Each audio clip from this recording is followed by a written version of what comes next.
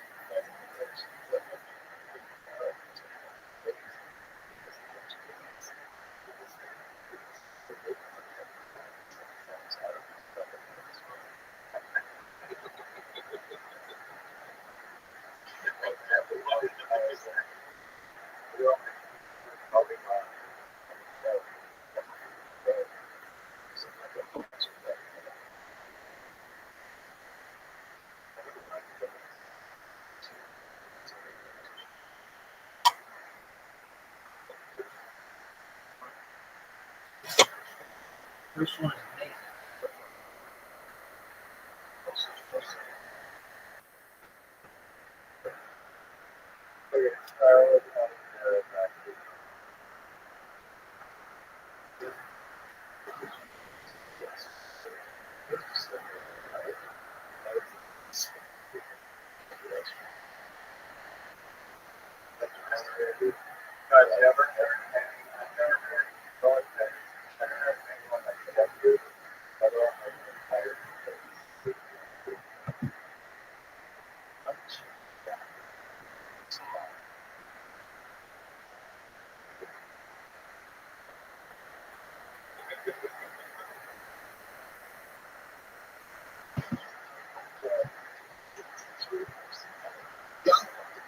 Number one contender will be next.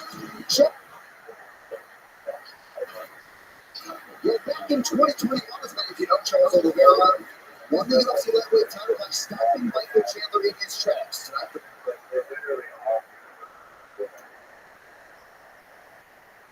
The rematch honestly for the winner. Big things.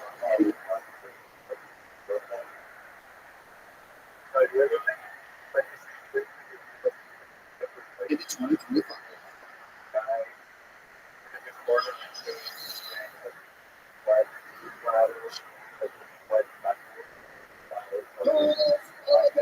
One of the most accomplished.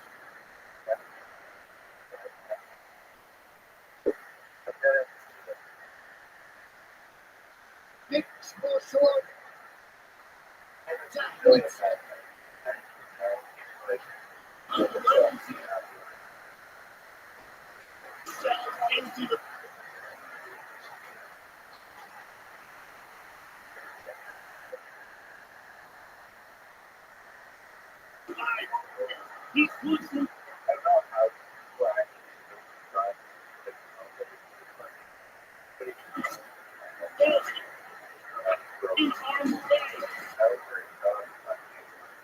UFC contra o título, acho que uma vez que era campeão, que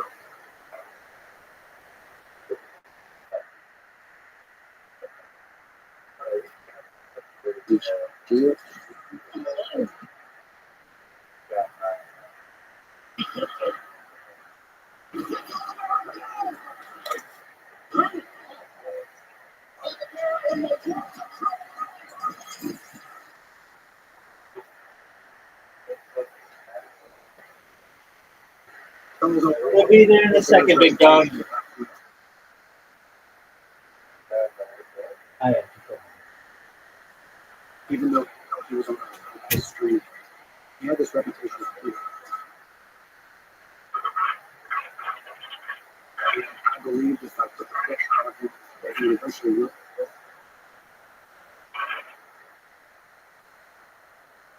But eventually did. If fraction of a second away from becoming UFC champion.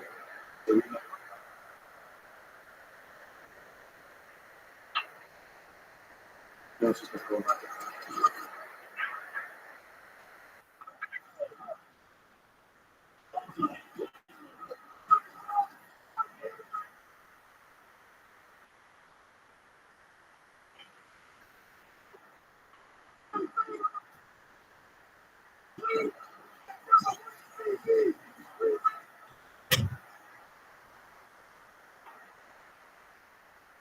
How are you today, Riser? Você foi uma oportunidade muito mais cedo para poder mostrar. Yes. How are you? E vencer, tentar vencer de vitória. E agora, Thank you for streaming the fight. com certeza, né, eles sabem que tem problema, eles sabem que tipo, ele não pode vacilar de vencer.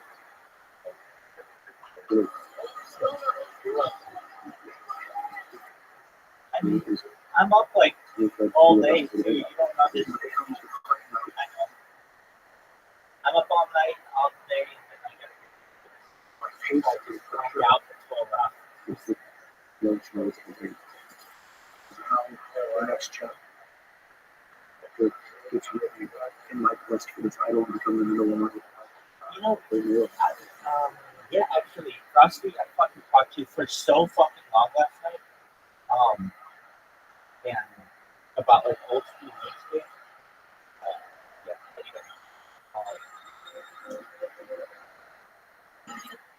Yeah, anyway. Yeah. I truthfully, I did. I did enjoy it.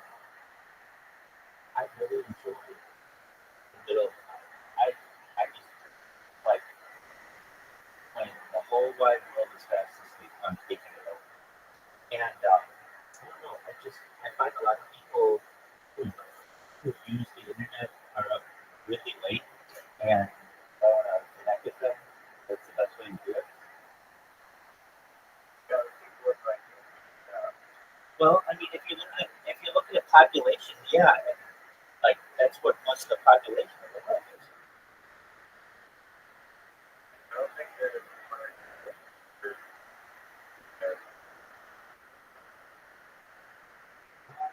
That's a good question.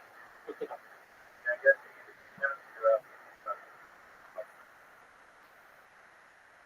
It's a good question. So, is the question: are there more? Well, let's just get a breakdown of all the things. Joe, can you please provide me with a list from most to least of countries with English speakers?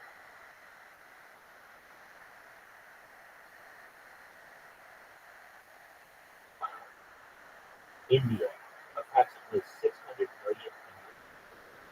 United States, 300 million. Pakistan, 125 million. Like, we haven't even named Nigeria, which I get a lot too. 100 million. The UK is 75 and 70 million. Philippines and 80 million. So like most of these countries are Canada 30 million. But most of them are like British and so every day it's like and I don't know, I watch like Eddie Green of Steak. He did a he does an AMA every Saturday where he talks about the platform what they're trying to do. And I watch that. Um, oh, you stopped it?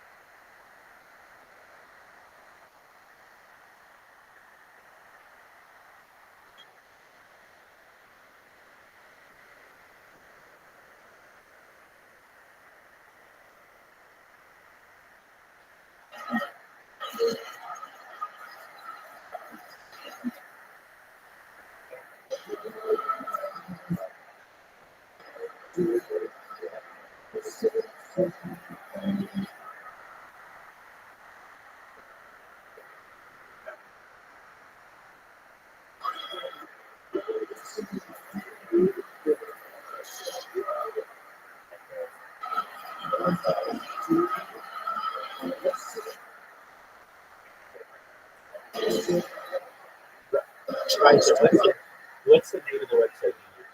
So you know what is love? You can find my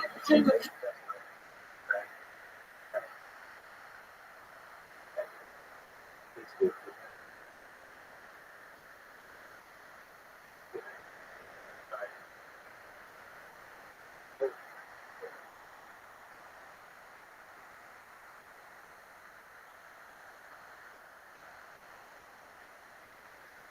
I'm gonna give it a try. Thank you. Just one.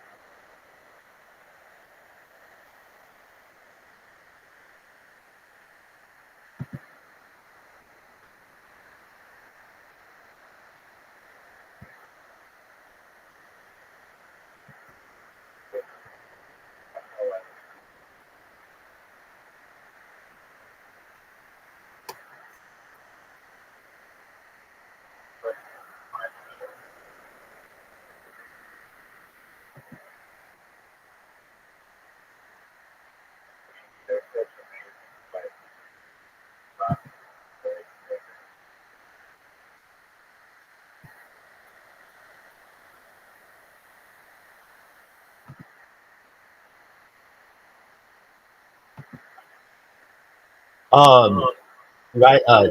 Caspian Sea, does it say the media could not be loaded either because the server network failed?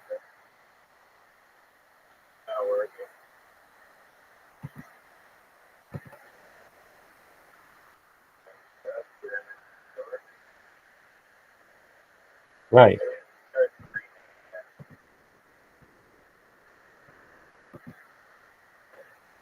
Yeah, that'd be baller as fuck.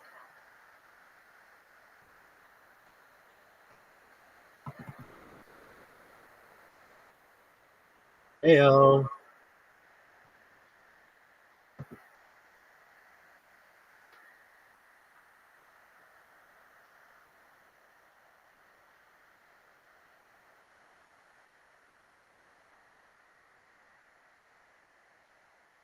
Are you a big fan of John Jones? President?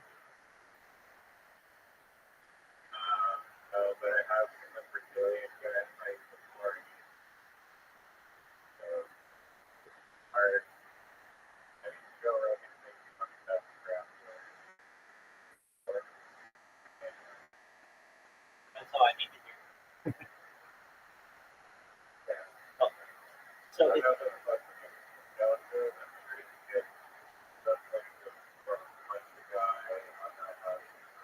okay, so you don't know who John Jones is?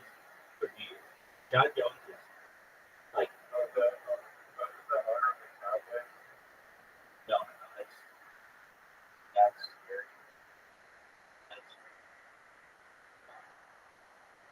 Jerry Jones.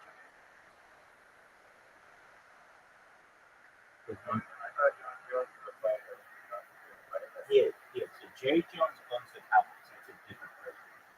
John Jones is arguably, according to Joe Rogan, the greatest UFC fighter of all time. He's like 20-1. The only reason he ever lost was because of a disqualification.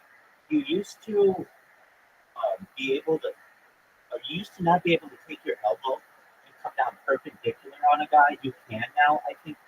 I don't know how the rules of UFC are, but he got disqualified because his elbow came down at too straight of an angle on someone's head, and he got disqualified. But aside from that, he's never lost.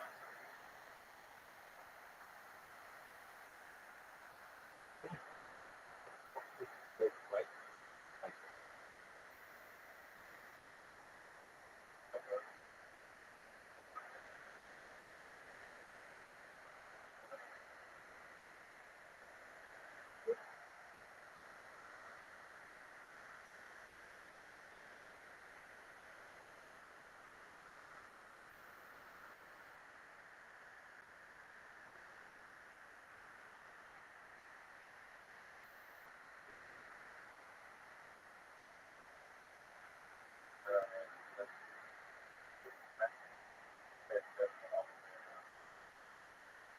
That's the guy on the right.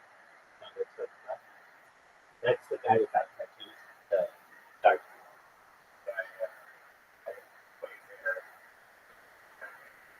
Oh,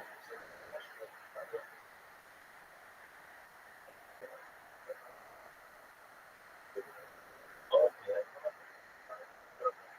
I did. I did. Good on you.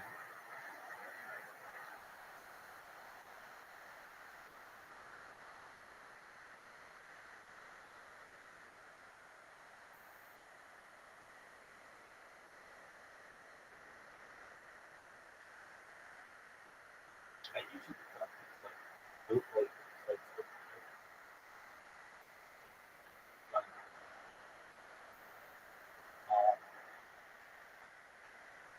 well, right there, it makes the computer hot.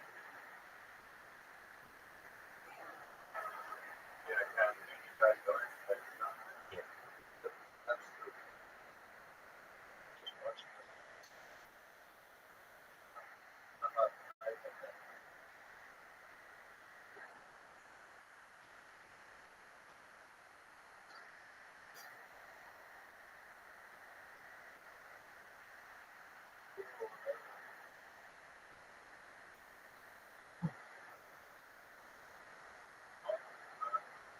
Oh, game over. This thing is game over.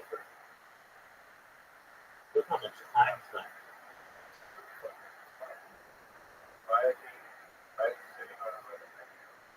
great question. I would think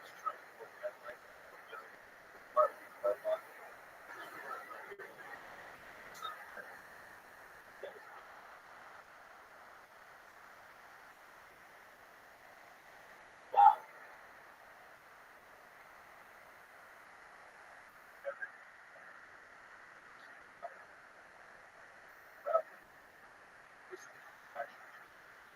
Oh, he got his hand out. After he just starts smacking that oath.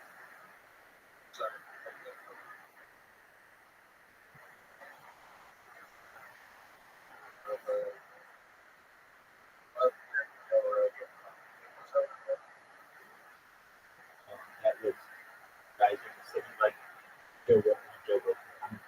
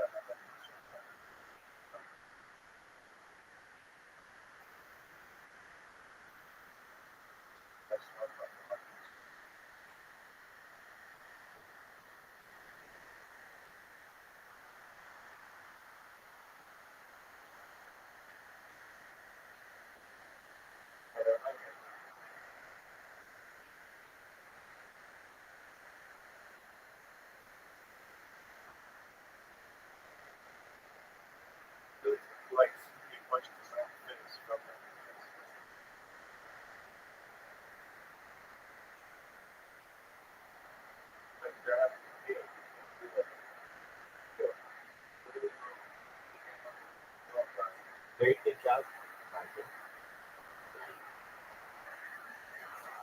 I don't think they should fight in cage. I think they should fight like karate combat. You've ever seen that where it's like um, they're like pads that well, that's that.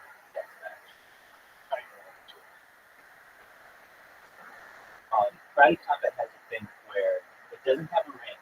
It's just like a pad that is at an angle, so that if you get pushed up against it, you just kind of go off the hill. And it's yeah, and you can have it like you can put it in the middle of a basketball court, and it works. And um, I mean, I get a lot of my UFC information from Rabbi, believe it or not, but he thinks that you should fight like that as well.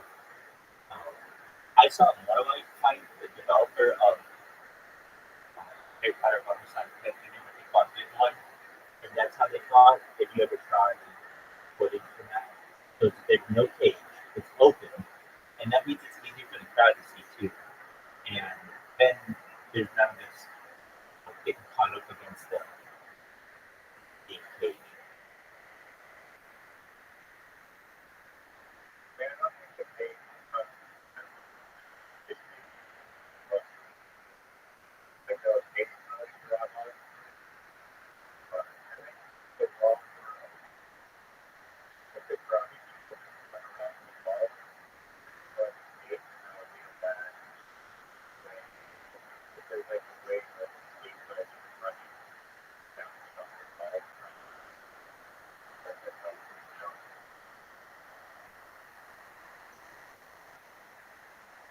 I'm not seeing that now.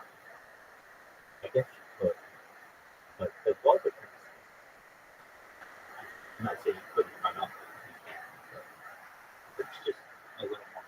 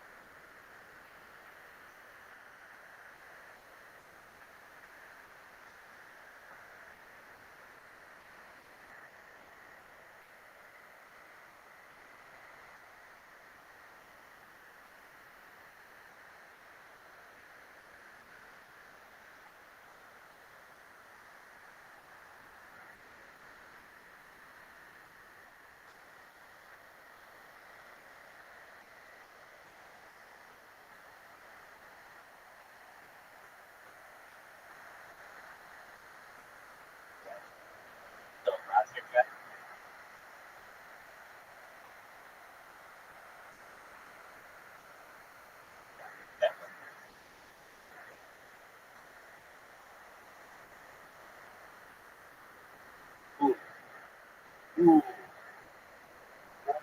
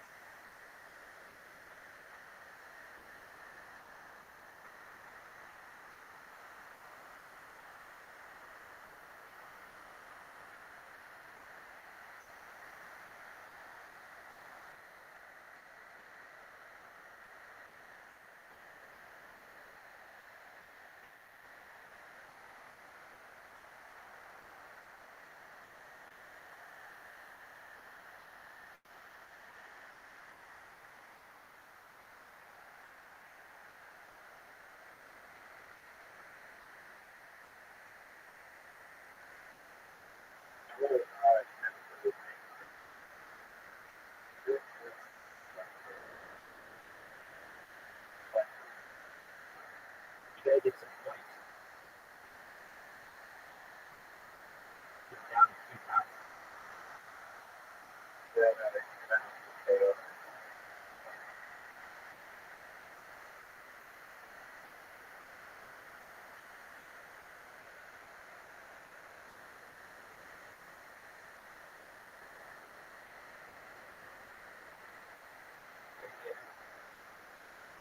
Oh, fine.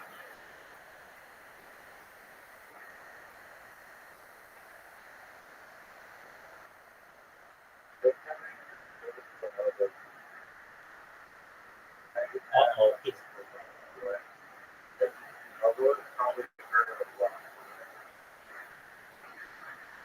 Yeah.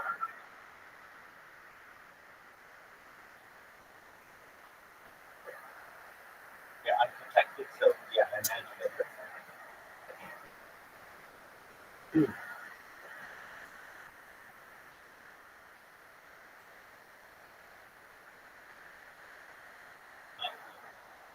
Uh-oh.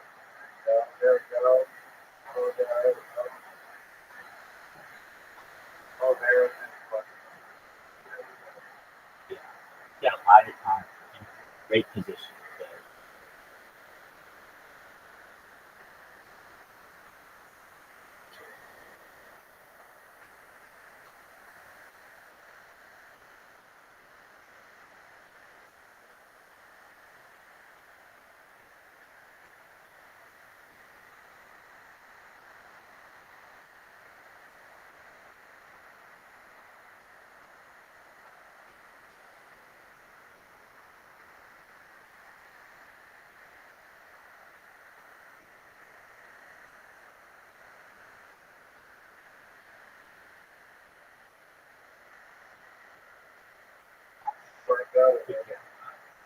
Yeah.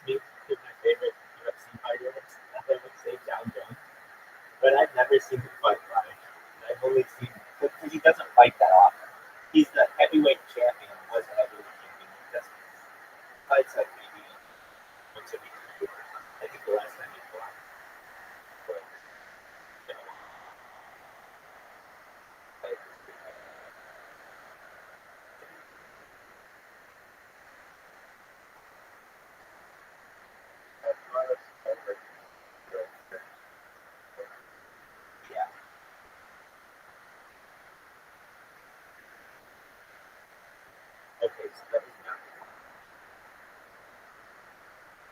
So they were still very um, like friendly after the previous round. I thought it was nonsense. But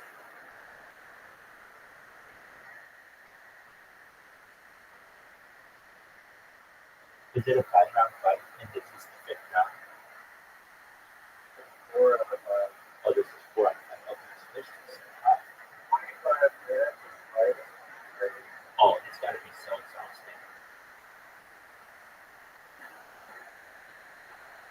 25 minutes of doing anything, even like cardio is difficult.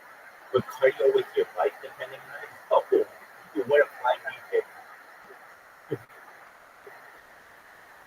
oh, oh, you just took a you can barely see it. Oh, hopefully take down.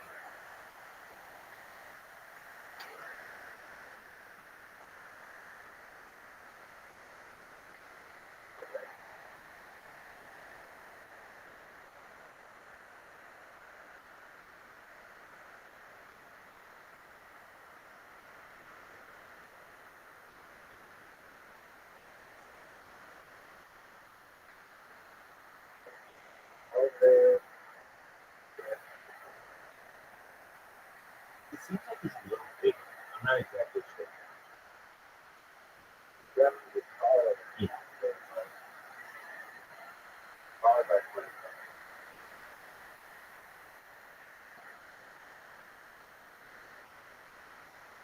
Joe Rogan says, I hate when I talk about UFC because again, he's like the only person really what I listen to a lot about the subject. But I think he has a couple good suggestions. One is to close the fingers on the gloves so that you don't get like eye pokes or like fingernail cuts. And the other is when the round ends, he says you should go back to the position where you were. So like just because the clock ends doesn't mean that everybody gets to be back on their feet and fight at the beginning of the next round. You were on the ground in a headlock. You need to, or at least you have to go back on being on the bottom and like in wrestling and like the guy on the top that gets to start that way because and that's kind of more realistic because you at a certain point you're just waiting for the bell so that you can get back on your feet. It's like a free opportunity and it doesn't punish you previously for what you were doing.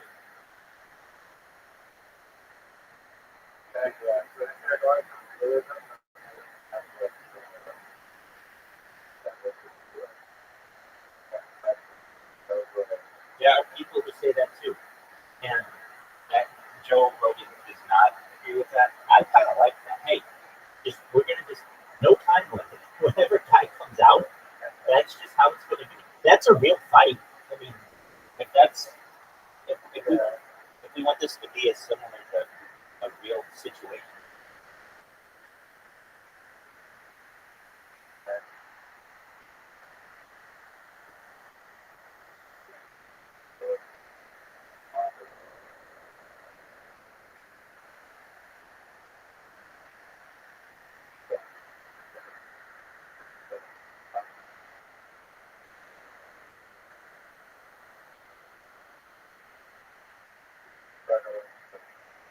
What would we call it? It's a great acronym.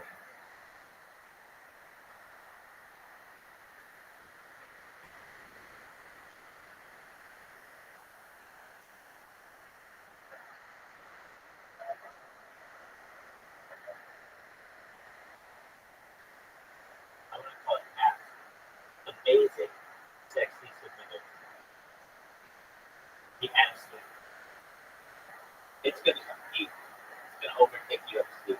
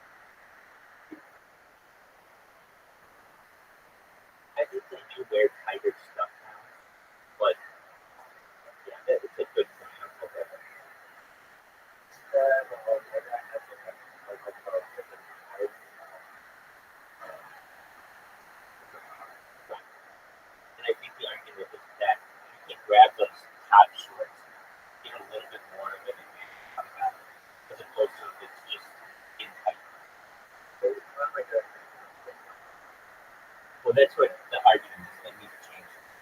And then another thing they said is perhaps allow the fighters to have sponsorships on their show.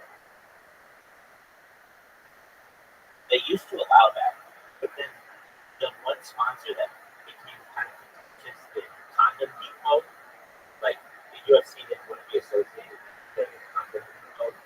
So I think you just vet the advertisers. But then the guys can make money for themselves as a, they just run whatever on their show. I just look at the people who do this, which is literally like, they're like risking their lives. But them to be able to have the financial stability to be able to pay for their hospital bills, and CTE after it's all said and done. But them to be able to make money. So if you look at their show, okay.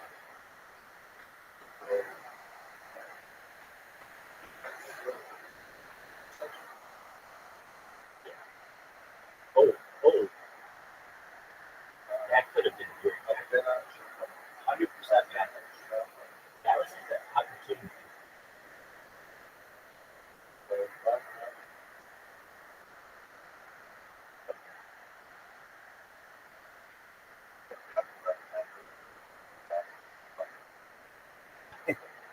It's interesting now that I see their two shorts. Like the one guy's shorts are like a skirt. The other guy's have like a booty short. Oh, what a win. Oh, but it actually kind of worked out for him in the craziest of ways. Dude, I want to see this motherfucker win. Win, dude. Win. What a comeback. One of the great comebacks in history.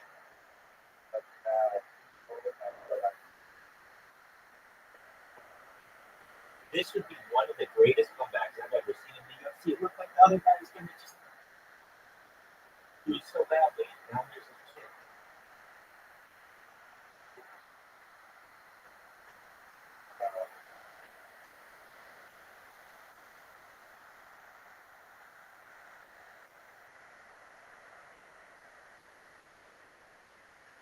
Oh,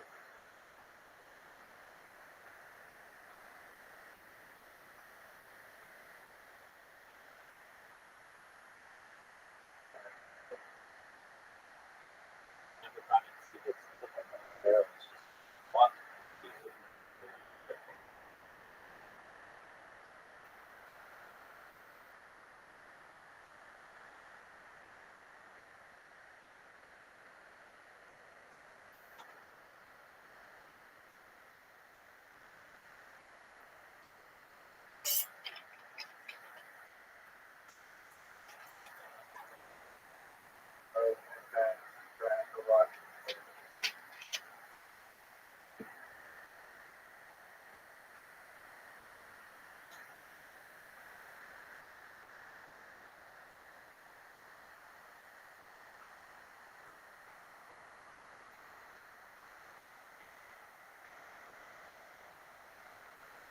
I didn't know it's good. But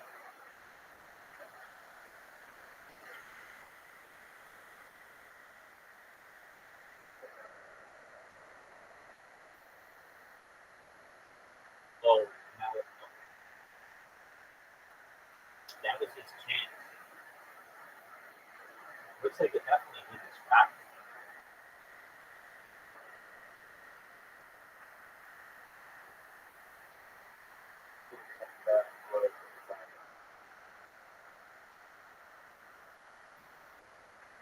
If I were a UFC fighter, or a boxer, I don't know why I wouldn't have a really big beard and a bunch of hair, like dreadlocks. It seems like it's an advantage. I really think so. It's an advantage.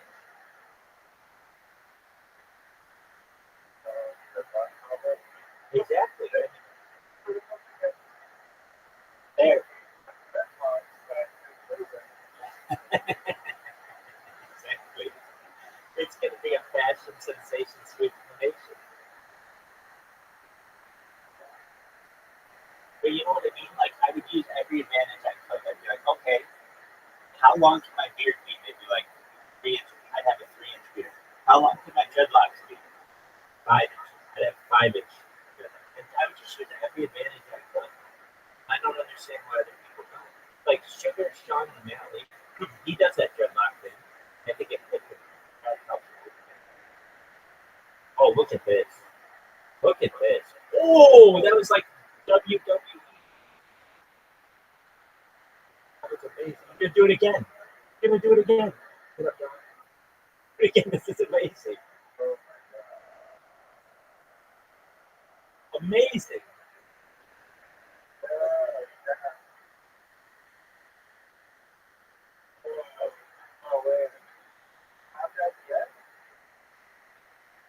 Wow.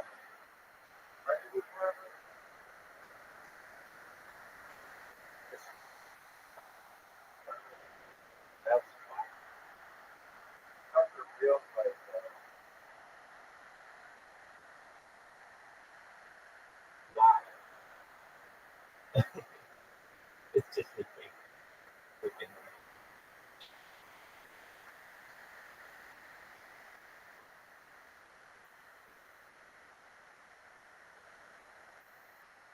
Who is that guy?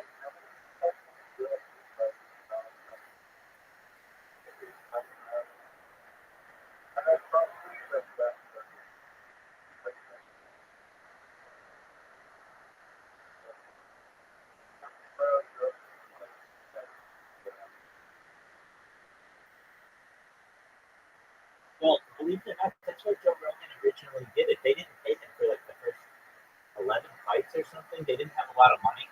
And Joe Rogan just wanted, he's like, wait, so you mean I get the best seat in the house, I get free tickets, and all I have to do is commentate? And they're like, yeah, and that's why he did it. He wanted to just see the fight up close.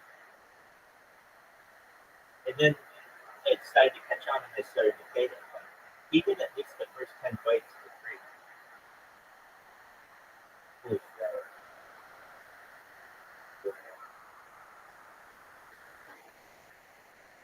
I've never been to a UFC, but it's something I get. I've been to boxing, but I know that's the interesting. And he had just like done that body slam twice to Oliveira. I would think that.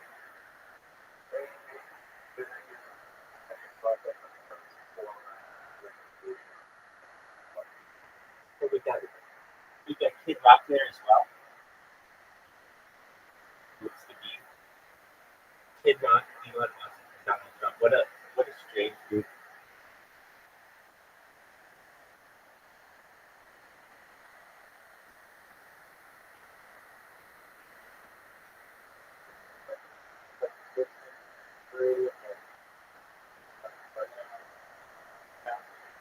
Well, there's an argument to be made that he's not president, so this is kind of just like he couldn't do anything if he wanted to.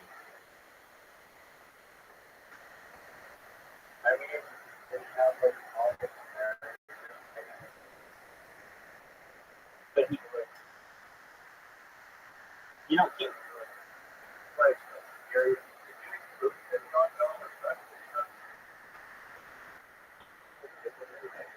no, but I mean it's a different world there. They're in the middle of a huge war. They have to stay really focused.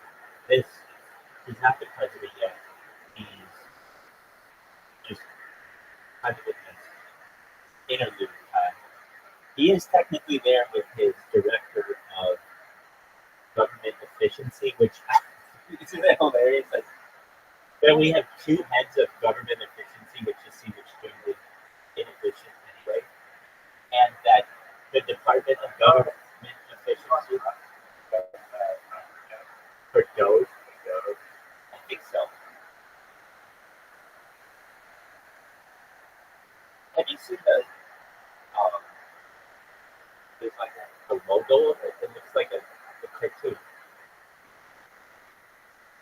It even has like a little mascot.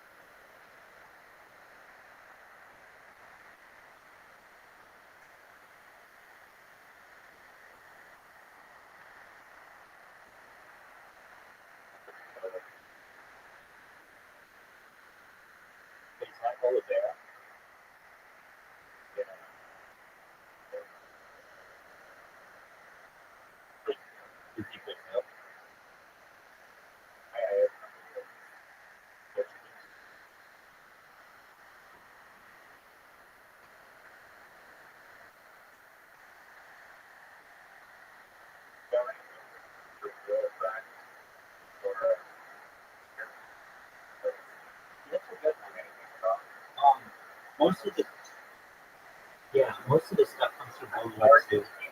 That's Argentina. It's Brazil as well, but Argentina. Yeah, I'm fascinated with it. So one of the things that I really think is interesting is the capital is Serbia. When they built the capital, it's in the 1960s, and they built it to mimic a plane. So, like, if you look at the city, it's spread out like this, like an airplane. It's in the middle of the jungle. Um, it's interesting.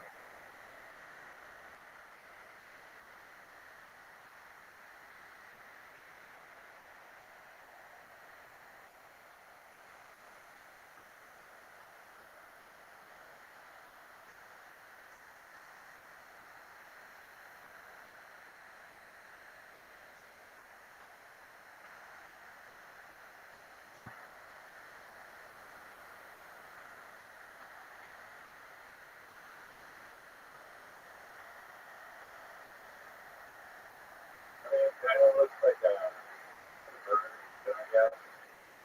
The capital.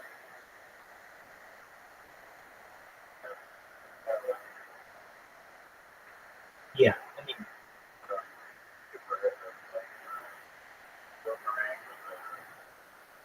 right, it's not perfect, but I just think it's interesting that they were like, okay, let's just pick a random shape and build a city in the middle of the rainforest. Um, It's not random, but if you look at the lake, there's a water body that goes paper. So I think here's like call it that well or a more water. Look, I understand that. When they chose the locations, I understand they chose it for its central location because everything was like Rio de Janeiro or Sao Paulo, and they wanted something more inland, and so they chose that. And so the whole city built in the I think in the international style, and it has some fascinating architecture. That's not the bullshit. The interesting thing is what's happening with its economy. So it is the B in BRICS, and BRICS alliance is essentially could perhaps one day be the strongest alliance in the world, and it's moving out of the developed world into being a first world economy. Uh, as the tallest, it has the tallest average height of any um, country in South America. It's got a lot. They just didn't find it and everything. Um, yeah. So the people there are generally taller than anywhere else in South America, and usually that's just because of and it's genetics, but it's also that they have better access to food, healthcare, and things.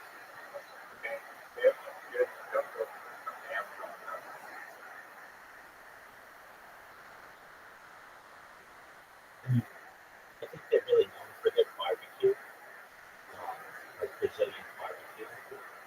And yeah, they're probably friendly. But, all right. So look at this. Jones's money line is negative 650. That's like extremely interesting. Like he's definitely the favorite. That's a big money. That's a big money. So basically, if you put $100 on the other guy and he wins, he okay.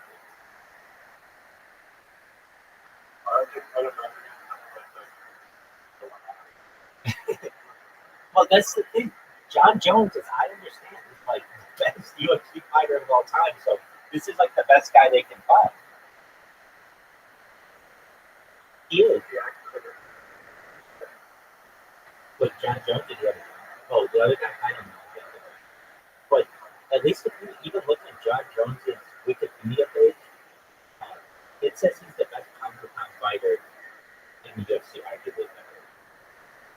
And the other thing is he's a heavyweight champion. They very rarely have these fights. I looked it up earlier today. The last heavyweight fight, I think, was in 2021.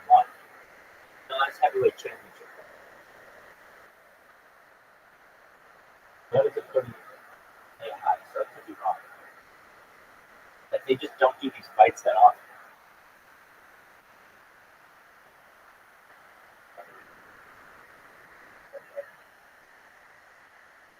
I'm agree. Let me double check that. With the Wikipedia, um, heavyweight championship.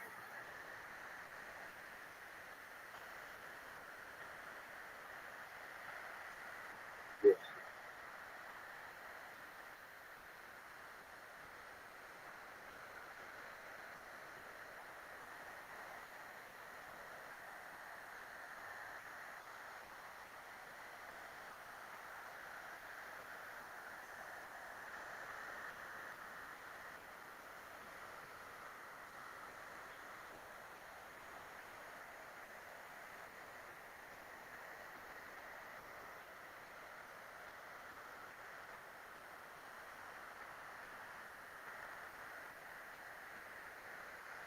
Dude, this Miyoka guy is apparently really good.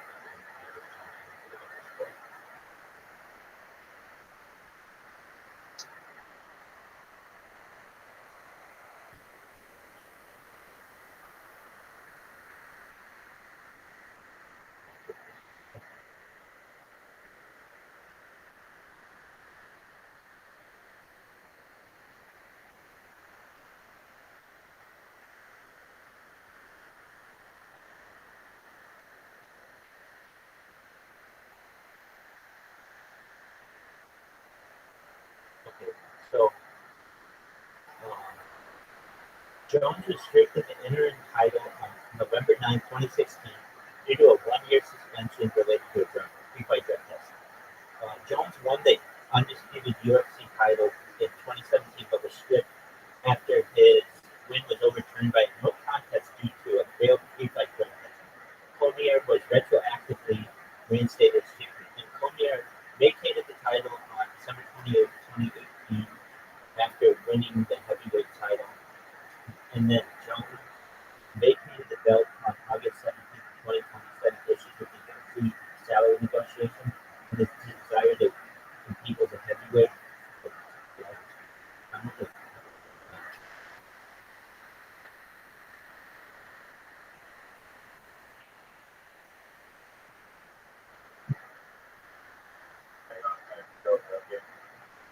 heavyweight. I would hope it would be better. Um, okay, here it is.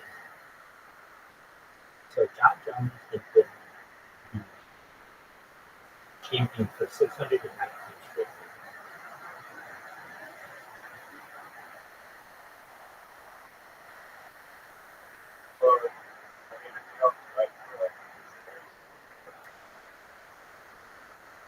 I agree with you. I think you should at least have to defend it maybe a year.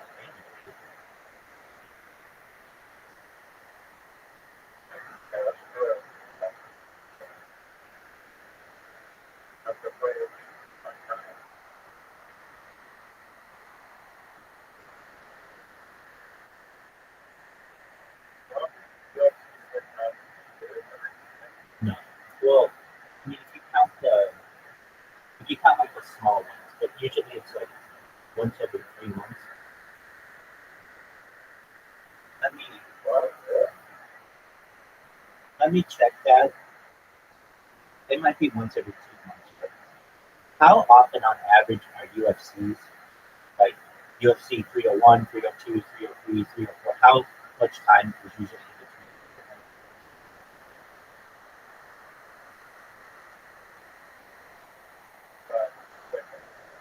It's 4 to 6 weeks. Well, not that. Um,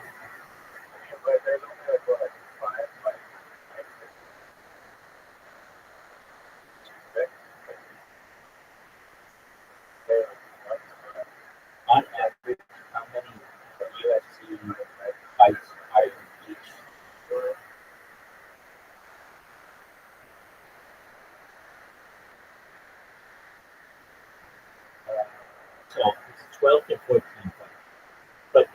they do prelims, which are like 4 to 6 fights that are usually on UFC Fight Pass or ESPN, and then the main card, which is what we're watching, is 5 to 6 fights. There's the same thing, or Yeah. like the people that first like Actually, if they wanted to, they could probably watch club fights. They're like 5 prelim fights, and then the 5 main fights. So they could do that like 2 in the afternoon. Yeah, not a lot of. I don't want to say not a lot of people do that. A lot of people in the crowd do it, but the celebrities don't do it because it's just too long of a day.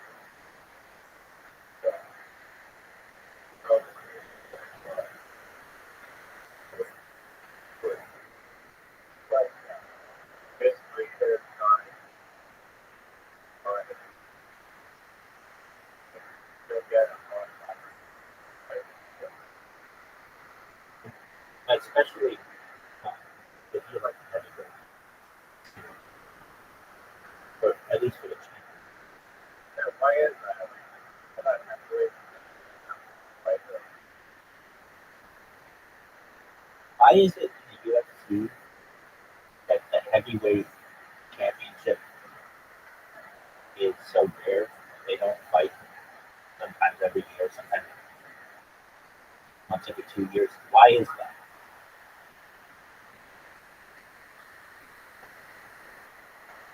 Okay, so there's few top contenders at that level.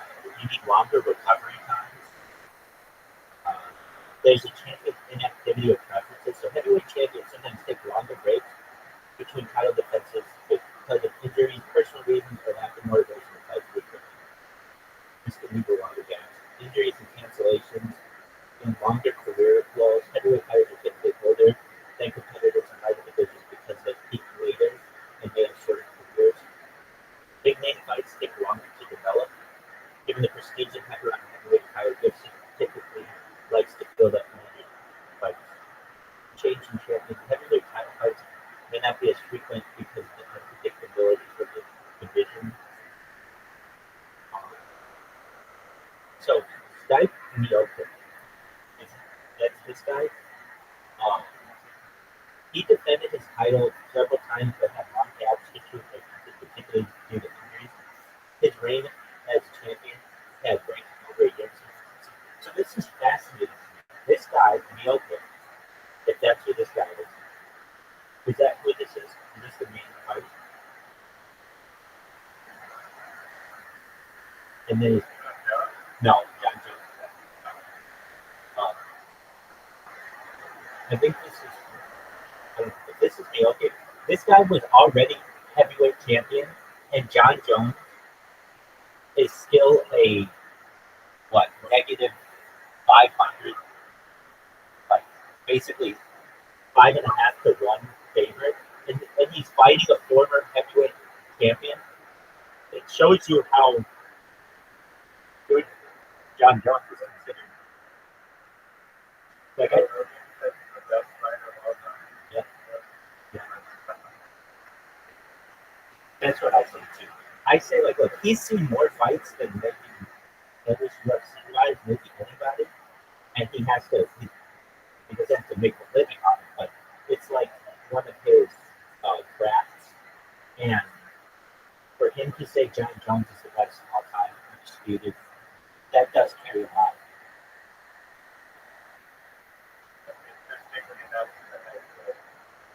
Right. Exactly. Like there's always been this thing about Floyd Mayweather, how good he is, that's John Jones.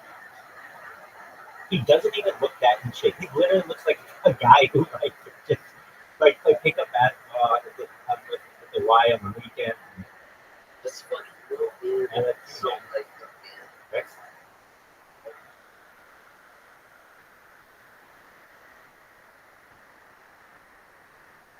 like yeah, exactly. If you were to say to me who is if you had to pick one person on earth to beat the shit out of anybody else, it's this guy. I would be like, you mean like Shaquille O'Neal or somebody who's huge and giant wouldn't take him down? But nope. Like when it comes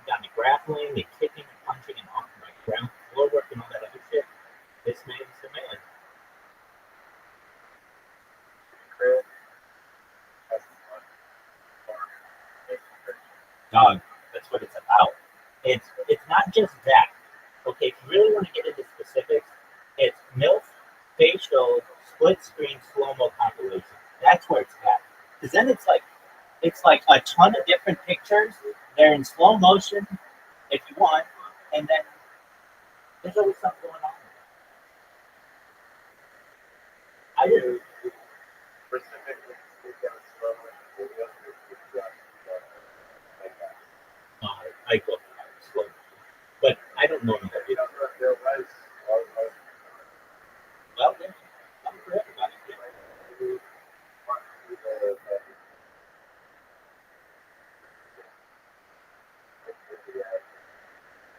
I'm a scientist at heart, and I love the fluid dynamics of what's going on in there.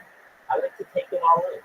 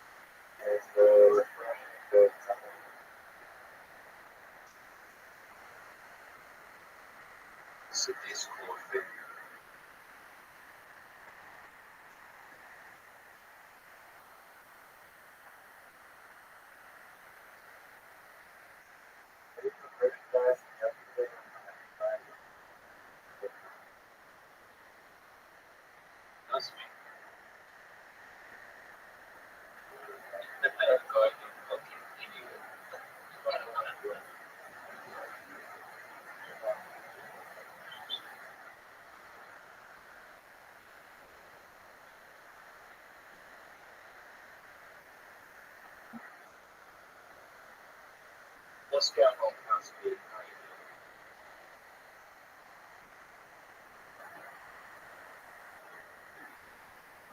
So, what's the situation with this fake cheer around?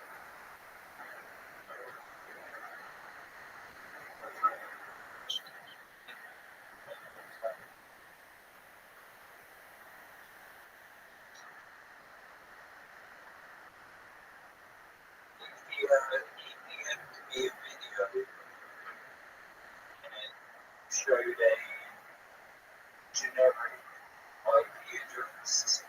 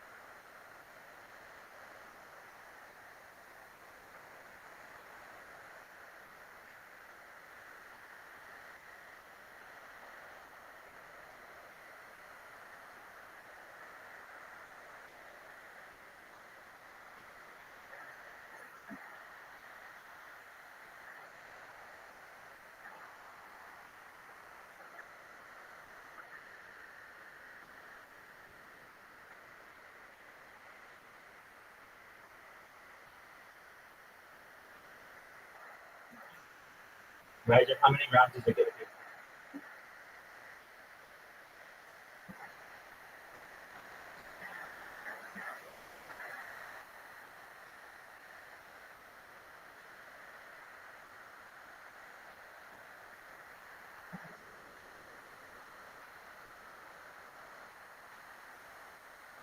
I'm not a big UFC man myself, All right. but this could be a fight. Excellent.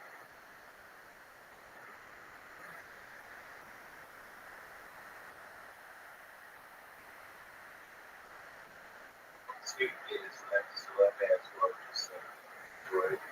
Absolutely. That's the perfect amount that you need for a heavyweight championship of the world. Yeah, right, right.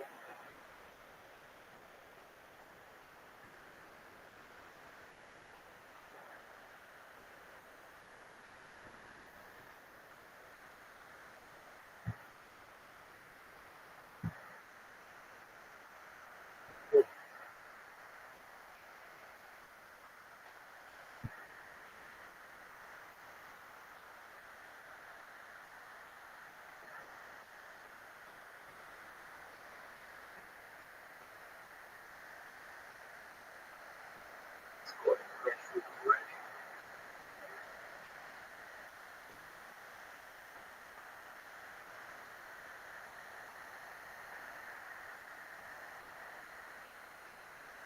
Yes, consider you having a fight. Jones, I think that's the way you do it. Pretty amazing.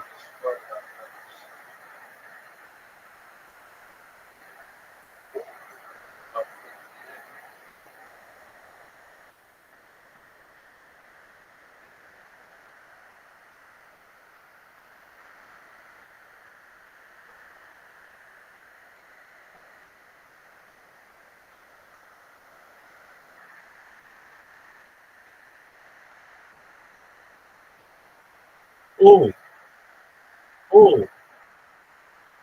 No, I just saw that. That was fucking hardcore. Whoa.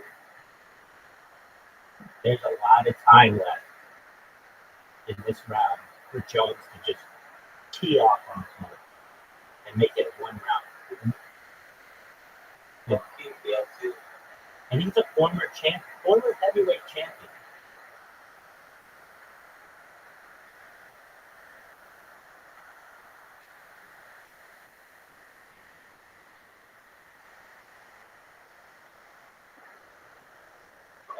I'm not massively like fighting sport fan myself, but yesterday's fight got me back into it. Absolutely, I think that was kind of smart of the UFC or whomever to kind of put these two fights together. I agree with you on that one entirely. I know the versus Tyson fight is really disappointing. The fights that led up to it were fucking ruthless.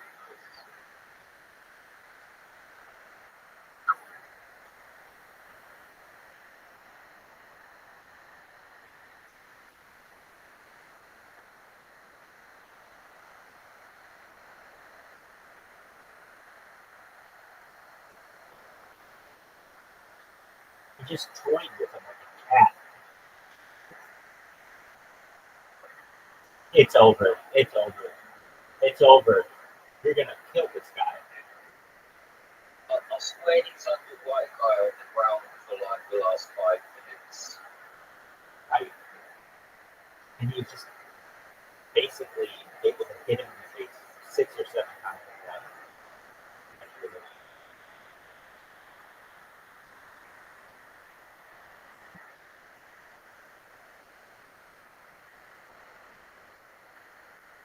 UFC is a different breed, man. Yeah, I am a different breed. they,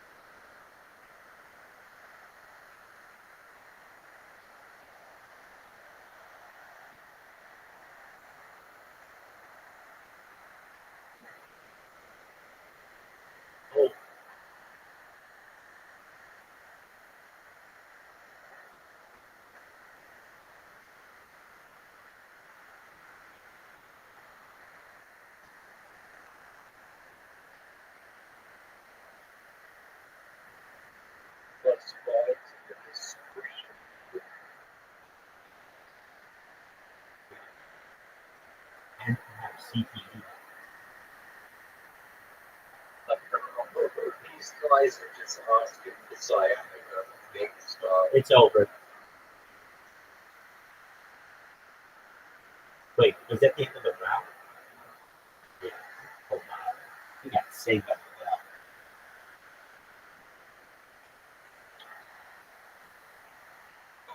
Why do these coach errors? He better hope that the other 4 rounds don't go that way. So,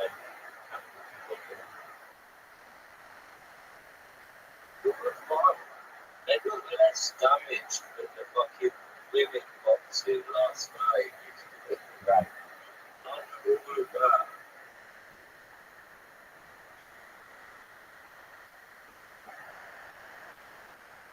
But yo, there must be an eyebrow catch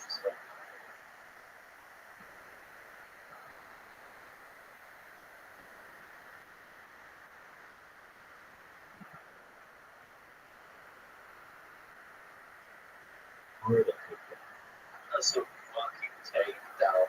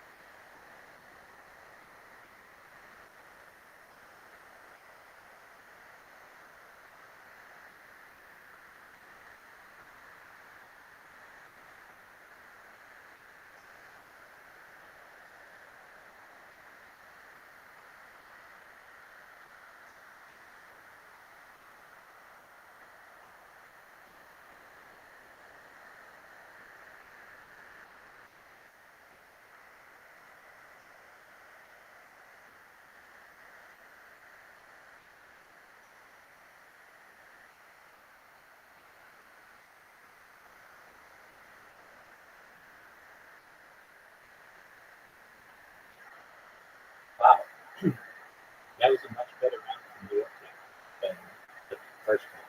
They looked done in the first one.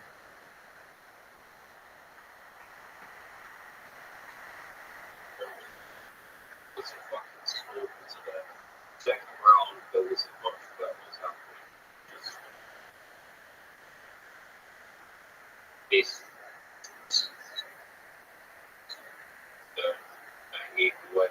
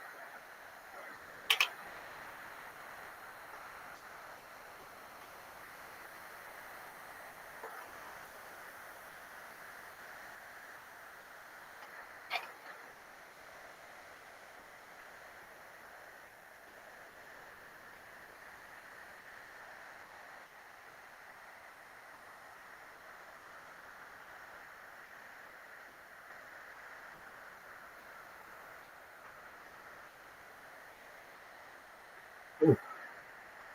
Nice.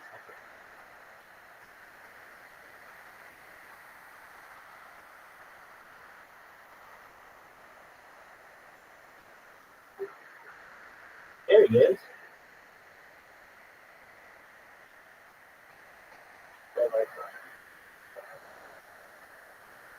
You bet, Greg. First round, John Jones dominated. The second one, pretty equal. After that first round, I'm surprised that Neokic still was fighting. It didn't look like it was ending. And he's doing pretty well.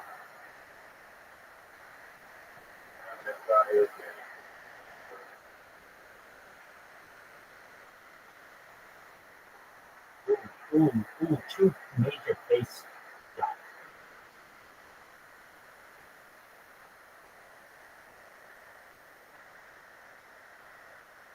What's always really interesting to me is like, there are 8 billion people in the world right now, and these two guys are arguably like the best fighters of all.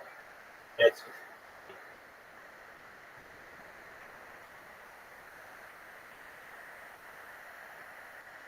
ooh.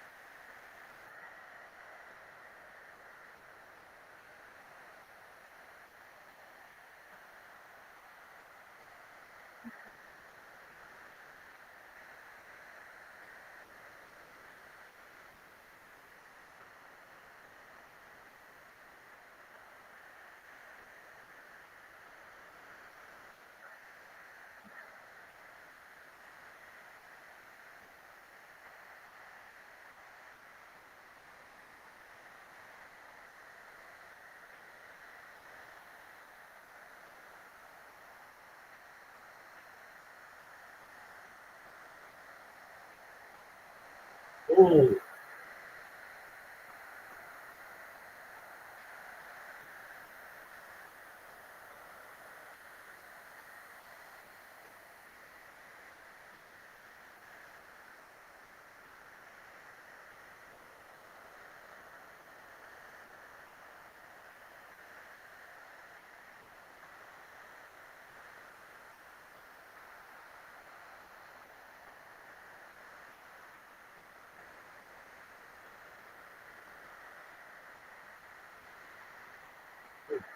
Ooh. Ooh. Ooh. That's it. Wow. What a fucking kick. Unexpected. Look at that. Look at that little face. What a fucking kick. He did it. He did it. Hilarious. Wow. It's like he wasn't even tested.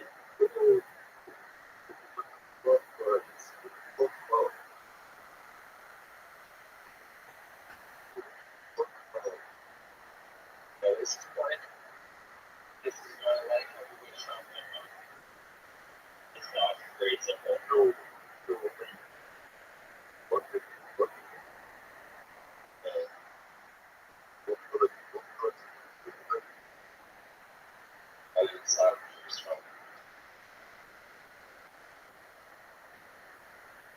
Please don't tell me we're going to have a debate about where in the UK we're from again.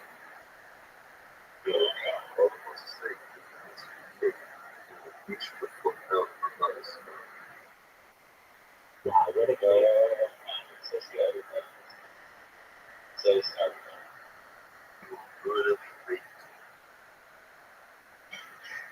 yeah, What a kick. you are right, especially with the children.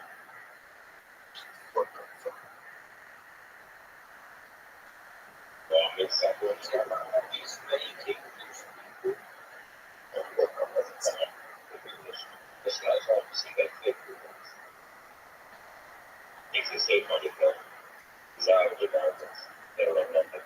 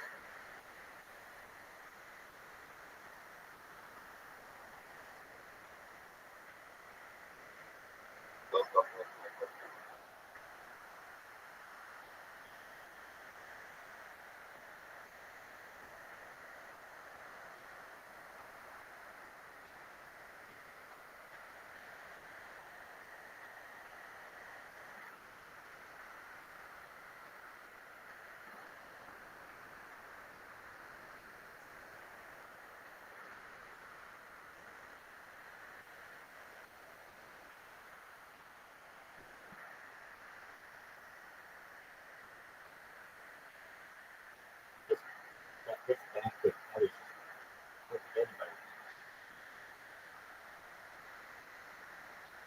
This out of nowhere. Boom.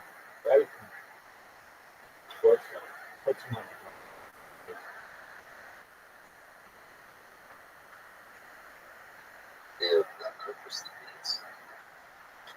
If he had missed, would have been did not. Yeah, right there.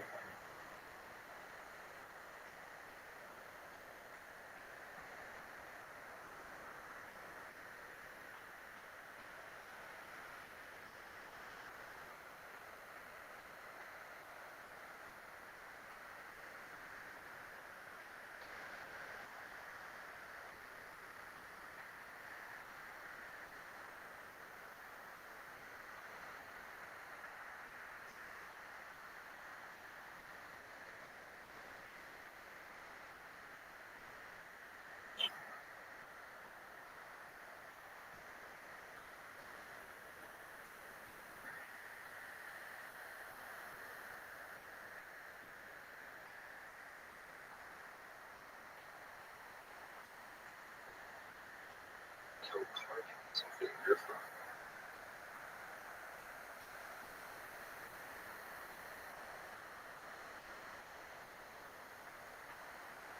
Might be off Shiro. The hell of a fight. Yes, sir. I was fighting for the one. There we go. Well, we have some new friends in here. I don't know if you all know who I am, but I'm Rabbi Rothschild. I stream my life 24/7 for world peace. I've been doing so for more than 3 years. I do it because I don't want war anymore. And you should know that you're always welcome here. We watch a lot of sports. We'll watch the NFL tomorrow. We'll watch Monday Night Football. We'll watch Hill Tony. Just a big fan of athletics in general. So appreciate everybody for coming out. Thank you. Thank you to Caspian C for the stream. Absolutely. Excellent. All right, Caspian C, Riser, are you ready for some golf?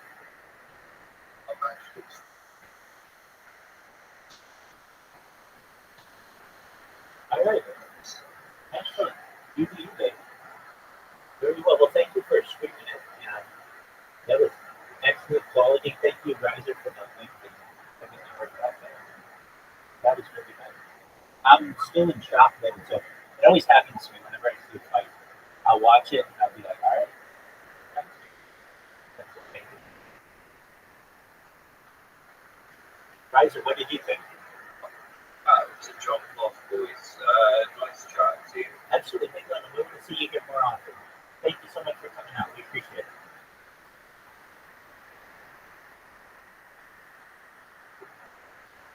Riser. Okay.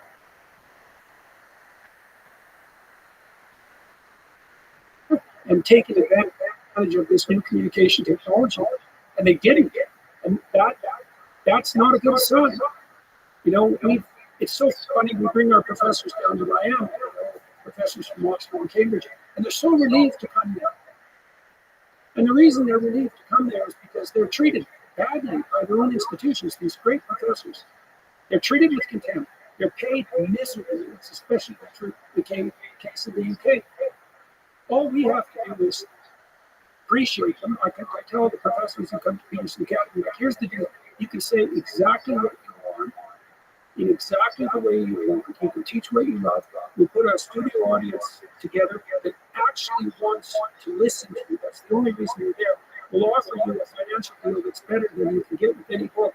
We'll give you more reach than you could ever offer to get with any published manuscript. You can bring what you know to the world for next to nothing. We figure we can offer a university quality, high-level university quality equivalent for about $2,000 over 4 years. Yeah, we have a great social media platform. So I don't know, you tell me what you think about this. So we've been wrestling with price, right? Because pricing something is very difficult. And part of the problem with social media platforms is that they're free. And you might say, oh, that's not a problem. It is a problem because things that are free get overrun by parasites instantly. And so you get the trolls, you get the bots, you get the bad corporate actors, you get the scam artists, because there's no barrier to their participation. Right. And so we put a $450 cost on our offering per year for the early adopters that's available now. And we're hoping that the fact that there has to be a bit of a financial sacrifice on the front end to make our social media network high quality and clean, because there's a little bit of skin in the game to participate. So we've taken the best elements of the popular social media networks and amalgamated that, and we're hoping that we can produce a community of people who are responsible and achievement oriented and upward striving and intellectually curious, and bring them together so they can form their own communities as well as participating in the lectures. And so I'm extremely excited about this. The courses, we got lucky two-way because we set up a production studio in Miami, and we have state-of-the-art film crew and editors. But just when we started to film, the AI illustration capacity came online, and we filmed everyone against the white background. And so we could fill the whole background with imagery and graphs and common stuff. Can you run a trailer for, just pick one of the courses at random, because this is actually how the courses look. So the trailers are very tightly edited, but so are the courses. And so let me show you so you get a sense of what we've managed to accomplish. Lot of fascinating questions. Where do we come from? Where are we going? What is the universe made of? How can we possibly understand the grand landscape of the cosmos? When you look back in space, you look back in time. It's amazing we've been able to do this, to study the properties of the cosmos, time scales of billions of years, size scales billions of times bigger than our own. And now the question is, can we go back to time equals zero? Can we go back to before time equals zero? And what does that even mean? Hoping this course to keep striving and asking these great questions, because without great questions, there can be no great answers. And without great answers, there can be no understanding. Wow. Brian King. Fun, Joe. Yeah, well, I was so happy when I saw the trailers, because Michaela, her husband, Jordan Fuller, they've been working very diligently on this for about 3 years. They basically built it from scratch. And I didn't have any idea how the courses would look, because that's how they pull off. But I'm very happy with the trailers. They're extremely engaging. Every course has its own style sheet. So each course has there's an overarching style to the platform. But every single course has its own illustration, ethos, or quality. Yeah, well, you can see that. Now, is this just for personal education, or will you be giving degrees? We're going to approach that too. So we'll offer certification at different time spans. So, generally it takes you 4 years to get a degree, but you can imagine it would be useful to have a 1 year certificate, a 2 year certificate, a 3 year certificate, 4 year certificate. If there's no compelling reason why it has to be 4 years, we'll keep very detailed records of our students' academic progress, and they'll be able to offer them directly to employers. So we want to be able to assure employers that anybody who's gone through the certification process, the part and parcel of Peterson Academy, has done the work and met the standards, and the standards will be high. Now, simultaneously, we're working on technical accreditation, right, so that we can put this, so that we can have this operating as a standard university. Now, there's trade-offs to it, because the accreditation processes themselves are captured by the same forces that have captured universities. And we're not going to compromise the quality of the offerings by kowtowing to accreditation processes that are producing the same problem that we're trying to address. Now, I'm in discussion with a number of different jurisdictions to move accreditation forward. And if that happens, it can also be applied retroactively. So if we can figure out how to do it with an administration or a jurisdiction that's willing to do it, and we don't have to compromise the quality, then we go the classic accreditation route. Otherwise, I'm just going to go directly to employers and say, look, we're going to be very, very careful about who we grant certification to. And you'll be able to rely on the certification from Peterson Academy as an indication of intellectual ability and also work ethic. And we'll document that by the record-keeping process that we use as part and parcel of the platform. So I think we can do it. We're going to do it one way or another. How are you going to be able to assure that these students, because it's all remote, right? Yeah. How are you going to be able to assure that they're actually doing the work, they're not utilizing AI? Are you going to have them write for I can't tell you how we are going to. Yeah, well, I've tested tens of thousands of people online. So I set up an online testing service that was primarily what we called the Founder Institute. And we tested 50,000 people, 60,000 people over 5 years in about 7 different languages. And we build and develop technology to capture people who are cheating. So they don't know how we capture us. I'm not going to tell you, but we know how to do it. And and that's obviously a problem, but it isn't an insoluble problem. And I think we've already solved it. So, and then once we move towards more formal and stable accreditation, there are lots of companies have emerged as a consequence of the COVID lockdowns to make sure that remote compliance with testing requirements can be achieved. So there's lots of ways to solve that problem. So It's very exciting. it's really exciting, and it's there's all sorts of weird possibilities that emerge from this too, because the technology now exists. We've had some of the videos converted already to have the lectures translated into the world's major languages, and the technology that's cutting edge uses the professor's voice and intonation in the second language and matches the mouth movements to the language. They're gonna do that in Rothschild. Yeah, it's seamless, man. It's seamless. They're doing it with podcasts. I think they're initially going to do Spanish, German, and French. I believe those are the first three languages, but they eventually will scale out. Yeah. So that's just Incredible. It is You unbelievable. can have someone to lecture in Russian and actually take the mouth movements and everything. Well, it's extremely exciting, especially in regard to the developing world, because there'll be more people in Nigeria by 2100 than in China, and the median age of Africa is 19. So there's an immense opportunity in the developing world to capture the market for higher education, and it would be a wonderful thing to be able to bring this to the world. And I just can't see why not. The courses are very efficiently taught. We have AI-mediated testing services, and we can use the tests themselves as educational tools. So imagine you have the test, you get a question wrong, and you get feedback that it's wrong, and you tell you where in the lecture or the reading material you made mistakes, so you can go back and review. And so even the testing itself will be education. And, we're hoping to develop a community that is composed of people who want to engage in lifelong learning. It also means that you don't have to be like 18 to 22 to attend this university. You can stay a part of it for the rest of your life. We're hoping that spontaneous communities will develop. We can bring people together for conventions. So, if we can get enough people on the platform, we'll have conventions in different cities where we bring lecturers to a stadium or to a theater for a weekend, and everybody who's part of the university can come and listen to their favorite lecturers.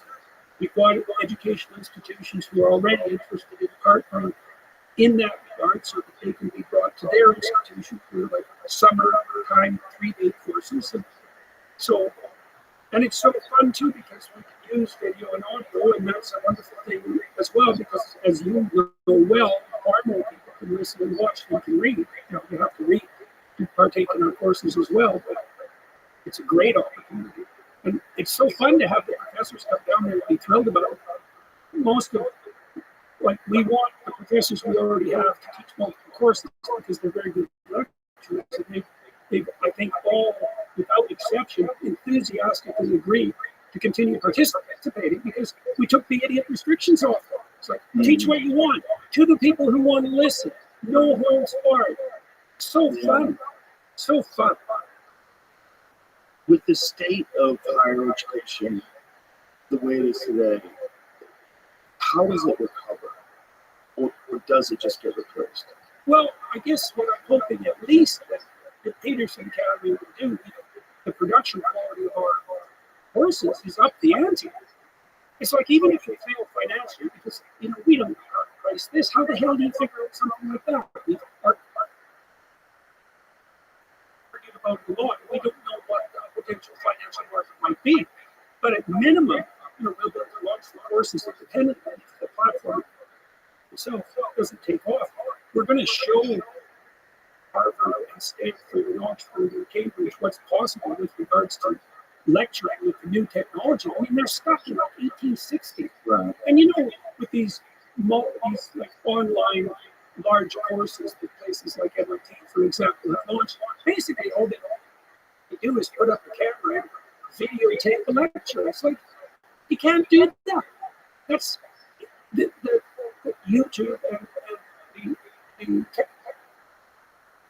technologies allow for the dissemination of video. They have they're their own media.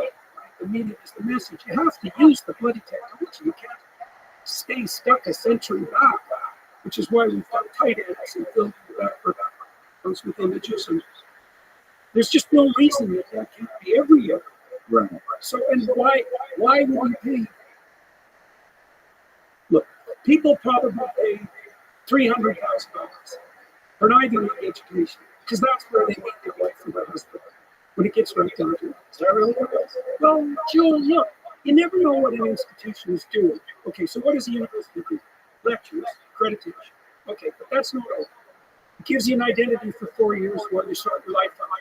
It gives you an opportunity to mature away from your parents. It gives you the opportunity to build a new network of peers, not only living peers, but peers in the historical tradition.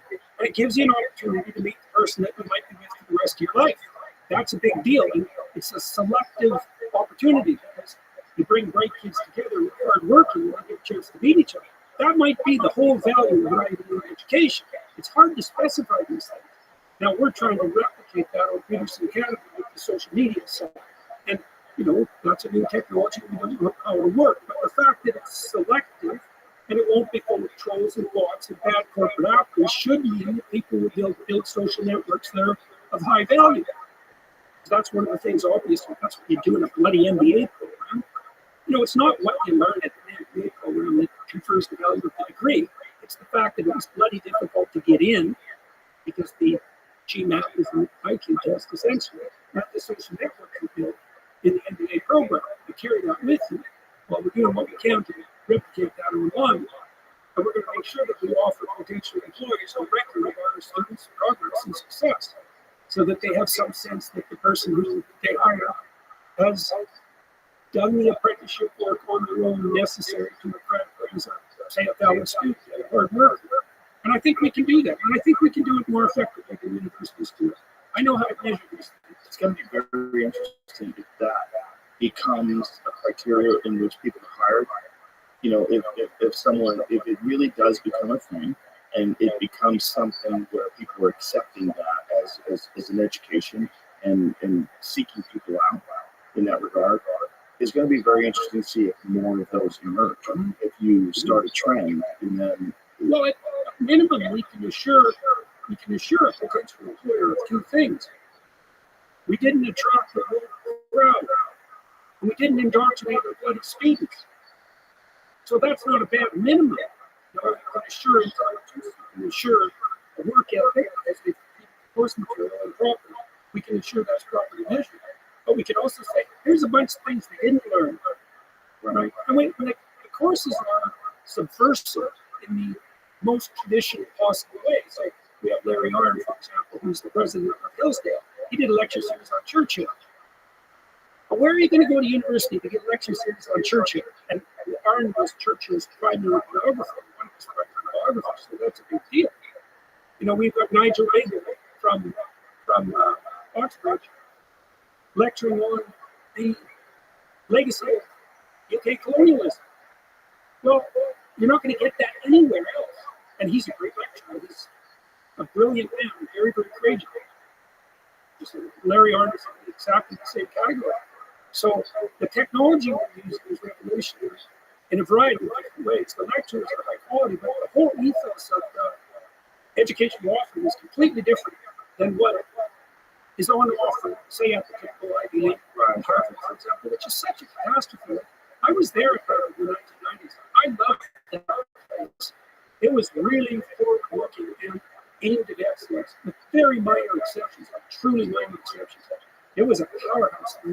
And I went back and saw a bunch of my old professor friends a month ago, you know, and they've all joined free speech movement at Harvard, and they're fighting against their own administration.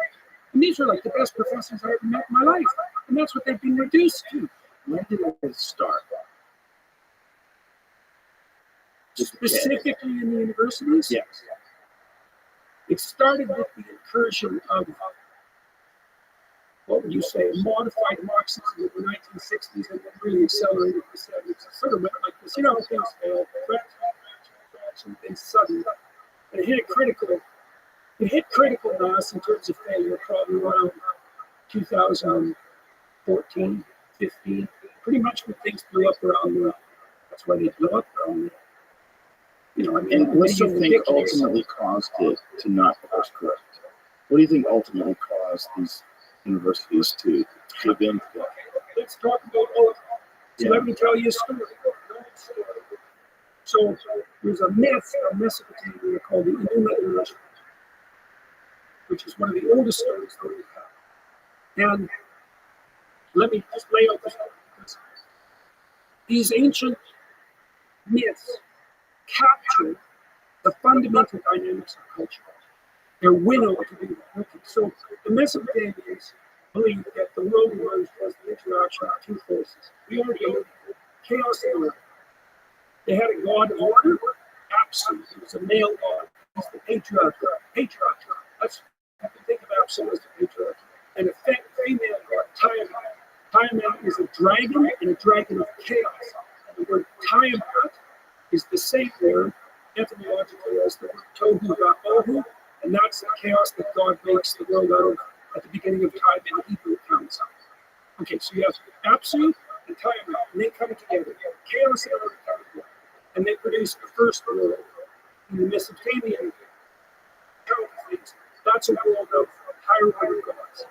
Now, those higher order gods forget their ancestors and go about their business, and they get increasingly fractious and undisciplined and noisy and hedonistic and immature. And at one point, they killed the father, Apsu, and they try to live on his corpse. Right. So you see an echo of this, it's very complicated. You see an echo of this in the story of Pinocchio. You know, there's a scene in Pinocchio where Geppetto ends up in the body of a whale. Okay, so here's the underlying biological dynamic. It's so remarkable. So imagine a society sets itself up according to a set of principles, and it stores, it creates a giant storehouse of wealth. Okay, that's what a carcass is. Right? So if you're a primordial herder, your wealth is in the bodies of your herd animals. Okay. Body is a symbol of stored wealth. In the Mesopotamian pantheon, the careless kill their father and live on its corpse. Okay, that's what's happened to the universities. So since World War II, the West has gathered huge storehouses of wealth everywhere. Harvard's a great example. Immense endowment. Remarkably valuable brand. Disney's another example.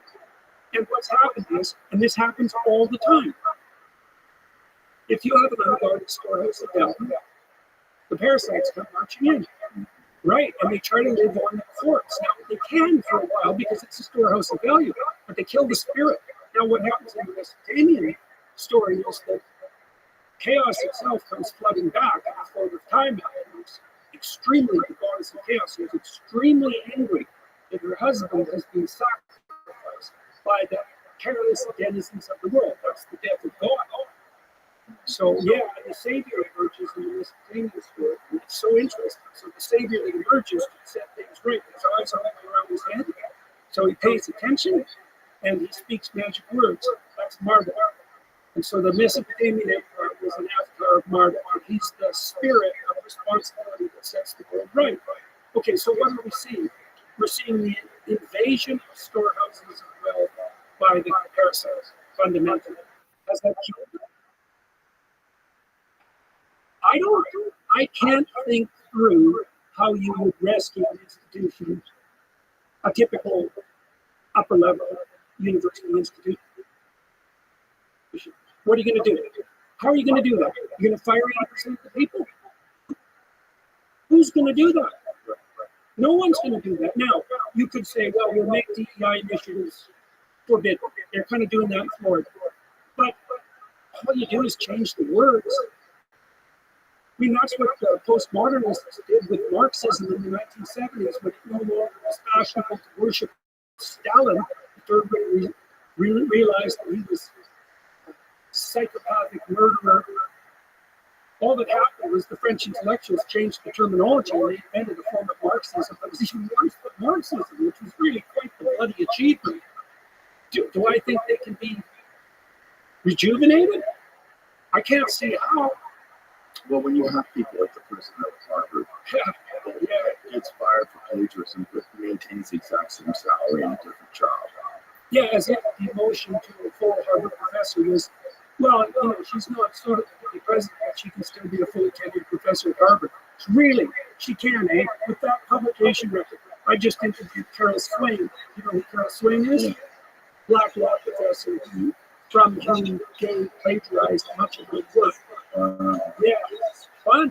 So what do you do with the institution that's that far gone? You saw what those universities did at Congress, and they thought they were right. They didn't even look put upon.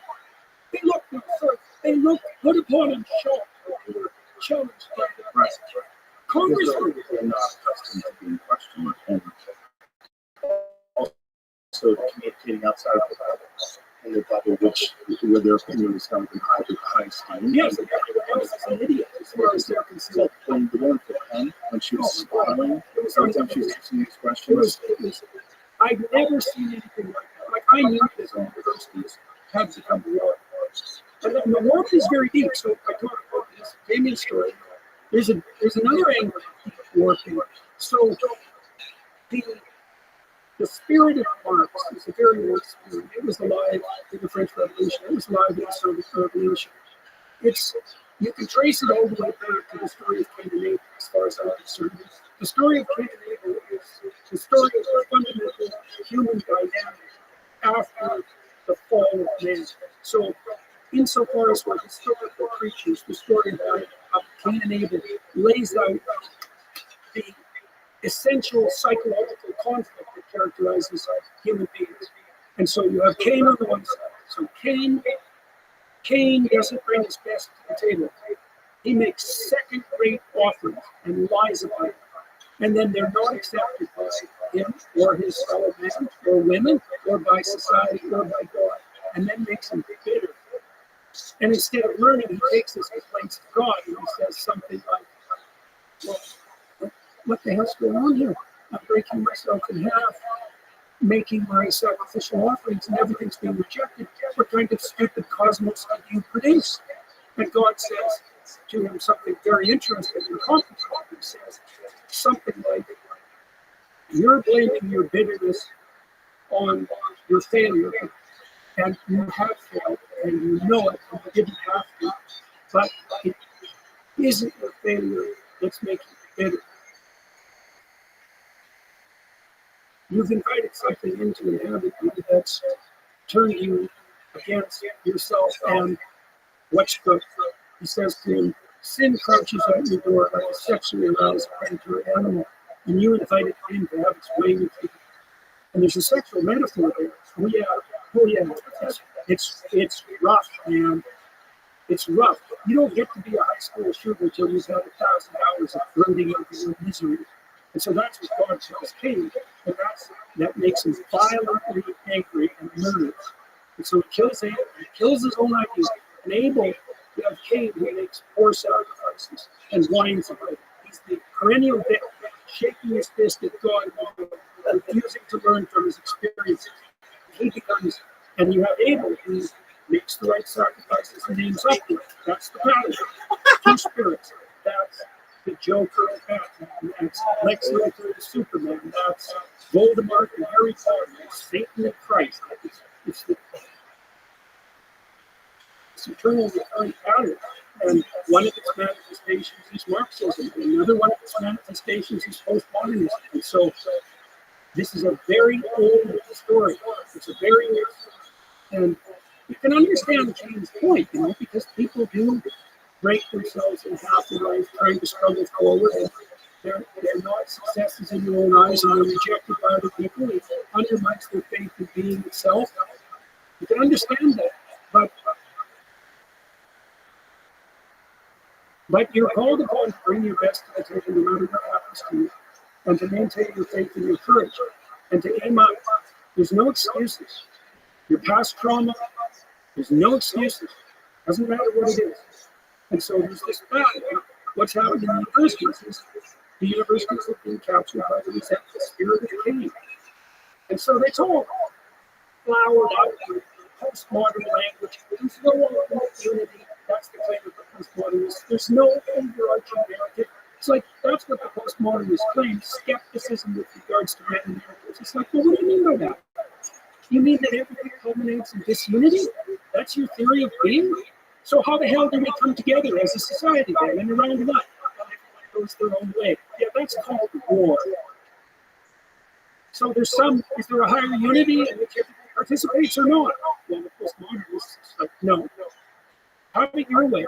Nihilism, disunity, anxiety, hopelessness, social disintegration, conflict. That's that path. And that's just where it starts. That's the optimistic view.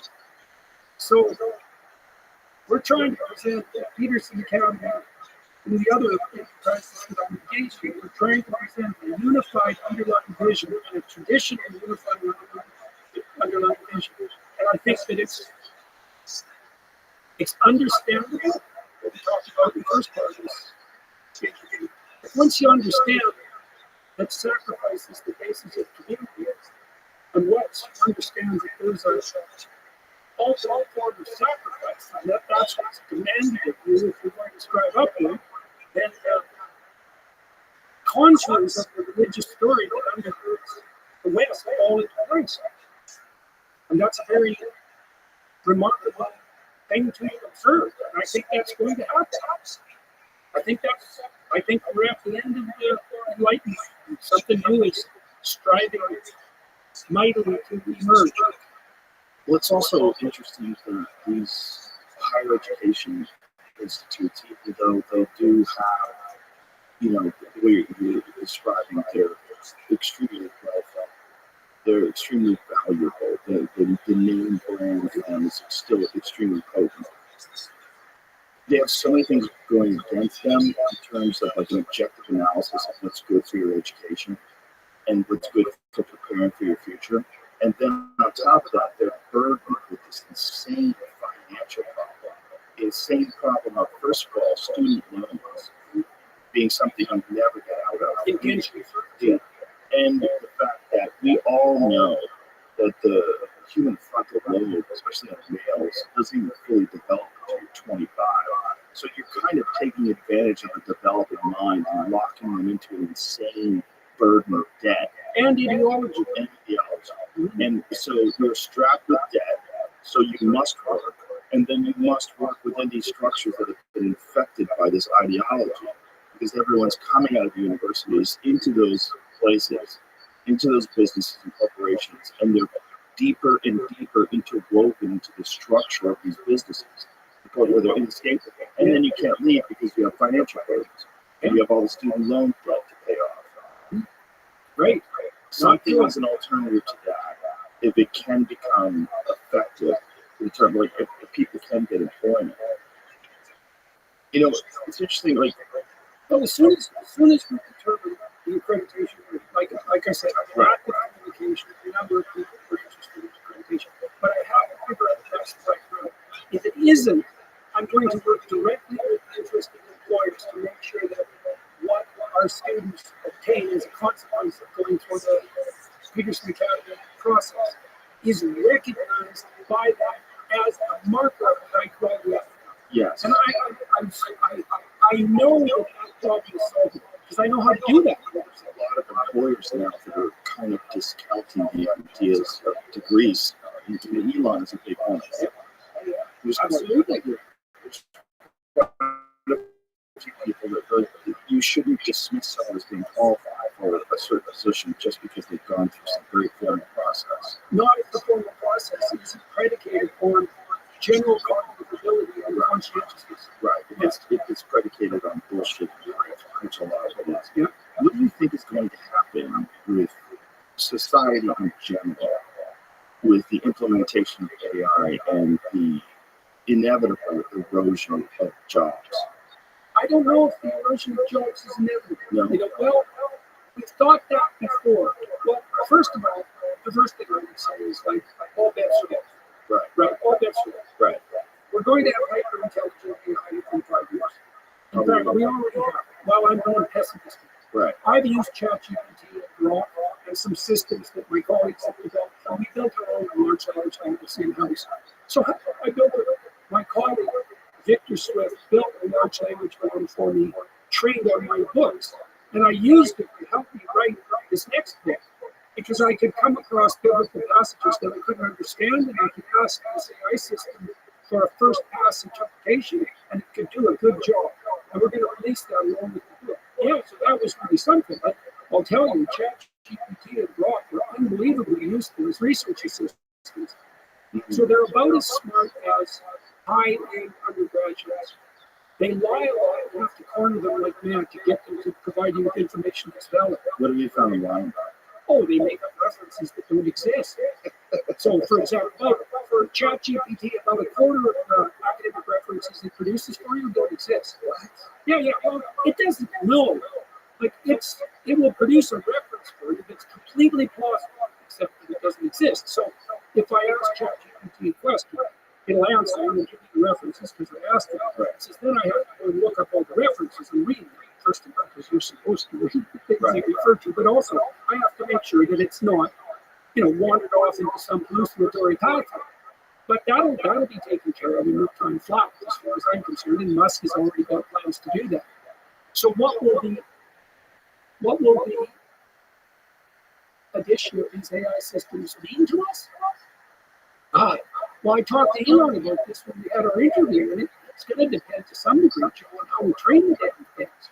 So there's this problem called the alignment problem. That's how the engineers describe it, which is how do we know that these AI systems will have human interest in mind? Then you think, okay, how do we make machines that have human interests in mind? And then you think, well, we have the same problem with adolescents. How do we ensure that we train our children so that they have their own interests and broad social interests in mind? And the answer always has been that we provide them with a classic religious and humanities education, because that provides an axis of stability around which all other knowledge can be organized. Now, the problem with the large language models at the moment is they're hyper-trained on modern text, and so they're ideologically addled and bold. And so we've been experimenting with training LLMs on a more classic basis. So we trained one on the King James Bible, and we haven't released it because I don't know what to think about it. It's like, you can ask the King James Bible a question. What the hell does that mean? Like, seriously, what does that mean?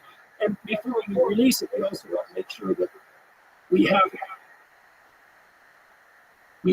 developed the underlying technology properly. Okay, so what's the answer to the question? What AI will do will depend on intent and people who design it. Here's a terrifying thing. Tell me what you think about this. All right, so your thoughts are orienting phenomena. So you think so that you can lay out a pathway to a desired destination. And then you can evaluate the thought to see if that's a good strategy to get there. Okay, so there's an implication that comes along with that. A thought enters the field of your imagination in relationship to your goal. So you can formulate that in religious language. The spirit that answers your prayers, the nature of the spirit that answers your prayers will be dependent on the nature of your prayer. Yeah, that's for sure. Right. So imagine that you're harboring feelings of resentment and bitterness as you're plotting your economic pathway forward. And so you're trying to think about what you should do, but you have the spirit of resentment and bitterness sitting on your shoulder. The thoughts that enter your mind are going to be a consequence of your possession by that bitterness to the degree that you've allowed it to shape your goal. So here's a corollary. This is stunning. It's a stunning thing to understand. If you orient your aim upward in the highest manner, the spirit that informs your thought will be the spirit of the highest possible aim. God, that's something to know more. So that's what a religious practice, a fundamental religious practice is for. It's like, get rid of the corrupt motivation. Get rid of it. Get rid of it. Pray for the salvation of your soul, that you're aiming right, because your aim is going to determine the content of your thoughts. And that is how it works technically. That's how it works neuropsychologically. Your thoughts are the handmaid of your aim. Right, which is why we're always worried about sociopaths, because they never abandon that corrupt motivation. Yeah, well, they're basically the best way to think about narcissists and the hedonists and histrionic types and the borderlines and antisocial personalities is that they never mature cortically. So like children come into the world in a way as a bundle of competing subcortical motivations, right? And they're very powerful motivations. Anger, for example, watch a 2-year-old have a temper tantrum, it's quite the show. And they want short-term immediate gratification. Now what happens is, as your cortex matures, you transcend those lower order instinctual motivations that would be Freudian did, and you start to regulate in relationship to your own future. So you stop doing stupid, pleasurable things in the moment that will compromise you, and you start to be able to incorporate the views of other people. That's how kids at 3 start to develop the ability to have friends. And the more sophisticated you get, the more other people and their perspectives are part of your perceptions, and the more the future is taken into account in your action. And the cortex is actually there so that that can happen. And it has to happen in a social context because you have to pick up the society of your peers, obviously.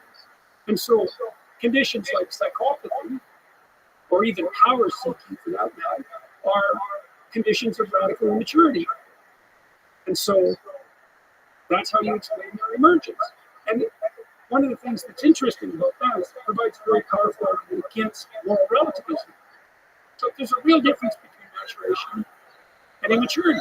Oh, I love this song. Maturation is productive and sustainable, and immaturity is divisive and destructive. Best song And ever. there's no ifs, ands, or buts I about love that. it. Thank you. And so, see, it's a different view of mental health, One of the greatest because songs the classic therapist view of mental health is that mental health is sort of inside you.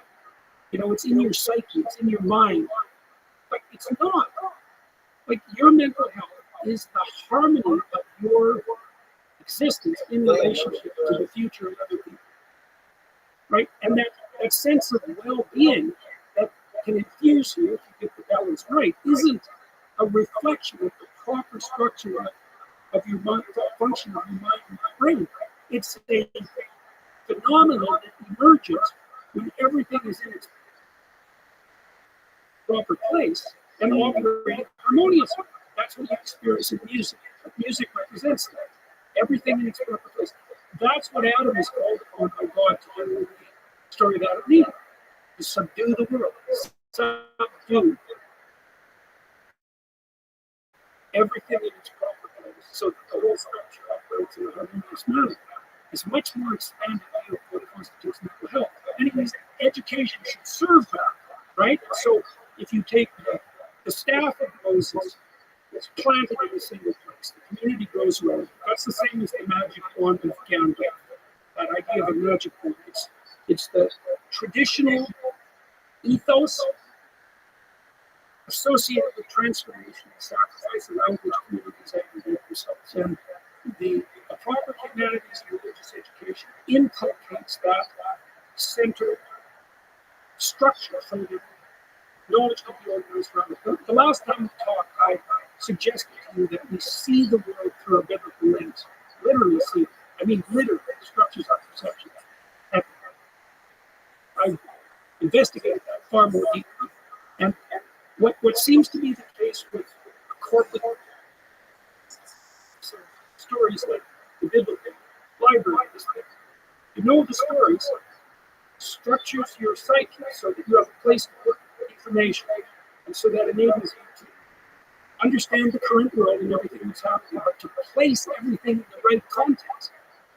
And so the transmission of an unearthly cultural edifice, story-based edifice, is the manner in which you solve the alignment problem, unite your society, integrate your psyche, pursue what's meaningful, and protect yourself from chaos and anxiety. So, a solid education has been the traditional way of ensuring that occurs. And so, well, that's what we hope we can offer with Peterson Academy. That's the purpose of my books as well, to elucidate that. And so, can the universities do that? I don't think so. I don't know if they have that philosophy. The philosophy and the way you're laying it out resonates with me. I think it's accurate. I think when I'm in harmony in my life, seems to make sense. It all works together. What you're saying, it just rings true. I don't know if they're so infected with this ideology that They've rejected it. They reject it. Yes. The premise of the postmodernists is that there's no united narrative. If you had to define postmodernism in one phrase, that would be it. And so what have they done? Here's the association with Marxism. Okay, so the Marxists have a counter narrative. It's the narrative of power. And it is a very powerful counter narrative, because if you don't put the proper uniting principle at the pinnacle, it's power emerges. People play power games. You can attain a certain degree of success and a fair amount of domination by playing a power game. And so Marx observed that one of the cardinal power games is economic. And it is probably the cardinal power game. There's economic disparity. Those at the top do take advantage of their position at the top to stabilize their position. Like in a functional society, productive people are at the top. But even if those at the top are still power-seeking crooks. And so now Marx, of course, would say that everyone who's economically successful is a power-seeking crook. You know, that's a great thing to believe if you're a resentful Satanist like Marx. And so, well, that's for sure. But there is some justification in it, because among the successful there are, yes, right, and a large percentage, because that's the culture in which they're existing. yeah, well, a dangerous percentage. Yes. And a critique of power is always a better critique. Okay, so what the postmodernists did, when Marxism became ethically unacceptable, and that happened in the 1970s, they metastasized. They said, okay, we've got a victimizing narrative that's played out in the economic sphere. That's basically Marxism. We'll just multiply that until the same interpretive framework can be applied to all possible group distinctions. That's basically intersectionality. So sex is an oppressive versus oppressed narrative. Gender is an oppressed versus oppressive narrative. Ethnicity, race, ability, attractiveness, height. Any qualitative distinction is now recast as a battle between oppressor and oppressed. It's an unbelievably brutal story. It's basically equivalent to the claim that the spirit of power is the ruler of the cosmos. How can we Do all this and ignore the possibility of an oppressor, like a male, adopting the identity of the oppressed, of a female, and entering into female spaces and oppressing females? You can see that it can't be dealt with because Why? Right? well, That is why. look, one of the things you see that's very characteristic of the utopian left is the absolute insistence that anyone oppressed is a victim. It's like, okay, look, give the devil's due. Some oppressed people are victims, but some people who claim to be oppressed aren't victims. They're the worst kind of monsters that the most deranged imagination could barely conceptualize.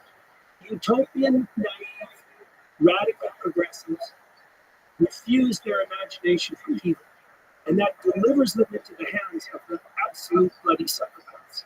Right? And they just don't see it. It's like, oh, those trans people, they're just fighting to be free. It's like, you wait until you have one of them in your house, buddy, and you're going to find out just exactly how naive you are. So how do they protect themselves? They just deny the existence of malevolence, or attribute it to socioeconomic inequality.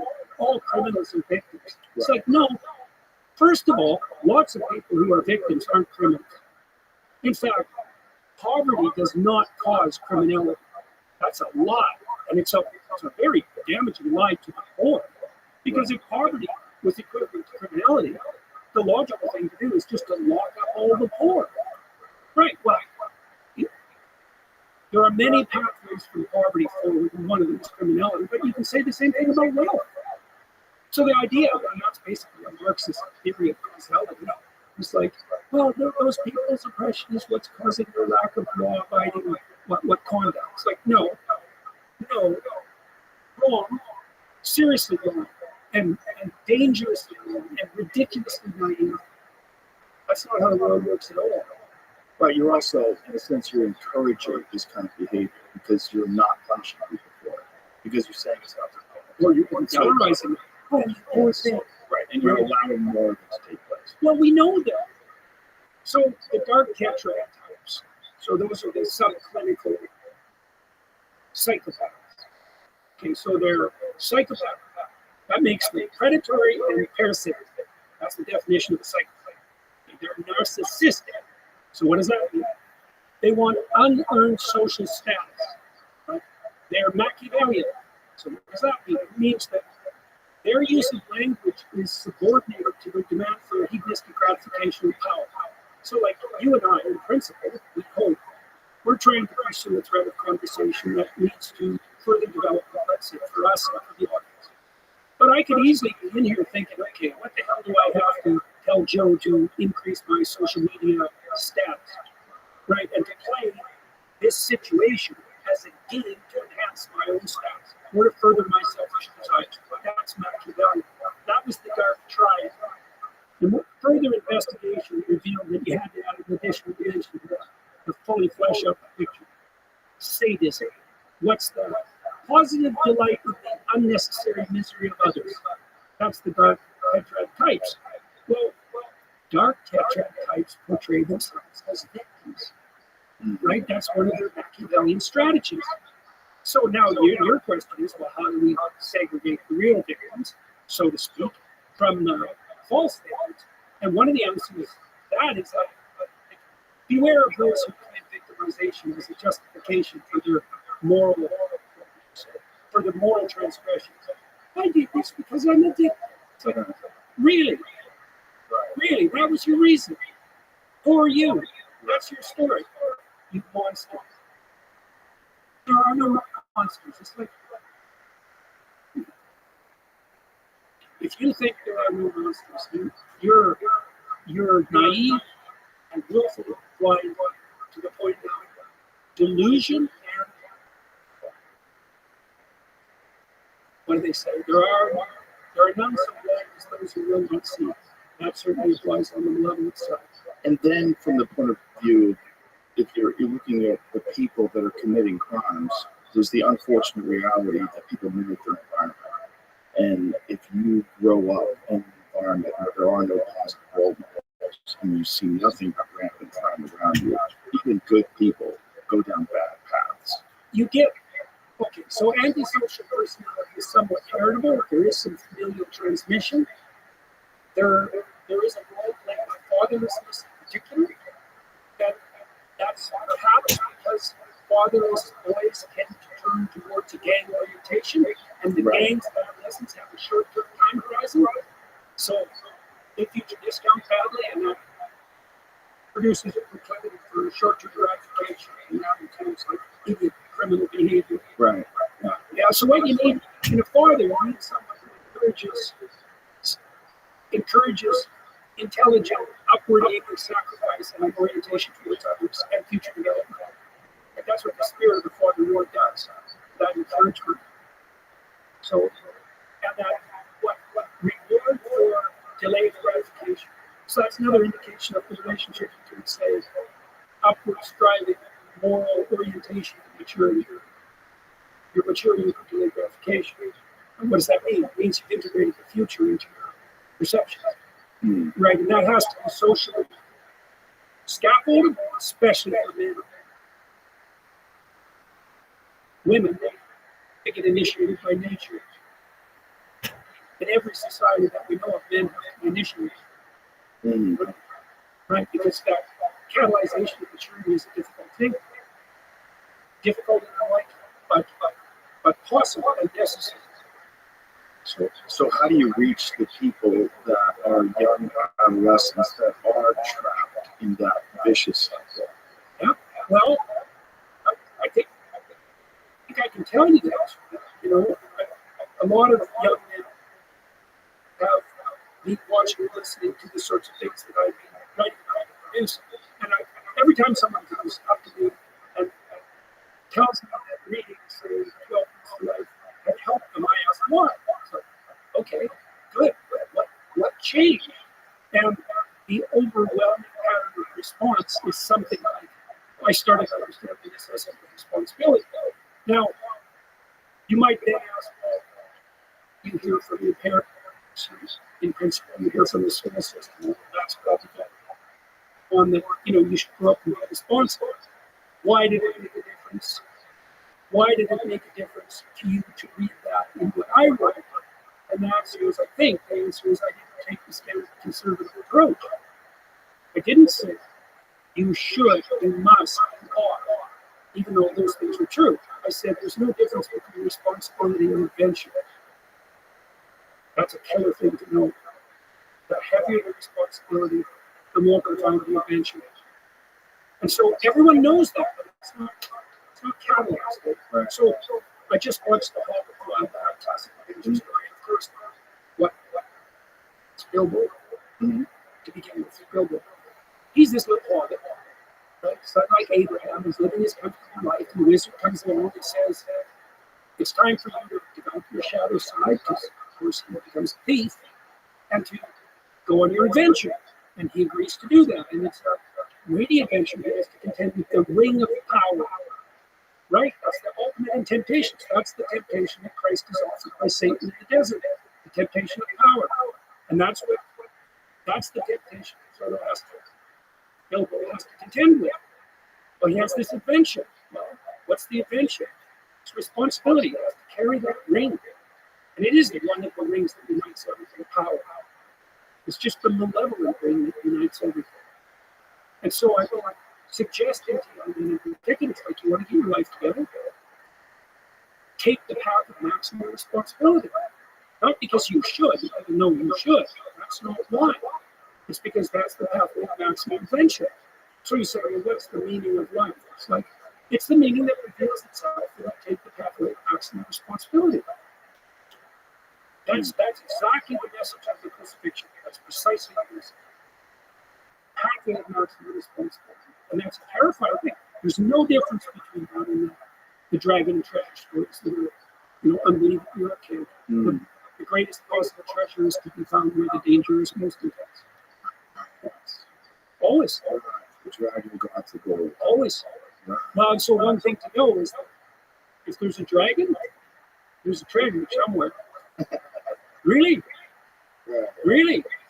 My family and I really learned this in the last 6 years because we were subject to continued and assaults in the public school that were designed to be different. And what do you mean by that? Designed to be different.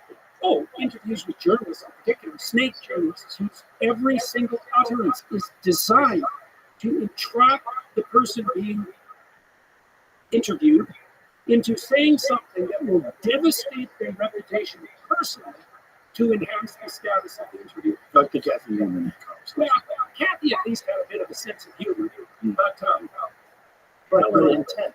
Oh, yeah, the intent.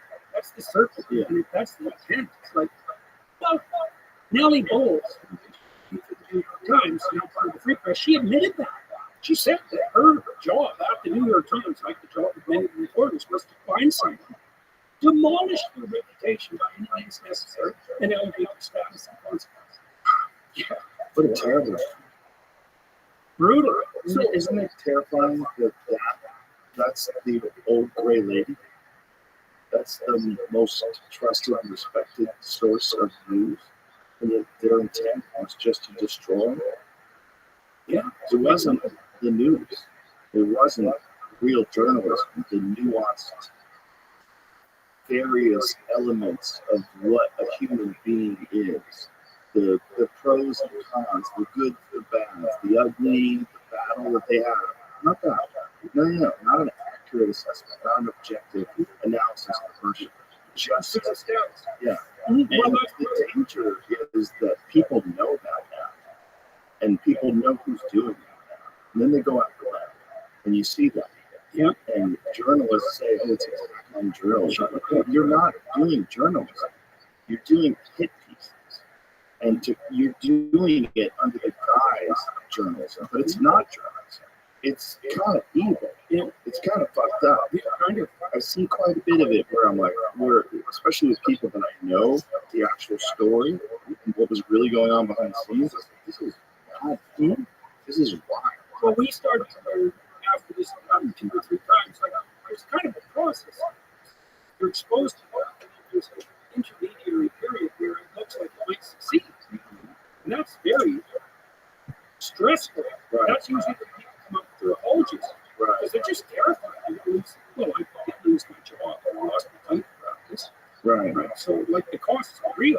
So your situation in Canada was that they wanted you to sign up for re-education. No, that's already, that's the plan.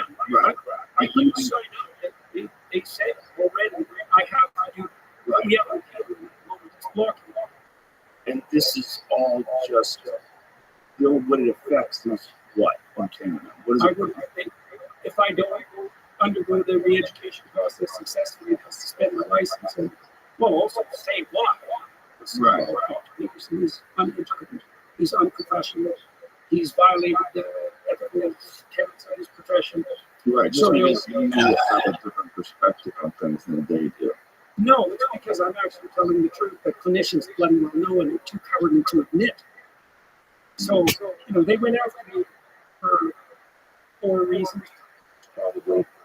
One of them was the entire transcript of the last conversation I had with you. Oops. Right, that was submitted as a complaint because I was talking about the climate rise. They went after me because of the comments I made about the trans butchers and liars, the surgeons and therapists who are enabling them. That's a major part of it. They went after me because I went after Trudeau and his former chief of staff. And what else? Those are the major two. There's probably 4 complaints aligned with each of those dimensions. And so that's cost me about $1 million in legal fees so far. So it's a very hard battle to fight.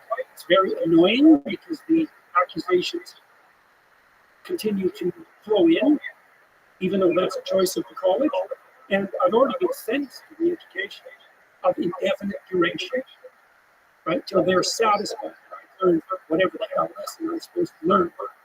So that the only reason that isn't happening is because we now have a appeal in front of the Supreme Court in Canada. And so I don't think it will succeed, but we'll see.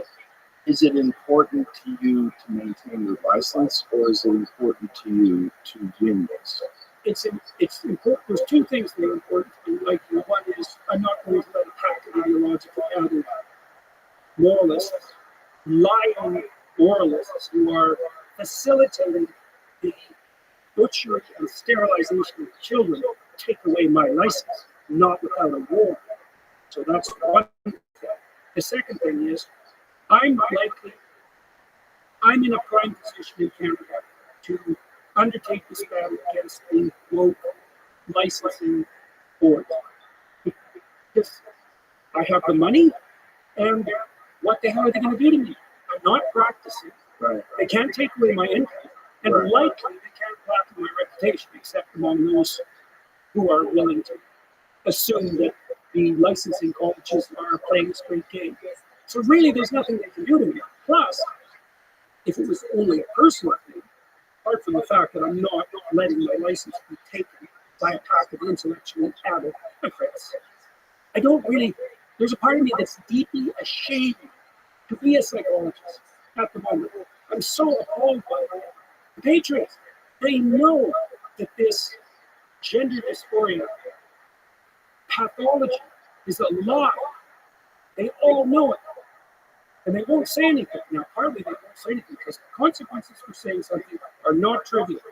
But the consequences for not saying anything is that people like Chloe Cole end up with the breast cut off when they're 15. Right, well, that actually matters. So practically speaking, in a sense, the battle doesn't mean anything to me because I'm fighting to remain a member of a club that I don't want to be part of. But is there a principle at stake?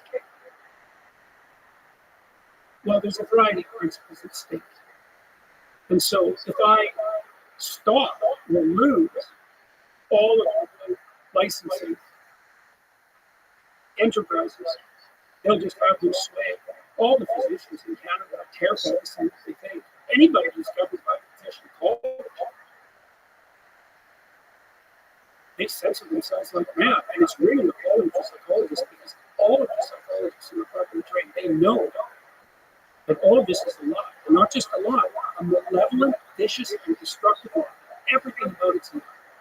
You know, last the other day that the people, the professionals that were interacting with him in regard to his transitioning son told him that if he didn't abide by the dictates, that his son was much more likely to commit suicide.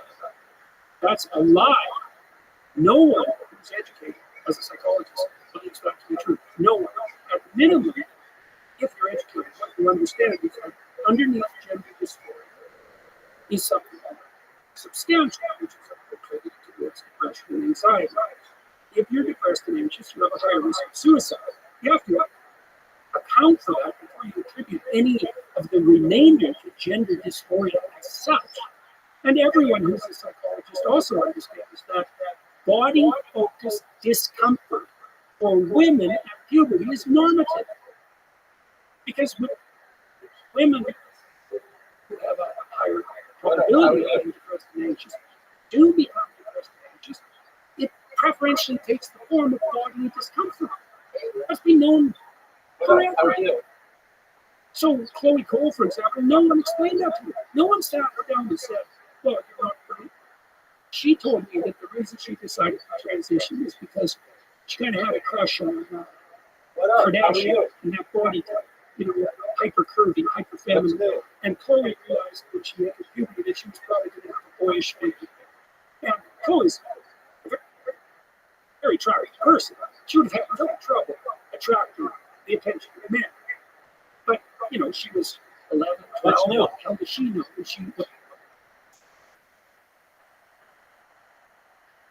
How are you? That's the UFC fight, big dog. You not hear me?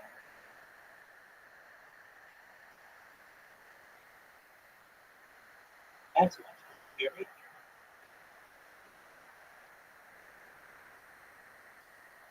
Hello?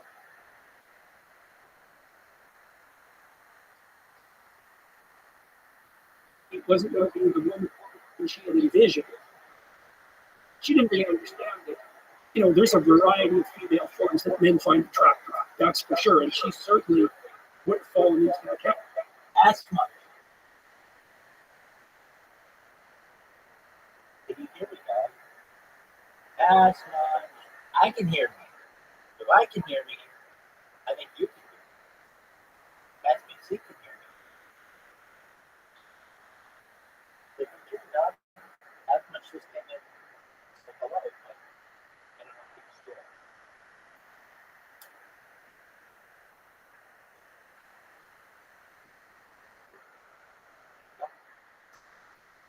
A category. She didn't know that it was difficult for girls to undergo a fair bit of confusion when they hit puberty, and that would take the form of negative emotion. No one told her that. They just rushed her down the puberty blocking and surgical pathway. That's inexcusable. Yeah, it is. It's the worst thing. It's the worst thing I've seen professionals do, not only in my lifetime. I've studied atrocity for 40 years. I've never seen anything worse than what's happening out here. And that includes the sorts of things that we done in the camps in Germany. At least the goddamn Nazis that did what they did was wrong. They tried to hide it. We trumpet it as a moral virtue. We're freeing the children. It's like, no, I don't think so. Mothers, I think what you're doing is sacrificing your child to the parading of your moral virtue. Oh, my son, he's so confused. He thinks I'm a girl, but I still love him. That's how wonderful I am. Jesus Christ, Joe. You have no idea how dark that is. It's unbelievable. Yeah, that's very scary. There was an industry and an ideology. There's an article that was recently released where this person admitted that they said it was, what was the exact phrase? That the way they describe gender transition as a life-saving medical care in order to get insurance for it. Because otherwise insurance won't pay for it. So they were willing to describe it in that way to ensure that people would profit off of it, which is wild. It's It's terrifying. And it's so strange because I never would have believed that this could happen. If Well, you had asked me 20 years ago if this was going to be a main concern, that people were worried about their children being roped into this ideology and convinced that they're and then sterilized and mutilated. Yes, exactly. I know. Well, it's no wonder.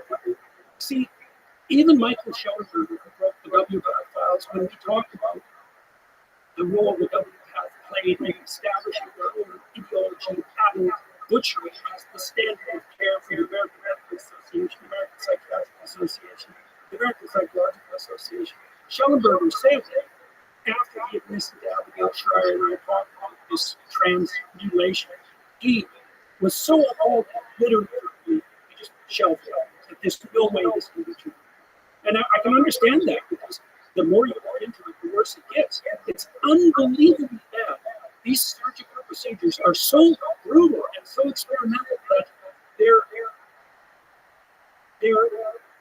let me say it again, they're worse than what the Bengali types did in the concentration camps in the 30s and 40s.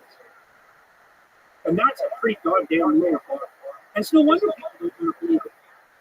And people say the left is talking to the centrists. Well, it doesn't have to very often. It's like, oh yeah, how often is too often? Like once is too often. And it's not once. That's for sure. No, it's a policy. In fact, you're punished by your governing boards if you don't go along with it. What about the recent law that passed in California where the schools don't have to tell the parents that the child has transitioned with school? They hide that information from the parents. Well, they just let these children be free. Those ignored children. But it's just looking desperately for a pathway to, what would you call it, inclusion and celebration. So brave. and then they're encouraged. That's and for then sure. they give them positive feedback. Yes, Which is definitely. really- Especially if they're alienated kids to begin with and who are unsettled in their identity. Right, and aren't being guarded by anyone and are vulnerable. Right. Oh, yeah. And the parents are indoctrinated into this Oh, whole or terrified. Or terrified. Right. Indoctrinated or the Munchausen by proxy types who get off on the fact that they have a child with such a burden, but are still really, what would you say, bearing up, not being. That is a very dark inclination that is well documented. Yeah, well, that's the founding mother. Yes. That was the Freud warned about back in like 1880. Yeah, she's a little too close. You remember the original Prince and Greatest story? Mm-hmm. Kind of my data. So I redid one of my robots, and it's really, really efficient on Kick. So before, for like 3 weeks, I just spammed people to say, hey, check out my Ori interview, which is cool, but it's kind of hard to find because the assholes at YouTube, their algorithm, whenever you, even if you type Rabbi Rothschild Ori, it doesn't show up. So, well, just on competition. So, I have been spamming something different now, and I think it has more in effect. So, I've been spamming. Please join. It says, please join Rabbi Discord for world peace. And it's Discord, and then like in parentheses .me, then parentheses /Rabbi. And then I say, send Rabbi a friend request. Rabbi's username is @Rabbi Rothschild. And at least when I fell asleep and I had that bitch going, when I awoke, I had like 3 times as many messages as I normally do. Now, are they the best quality messages? You tell me, but I have just a bunch of people who came in. What I'm learning though, this is incredible to me with Kick, is just no one's watching. But that's not my fault. That's on Eddie and Kick. And the reason why I say that, when you look at, like, they'll tell you whatever their numbers are, and that's a great story. I want facts. And when I go to the kick, this is when I go to the kick subreddit. Somebody writes, lately we've seen a lot of criticism in various forms and social networks about the use of bots on the platform, but this has overflowed to such magnitude. Some stream charts from some pages updated today. They help check how many bots a streamer has on their live stream. Have you ever seen this technology? Yeah, it's really sweet. So we'll talk about it in a second. It's not just that these streamers are on the chart. There are so many more, as well as there are many streamers who work to transmit honestly. So it gives like just the top five of today. Westcall, who it's WESTCOL. You're probably not too familiar with this person. They're like a Spanish streamer. They were the first streamer ever on Kick to get over 1 million simultaneous people watching them. And if you look at their viewers, their average live viewers, what it says on Kick is 32,748, and of those, 97% are bots. So they only really have 1,065 people watching them, and less than 1% of their viewers are chatting, and they have like 355 unique chatters on 32,000. So, okay. The next person is John Nova. I don't really know who this person is. They have 27,000 live viewers. Of whom 474 are viewers. So that's 98% viewers bot and 1% of viewers chat. The next one is Guy Vialis. They had 13,000 people watching that. Of that, 56% bot. So that gets into like a real person. Ice Poseidon had like 5,000 people watching him. Of that, 2,400 are real people, which is another 54% bot. And then the last one, Gruninger, they just have like 4,000 people watching them, but in reality, it's only 135 people, 97% people. And I heard, I'll go over this. This actually was, I thought, really helpful. I was reading this just a second. Somebody made a really, yeah, okay, so if you miss Eddie's stream, it's the guy who owns Kick. Here's what he said. Upcoming events. Kick 2-year celebration is coming along with DreamHack Stockholm. Kick's 2-year celebration of DreamHack will feature Amaranth, XTC, all these people, but no Hawk 2 and no evidence. Kick employment. And this is what's like really important to me. Who's family, how big is the team? More than 150 people are focused on Kick. It's 24/7 moderation support, front page management, verification, substantial resources. Melbourne has engineering, community management, and partnership from strong managers. Only Eddie and about 3 or so others work across both Stake and Kick. But most are dedicated staff to each.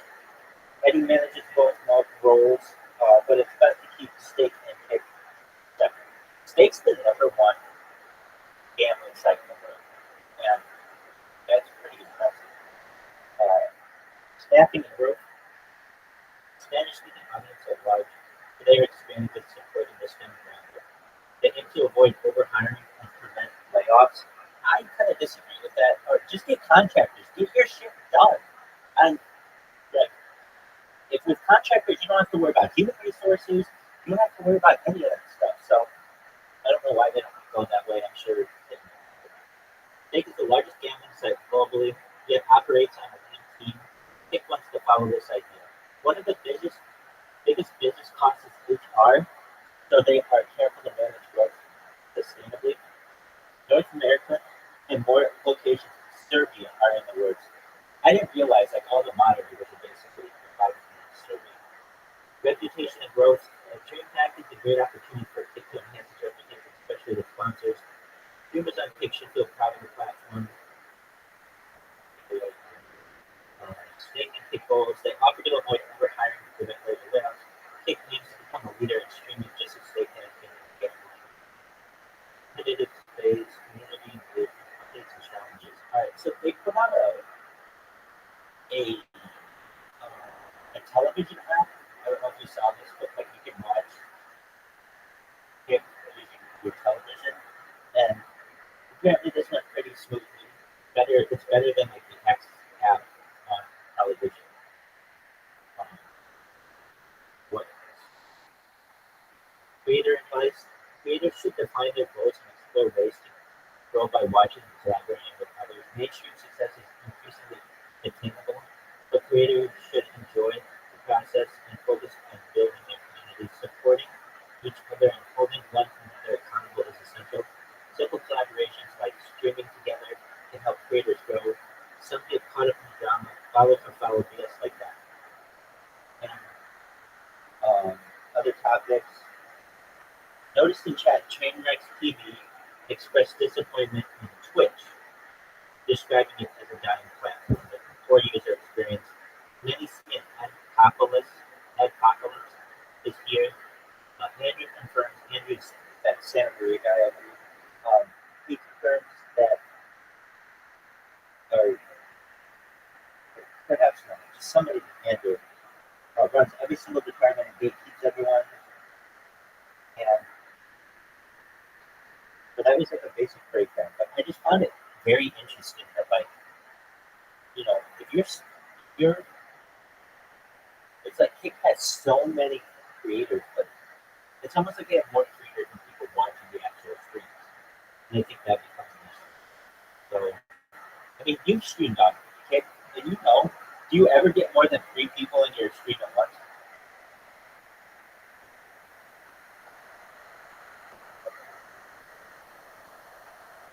Did you get put on the front page? Okay. I don't know how that happened either. Okay, but like generally, like if you're going to be streaming for 8 hours, what's the average amount of viewers you have? There you go. And I personally think that that's unfortunate. Like, I watch your content when you stream. It's good content, it's entertaining. You do collaborations with people, you have discussions with people, you watch bullshit, you do reactions and such, or just you see stuff.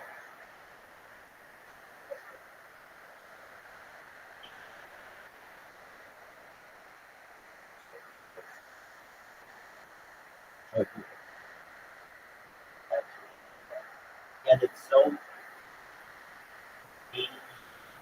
demoralizing when you're like all ready to stream. It happens to me all the time. I mean, I get all ready to stream and just whatever. I get an internet pickup.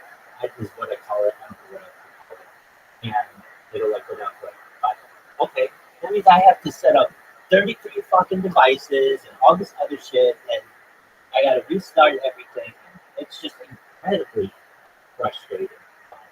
And I'm not dealing with an audience. I mean, I am a little bit, but not really. It's like real creators have to care about their audience a lot, and no audience member wants to see you communicate. They'll just go to the next person to do that. Oh, yeah.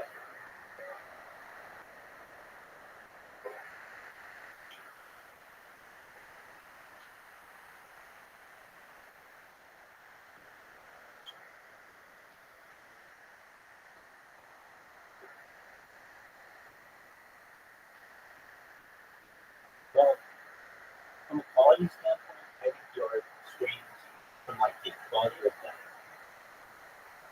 graphics, is in line with everybody else.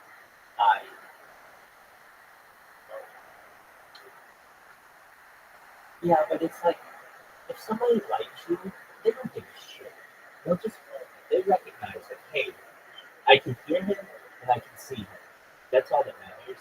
Like, but the opposite of that is if you're trying to get new viewers and somebody has 1080p versus 720p, or they're gonna go to the better quality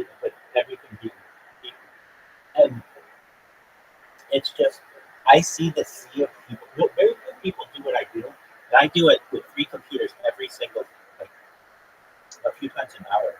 Is I scroll the whole front page from the people at the very top all the way to the people that nobody, and I see how many people are streaming at once. At least for just chatting on the platform, and it's usually like between 500 and 1,000 people. So you got to think like of that, the top 100 might have viewers, and then there's like 400 to 900 people who don't have anybody watching at all. And now you're competing with all of those people, and that's where it gets difficult. And I hear, well, I heard in Eddie's talk, he's like, we're the people who have access to what's going on our side, and we know who's modding, and we can't really make that public. I mean, yeah, we'll ban people for botting, but it's kind of like they're cutting off their nose to spite their face. Their biggest streamers are botting. So do you want to get rid of the biggest streamers that you have? They're basically, that's what that has to do with people are botting. There were some other rumors. I think these are just rumors that we can never see this happening. Hayden Ross wanting to stream on other platforms, but it's like, dog, you own it. You're 20% owner. You're not going anywhere. And I think he just does that to get people like me to talk about it, get other people to talk about it, and people to be interested. I find the best streamers are not the top 25.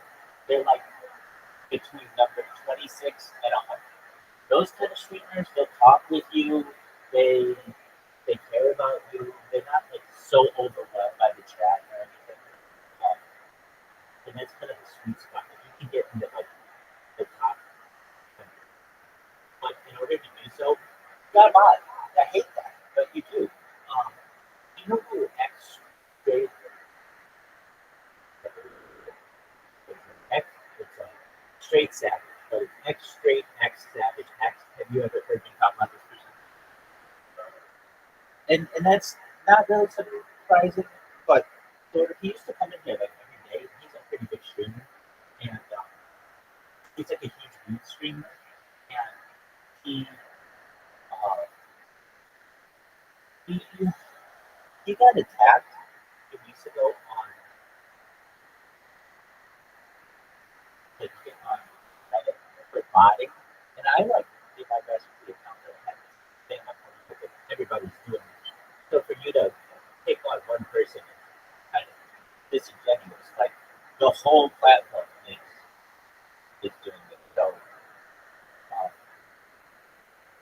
whenever I talk to streamers live on their stream, I have no problem talking about modding because I've been really showing my robots, but they don't want to talk about their own modding. And I remember, like one person I talked to about Rabbi, I would go to Rabbi Flanker's chat, and it was sticks out in my mind every single time, between 50 and 56 people, and it was like, and then I even bought at that time. I bought viewers for a month, and like 50 viewers for like $30 for a month. Like, oh, well, this is all he probably did. But then when I asked him about it, he's like, no, I don't know anything about buying. Like, okay, then why is it that you always have consistency on your writing? And that's just not my preference. That's everybody. Like somebody was saying, like, they saw somebody with 2,000 people watching, and they have been consistent every time this person streams, every time exactly 2,000 exactly.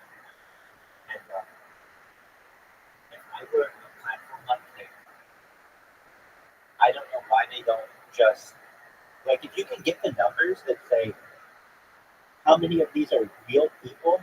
I don't know why you don't. Well, I do know why they don't use that as the number. Because then, when you're trying to compete with Twitch and YouTube, and you're just showing the real numbers, and they're showing the inflated numbers, you're never going to look like you're a good player.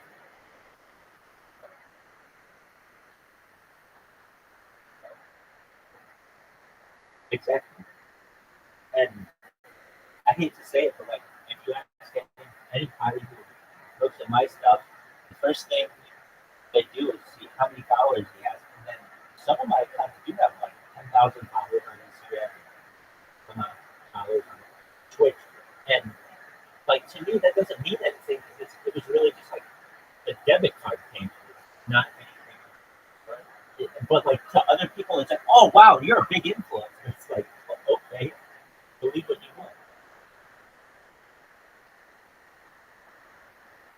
Right. Hey, could you hear me when Ask Munch came in? He came in and said hi, but you were like, I was saying that. Okay, yeah. What was going on?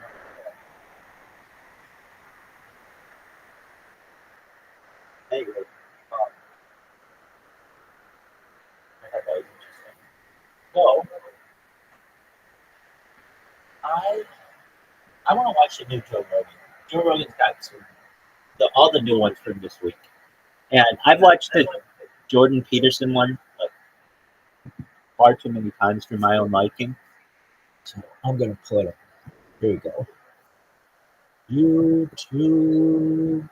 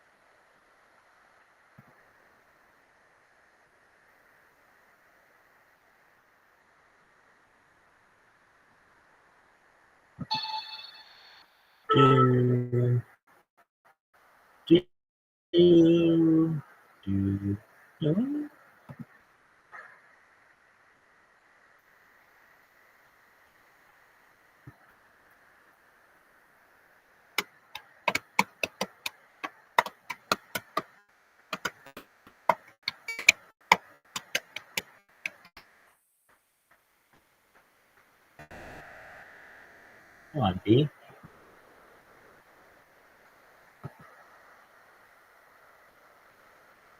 Damn, it's a long episode. Joe Rogan podcast, check it out. Yeah. Good job. Experience. Joe Rogan podcast last night. Okay. Good to see you. So this conversation is, well, anytime. I'm always happy to talk to you, but this conversation was birthed out of that crazy conversation we had in Elk Hunting Camp. Which one? Well, yeah, quite a few of them. But you just, do you all know about first of all, I never understood the extent of the man-fuckery in Afghanistan. Oh, When we were talking, remember we were hanging out in the trucks yeah. and you were telling me about numbers? yeah. And there's a few conversations I've had with friends that for the rest of my life, now things are different. Like now, I want that one conversation, that 1 hour conversation where I'm like, okay, the world's different. I always assume people have heard these stories from Afghanistan.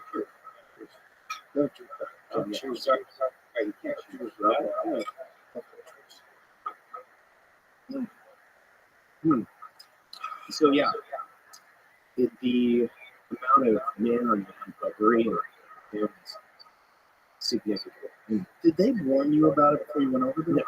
No, I think there were so many different things about both Iraq and Afghanistan. The learning curve was so high.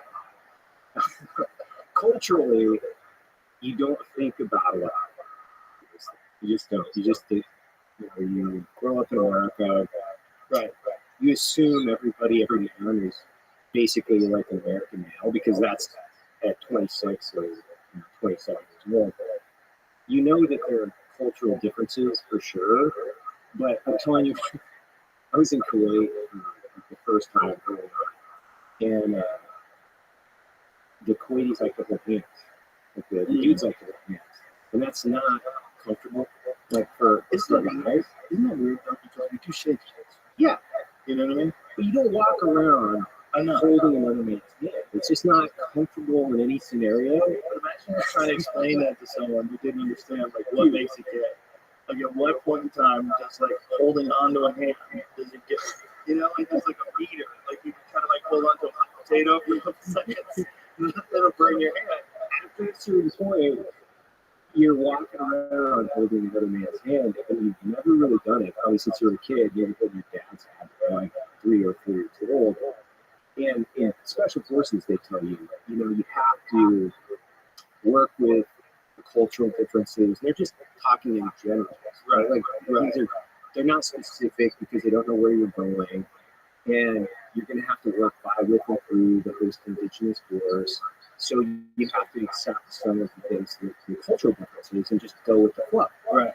So as a new Green Beret, you know, as SF guys, you're just walking around holding another man's hand. You're so freaked out about it. You're like, oh man, what the fuck does this mean? Like, you know, you're questioning all your reality. Like, oh my god, you know, and then after a few years, you know, time and repetition and or whatever, somebody goes to hold your hand. Get the fuck out. I'm not. Come on. So you gave up after a while. Oh yeah, there's a lot of things you do, right? You're taught in SF, drink the tea, eat the food, you know, do everything that they do. Yeah, just completely assimilate. And honestly, like a lot of that is really good because it does teach you to be a lot more open as far as listening to what they're going through with your traffic flights, like what are they going through for a combat experience, what do they need, and you want to build rapport. That's what you want to do. And rep after rep in a war zone, you kind of get fatigued with that. And I'm like, yeah, let's just get to the dirt. I really want to like let's get to that. And got it. You don't like that tribe. You don't like that tribe. You don't like this. You don't like that. Okay, so I'm not going to eat with you because every time I eat with you, I get shit for like I'm normal shit for like a year or so. We're just going to not do any of that. And I literally didn't shit and leave a diarrhea for it was like more dude, yeah, it was years, man. I was living and working with the Afghans, and I went from Iraq, and I did the invasion of special forces from the south, right? Advanced rotations in Iraq, with ISAF and with the agency around there. And then when we shut down Iraq in 2009. I turned around and basically went back to 2009. So I went from Iraq to Afghanistan. I went from Afghanistan and finished up my CIA combat, I guess, experience. And then went back to the States to do a training thing. But by the time I got to Afghanistan, I had lots of time. I had like 4 years. And Afghanistan was way different, but I was living and working with the Afghanis. I was eating with them. And your job is to not only train to sympathize, build rapport, but you're trying to figure it out. So you need to be on the ground with them, living, eating, breathing, sleeping, like the whole thing. And they're what we call the travel officers, like the funniest. You're trying, you're working with them, you know, you institute different things like soap and water, it's like a good thing. And it doesn't really matter. You're still going to get sick based on the water, where is it coming from, what type of well source. Like there's lots of different variables, obviously. But dude, I didn't have a solid shit for 2 years. And I just kind of got normalized to the point where, you know, you're, it's such a gross thing to think about, man. You could not trust a flirt. And I got this great story. So I came in off the gun trucks, and I'm tired. I'm like went to the embassy. I had to somebody. And I had this like titanium it was like the size of a toilet. And I'm filling it up with coffee, and I haven't slept for, I don't know, I'd say 20 hours. I'm fucking dirty, and I'm filling up this coffee toilet hole, basically. It's getting ready to come into everything. And I let out a fart, and it wasn't a fart. and the dude behind me was like, I didn't even turn around. I knew there was somebody waiting for me, and I shit my pants. And I didn't turn around. I didn't even blink an eye. I didn't like lift up the handle and just normalize. And he goes, "You shit your pants?" I was like, "Yeah." I just turned around and walked off. It was like the deputy ambassador. So it's like he's like the ambassador, right? And I'm just like, whatever. I got shit to do. Yeah. That's to the point of which I had a permanent stain on my fatigues, right? It's just so bad. I was like, you know what, man? You got shit to do. Like you don't sweat little things like that. And honestly, you're just trying to like get through you try to get through any and all things, and it's not like career and trench warfare or anything like that. It's just like, dude, I had stuff to do. I had people to train, I went out. I couldn't let that like you can't pull over. You can at times, but there's just times where you just can't. So you just gotta keep moving. And it sucks. It's like the less glamorous side. I don't know if there's a lot of books out there telling all the cool stories about that. So when did you find out about the buggery? Was it something that? Yeah. It was. So it started in Kuwait. Yeah. I had an Arabic linguist. He was a younger kid. He was blonde hair, blue eyes. He was a Mormon kid. And he literally joined the army at 18. 2 years later, after going to the Defensive Language Institute in Monterey, California, and I was speaking Arabic. And young kid, blonde hair, blue eyes, good Mormon kid comes out, and he's with us. And the Kuwaitis kept talking about how they wanted to take a camp. We're like, why do you want to take that to camp? What's so special about that? Like, after a while, you realize like that's not what they want. Right? They were like talking about it, either a joking way or a serious way. But that's the first exposure. Yeah. And then They take you out for them? yeah, because you're so naive. I'm like 26 years old. Like I don't think this is a thing. Right. I grew up in Idaho. Like I know it exists, but I'm so blithely like moving through the world, like thinking everybody's an American male, right?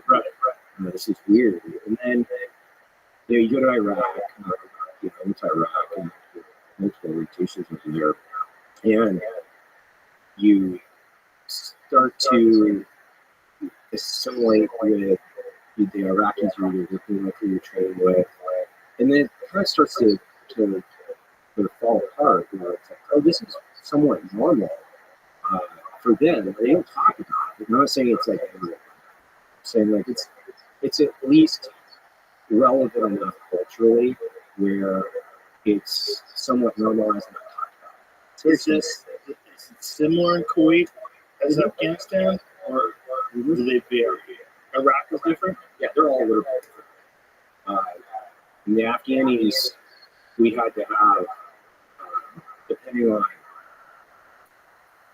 where we were in the living situation, you had to put really hard restrictions, like, no butt fucking guys for the majority of us, because this is a health issue. We weren't like, it's not like we were putting Bibles on their beds or something. We're just saying, hey, this is really unhealthy. You guys are going to spread a bunch of different diseases to one another. Like, we've got a mission to accomplish here. And every SF guy, every guy that's been in Afghanistan knows what Men Love Thursday is. It's kind of a thing that they do. Is it just Thursday, or is it? That's just a thing. It's just a thing. But it's just a fucking Yeah. And so there's the kid with the blue eyes, and after a while you're like, hey, you don't really want to camp with them. You're trying to fuck this guy. And then you start thinking like, how much of this is going on? That's exactly right. Yeah. And then you're exposed to not more of it, but you're really see it. You hear it. So as you build rapport and build confidence in your friendships and people start to talk about it, it is fairly pervasive. And it's one of those things that you just kind of accept that's happening in a good portion of the guys. And 50%, 60%. Well, what we talked about when I kind of rewind it, the more disturbing factor is it's socially indoctrinated in the children, the sexual exploitation of children. So it starts early to the adult. Bachabazi is a real thing, and it's dressing boys to look like girls, and they have some Afghanis. When I say some, I don't know how pervasive it is, but it's a big percentage, and the adult male stuff, that's like a subset of their culture, but it's the sexual exploitation of children. That when you find that out, that's when things really turn for you psychologically. Like this place is really fun, and it's very if you go back and you read the Kite Runner.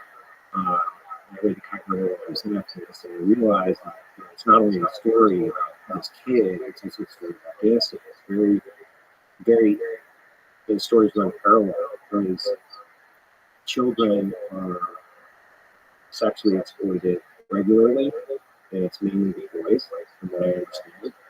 To the point of which I was driving out on this like I saw on the cop, which are all about it.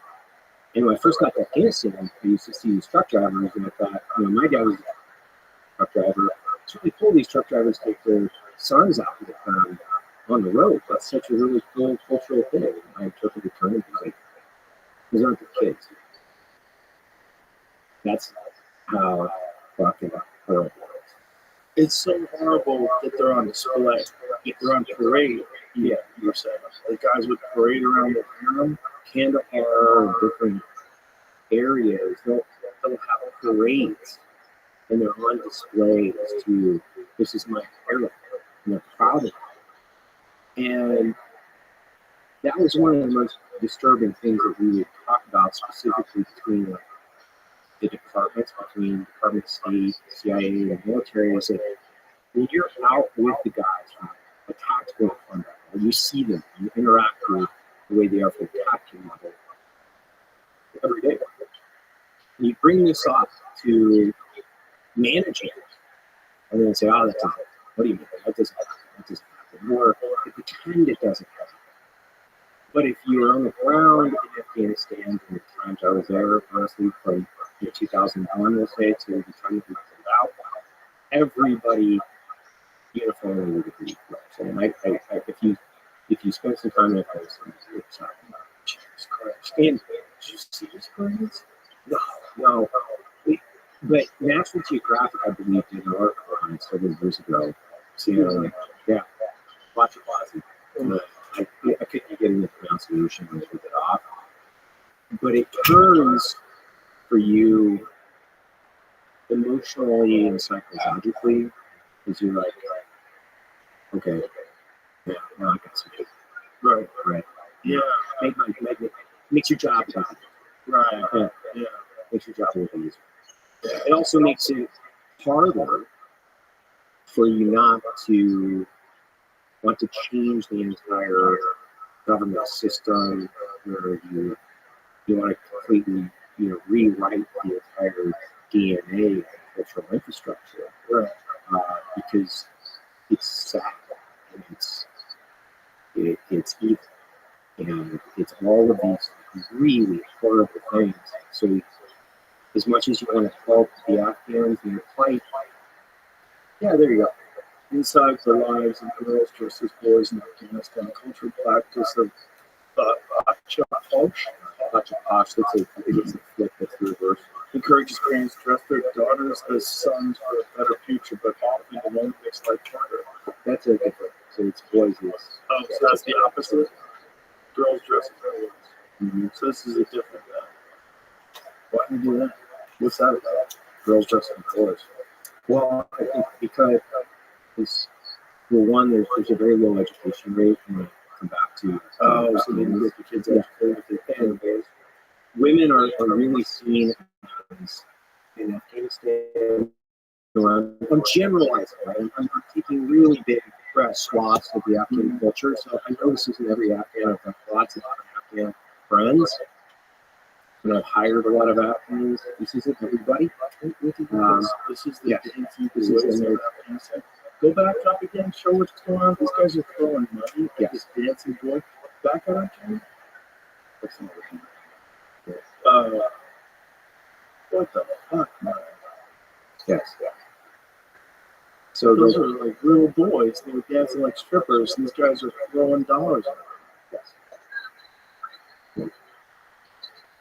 Oh my god.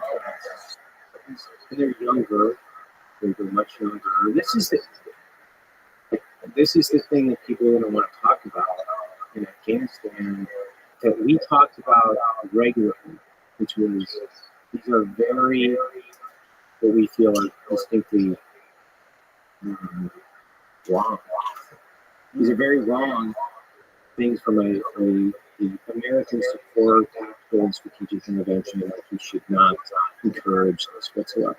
And it made it very difficult at times for us to trust that the State Department or somebody else was saying. But I mean, this goes back to Iraq. Honestly, trusting policymakers into the State Department, their entire position, either for philosophical. It's just So when you're hearing about this, one of the things about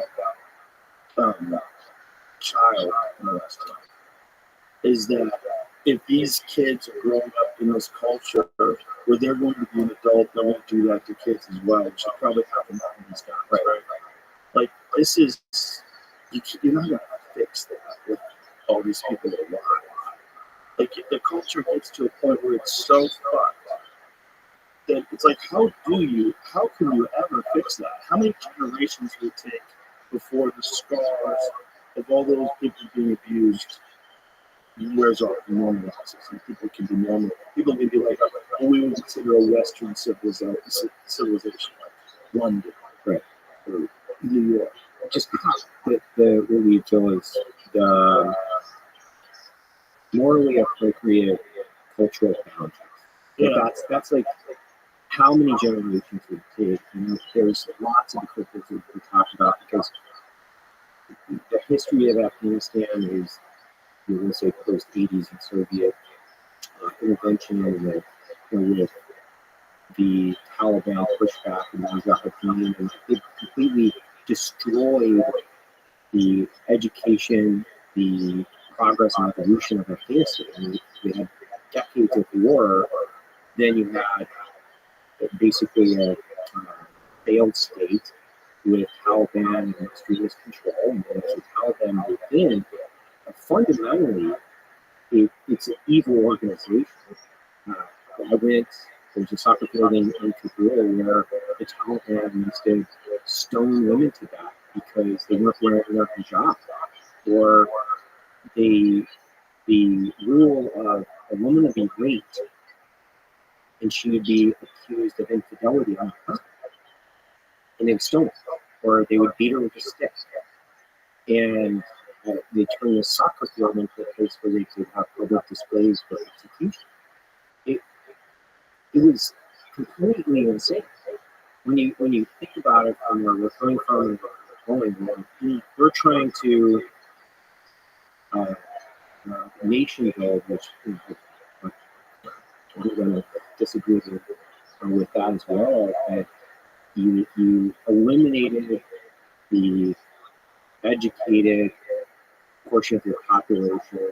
You swung to a very extremist fear-based religion.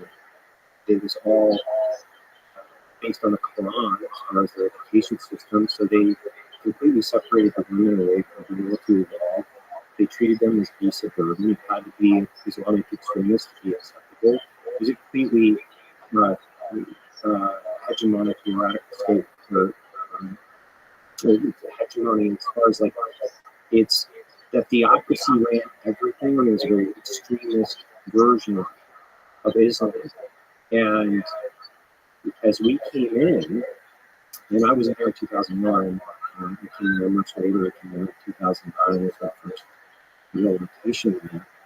It had been 7 years, but really it was almost like going back in time, almost 1,000. It felt like we were going back in time 1,000 years. That's one of the things we were talking about. When you hear about Socrates,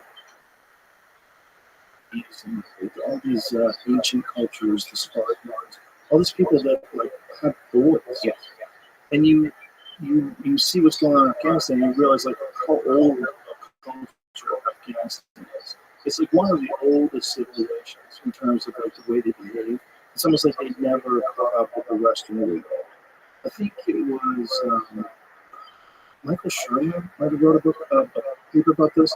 He wrote an article about how Islam is the only religion that didn't go through the Enlightenment, and that it's essentially maintains the same values and the same cultural values as when it's created. So how old is Islam? 1600. I think it's like 500 years past Christianity. So it's called 1500 years old, whatever it is. That's how people behaved back then. That's what it was. And when you think about like Alexander the Great, he was gay. He conquered much of Afghanistan, right? Swaths of the world. The problem really like his army and his behavior and what he probably stained that area for like a type of behavior. Like I think you're 100% right. I think that portions of the world are culturally cut off from being able to evolve in the same rate as some of the other places within the Middle East. And those tribes essentially haven't had the opportunity to evolve because they've been very isolated. When you look at this, extremely isolated. And if you go back to the 70s, it was relatively progressive, somewhat secular, and then the Soviet intervention, the collapse, the failed state led to the rise of the Taliban because they distributed all of the intellectual and the economic class. And in order to succeed or live, they had to completely capitulate to the theocracy and the fascist state. So you had to go back in time to live. You had to grow up here. And when I say this, is that everybody's 100% no? I'm saying this is the way people lived. They lived under tyrannical rules that provided zero opportunity for. If you had girls, they're beasts of burden. They treat goats and donkeys better than their girls or children. The homelessness of children in a war zone is so heartbreaking. Like it strips away the goodness in your soul of watching desperation.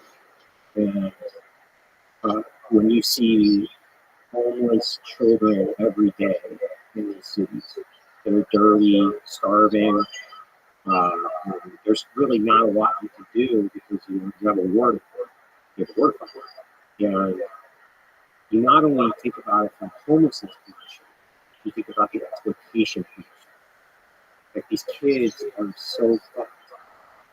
They're homeless. They don't have parents because maybe their fathers were either killed in the war. The mothers can't. They can't afford to keep them.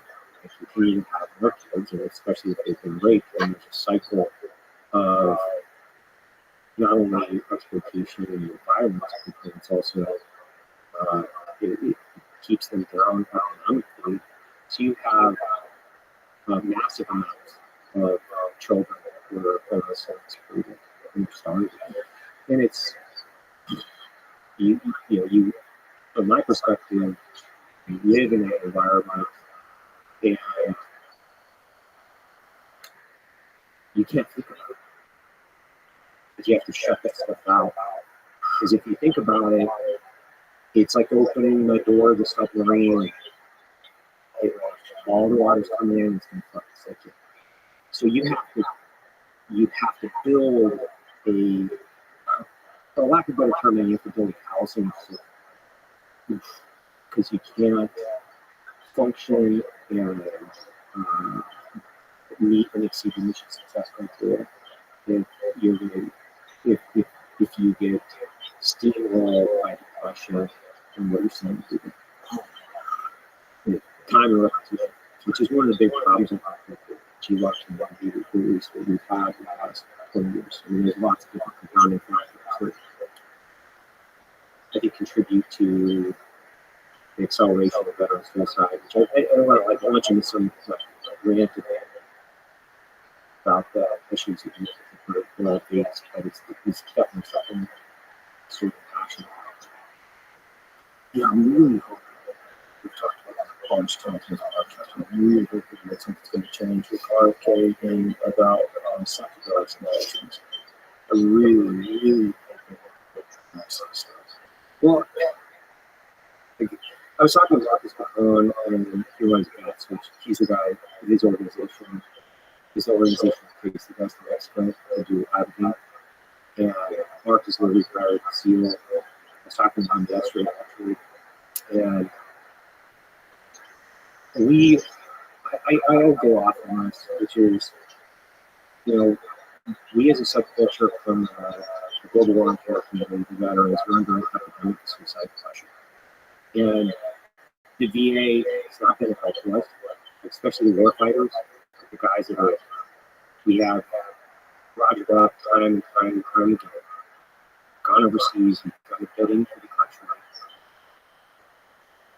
And you've watched your friends get killed, torn in half in very ultraviolet ways, and we've been exposed to overpressure, the chemicals, all these other things. And when we come back, and within the VA system, their answer is, here's your pills, here's your retirement, shut the fuck up. And it's not working. So Marcus and I were talking about this yesterday. He was on antidepressants for 7 years. 7 years, like antidepressants that weren't working. And he, just by chance, his wife, I believe, said this might work. I need to go to Mexico and do this might work. So here's a guy that went for one time. He's never been on antidepressant since. Did he have to get off him before we let him do it? I don't know exactly what the protocol is as far as like you have to get off and you have to get back down there. And most of my friend group now, they've done it. And they have an extreme high success rate. And, that's just done 1,000 on their workouts. An extremely high success rate where they're eliminating pharmaceuticals. They'll go down with one time, maybe they've done subsequent sessions, and they have this really high success rate. And this is yes, this is part of the issue. Is we're under an epidemic of violence, like more so than we ever have. And the worst thing about this too is it's also affecting our family life. Like our kids are 4 times higher to commit suicide than our peers. So it's not just the GWAT veteran community, now it's our families and children. You have something that has such a proven track record to help heal that.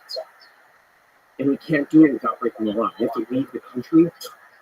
It's insane. So you can send me to Iraq under false pretenses, and you can have Wolfowitz and Cheney and Rumsfeld and all these like orchestra of fucking idiots can send us all to Iraq for weapons of mass destruction. We can go fight wars, come back, and now we have to break the law to go fix what's wrong with our heads, our emotions, our not only our psychology, but people are broken. We've been beat up and kind of shoved in a closet, and we were sedated and told to shut the fuck up. And meanwhile, Wolfowitz and Bremer and all these other guys, they get to walk around and provide, public speeches about how fucking great they are because they're, strategically important. Whereas my peer set, we're under an epidemic of suicide. Our kids are committing suicide. The VA's no help to us. We have to go break the law.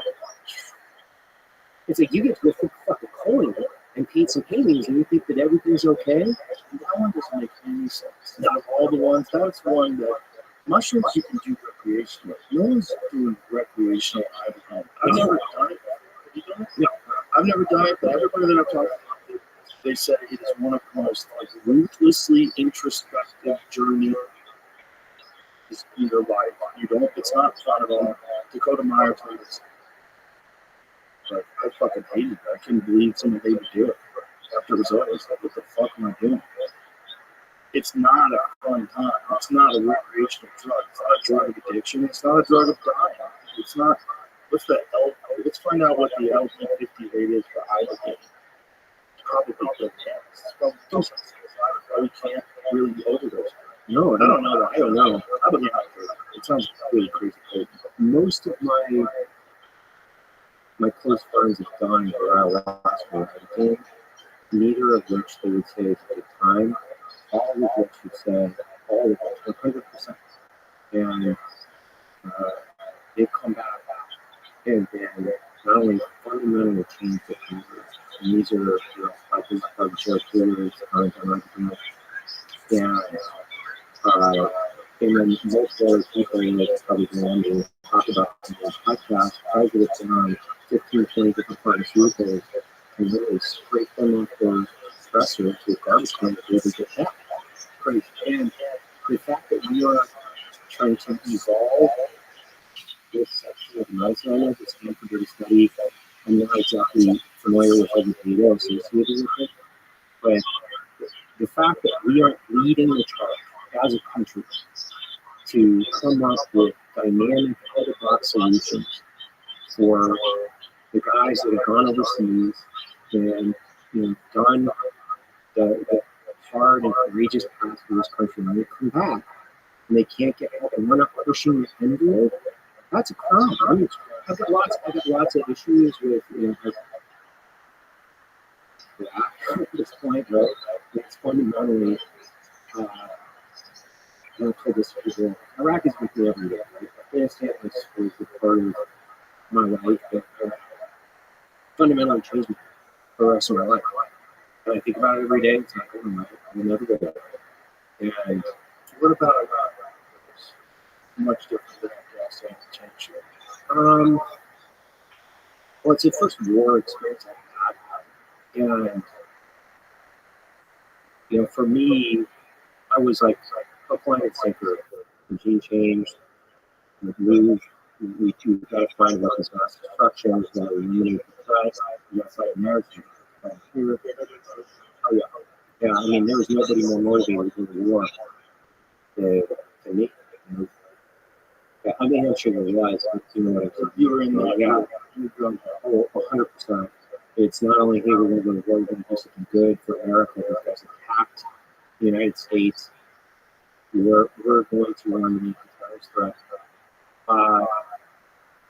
And war is such a strange and surreal circumstance because it changes you for the good, it changes you for the bad, and I looked at this a lot. And I looked at life experience like a radio wave and where you have highs, you have lows, and those people, we'll call it 90+% of the United States, their frequency only gets so high and it gets so low, and it basically stays within, let's say, a fairly small band in the center. Combat happens as you go really high and you go really low, because you're outside of social norms on a second-to-second basis, and then you do that over and over and over again. And so one person I came in a car wreck in my life, and that goes really low. So it's a really high adrenaline dump, it goes really low because they have an injury. That's like one thing. Well, going out in a combat zone multiple nights, like not only multiple nights a week, sometimes you're doing multiple targets a night. you might be getting the rough equivalent of an adrenaline car wreck, or the rough equivalent of a car wreck, or an adrenaline dump, or a high and low.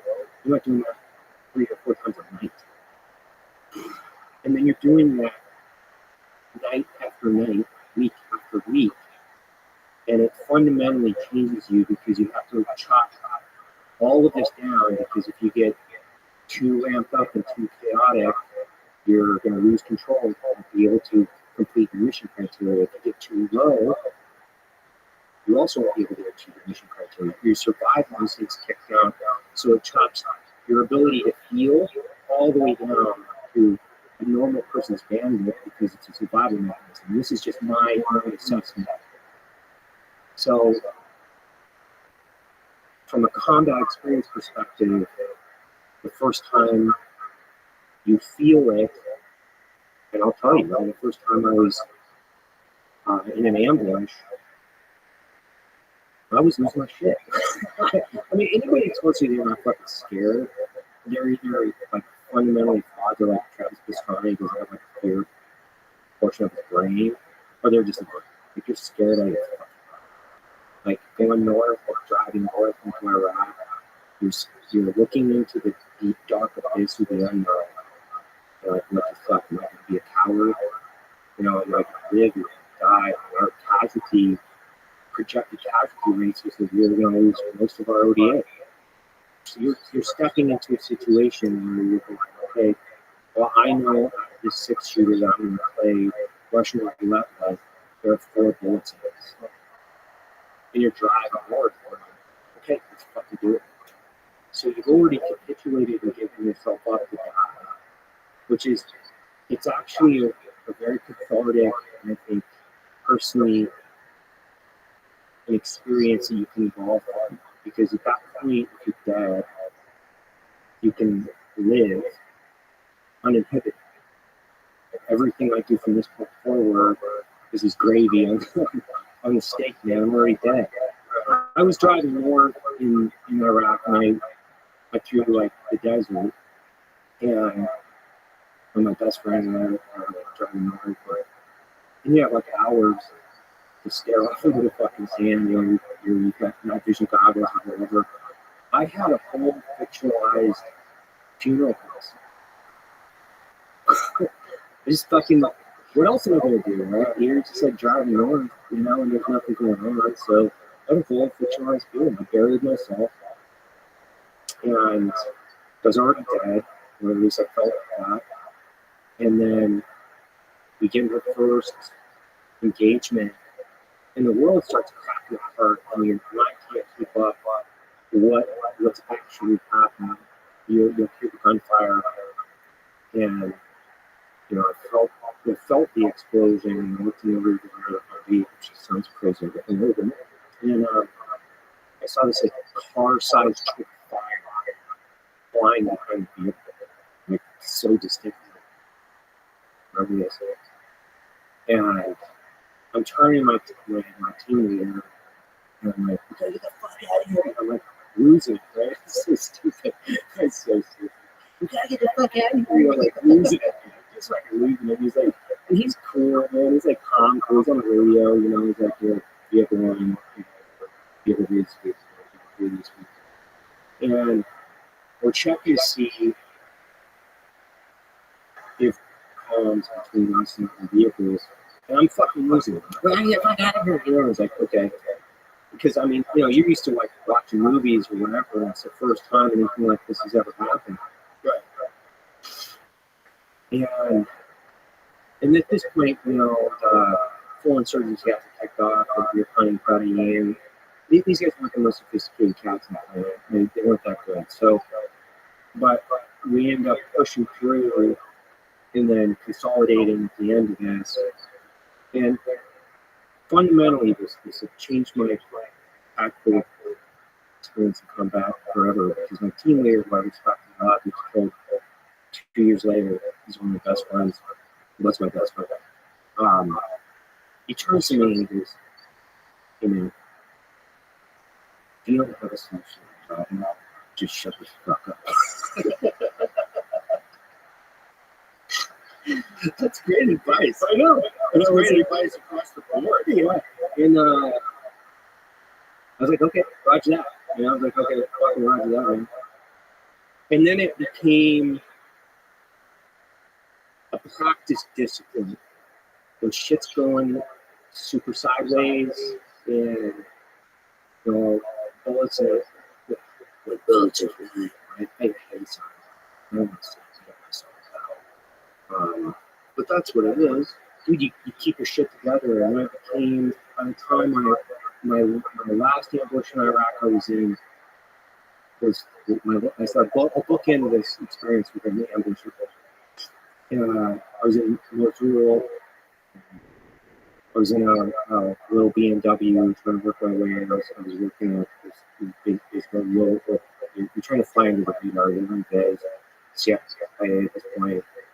So we're trying to blend in and get hit at a checkpoint when they light us up.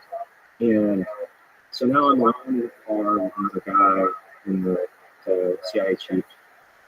And the entire Iraqi army in Mosul, Iraq, is essentially pursuing us through Mosul is the size of Los Angeles, so it started from the north end of Los Angeles.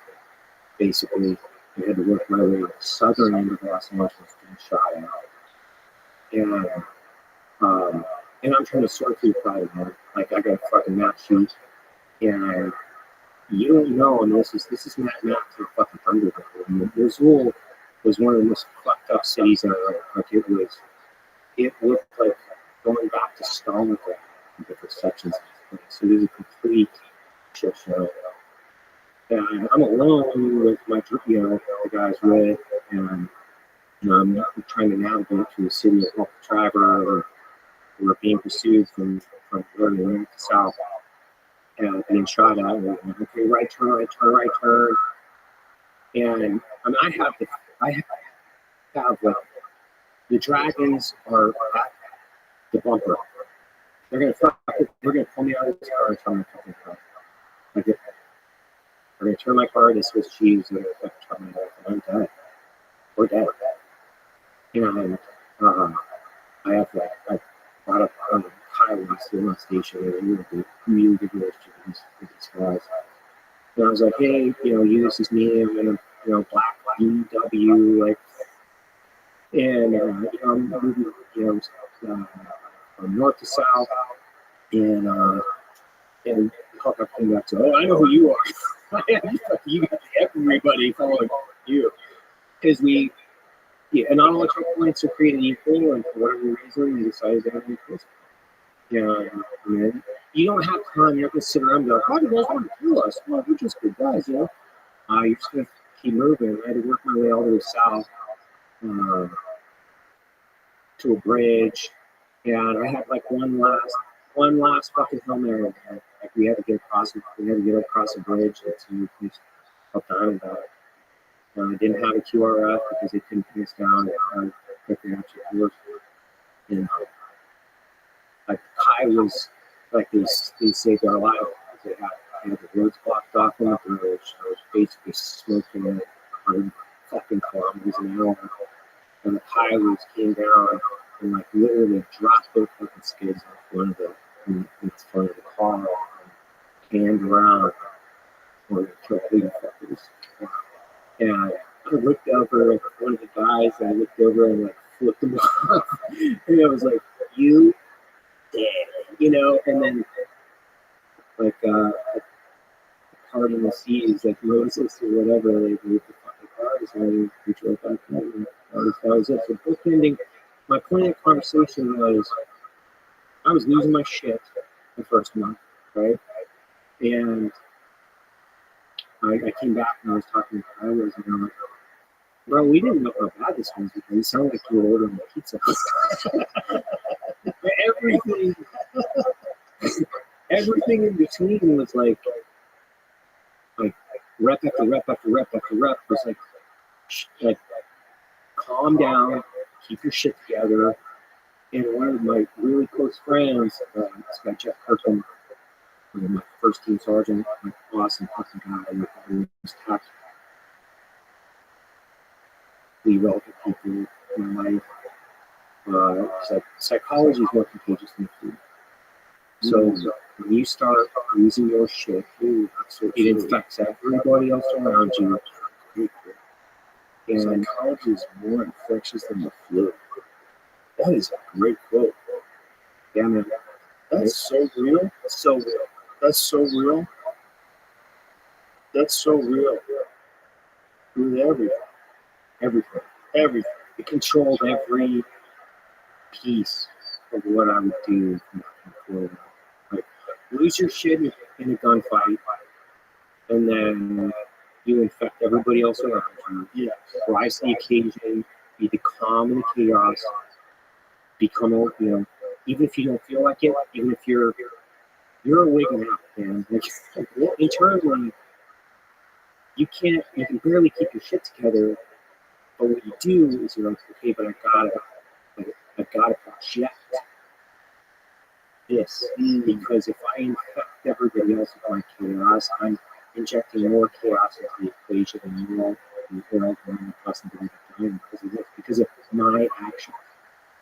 I think that's why people gravitate towards inspirational figures. It's because they're trying to get some of that psychology. They're trying to get it worn off. Great quotes and great feats and fascinating people. You want to absorb some of that psychology. That is such a great quote, though, because it's so true. If you're around someone who's freaking out, you're trying to keep your shit together. It's so hard to keep your shit together. You can't. Right. But if you're around a bunch of dudes, just sturgeons and stoic, Yeah. and there's no flexion. And what I would say is, like, in the time of repetition in the community, and there's a default emotion that is accepted on it. It's pain. Right? So anger and I say joy, it's like joyful cows typically, right? But it's like you have to, everybody becomes a stoic. Yeah. Nothing can phase you. And if you are a guy that's phased, you're like, oh, you're going to get chopped. Yep, exactly. And so I rap. We're going back to what I was talking about when I rap. I'm supercharged, and when my reality started kind of crumbling is we were on the first ODAs. We did this joint op with the CIA to meet this guy Mikado Asada. This is early on, it's like March or war. And Mikado Asada became a prominent figure later on in the war. He was really relatively well, not known at all. Anyway. And I was working with the CIA case officer at that point, and not just me, it's like my entire opinion. And Mutado's like, he's a bad guy. Like, he's just a real piece of shit. And at that point, on the job for his time, and we went out, had a meeting with him, and we came back, and all of us in the military, paramilitary side, like, this guy gets out of it, we need to actually have him with a smaller force. Is basically going to be the instrument in there is. And we're having this big debate in the team room. And everybody that carried a gun, like, we speak animal kingdom. We know when there's a threat. And then we have this case officer who's like a adjunct professor at fucking Georgetown. He was asking for it. Or like, this guy needs to die. Get on him. And case officer, like, no, he's going to work for us, And like, they wanted him to be nice. Yeah. I'm like, this guy is fucking stupid. Like, this guy's he's a Shia, supposedly Shia Clara. If you know Iraq, we've got 60% of the country Shia. It's typically going to answer Iran. We've got 15-20% is up north. When you get the rest of is Sunni. And we're like, this guy's not going to fucking work with us. And this guy's a real piece of shit. He's already spinning up a militia. He's going to be a problem. No. And we're like, okay, like, you're the big man on Brown. You're the PhD man. Like, sure. So we acquiesced. And years later, I don't know how many guys died going into going back into a job trying to find this fucking guy. I don't know how many companies a whole basically surge country probably didn't to try to find this guy. We had not time like that. I literally looked at like he had less than 40 guys in the front could have like gone out and got him like that night. And then it became a problem. And not only did it become a problem, it was like the decision makers were so poor at that point early in the war. It started to really affect me in the sense of like I was still bought and sold, but I started to really think these guys might not know what the fuck they're doing when there's like Wolfowitz and Rumsfeld, Brennan, when they debathified Iraq, so after we invaded, they did this thing called debathification, which was basically we fired military and everybody that was involved in the Ba'ath party. And we're once again, we're in the team room, we're watching CNN, and it's Rumsfeld talking about we're debathifying Iraq, we're firing everybody. And I'm not exaggerating. Everybody in the room was like, what the fuck? Like you guys are gonna create the insurgency. Like it was on the ground that moment, that second. Like I wanted to throw, I wanted to throw a fucking brick through it. Like I was like, these guys are paint by numbers creating an insurgency. They have no fucking clue what they're doing. And it was like that moment, which is fairly early, where I lost a lot of confidence in the decision makers. But okay, the question is, well, why did you keep going back? Well, because you want to try to search for meaning, and you're trying to find the actual purpose. Like, what is the purpose? Like, are there WMDs here? Are there like legit direct traces back to 9/11? Are there things that we're doing that can direct the effect of protect America? And you're kind of searching for it. And not kind of, you are. That's what you're doing. Or at least that's what I was doing. And by the time I left in 2009, I just figured I was going to die. I was like, fuck this place.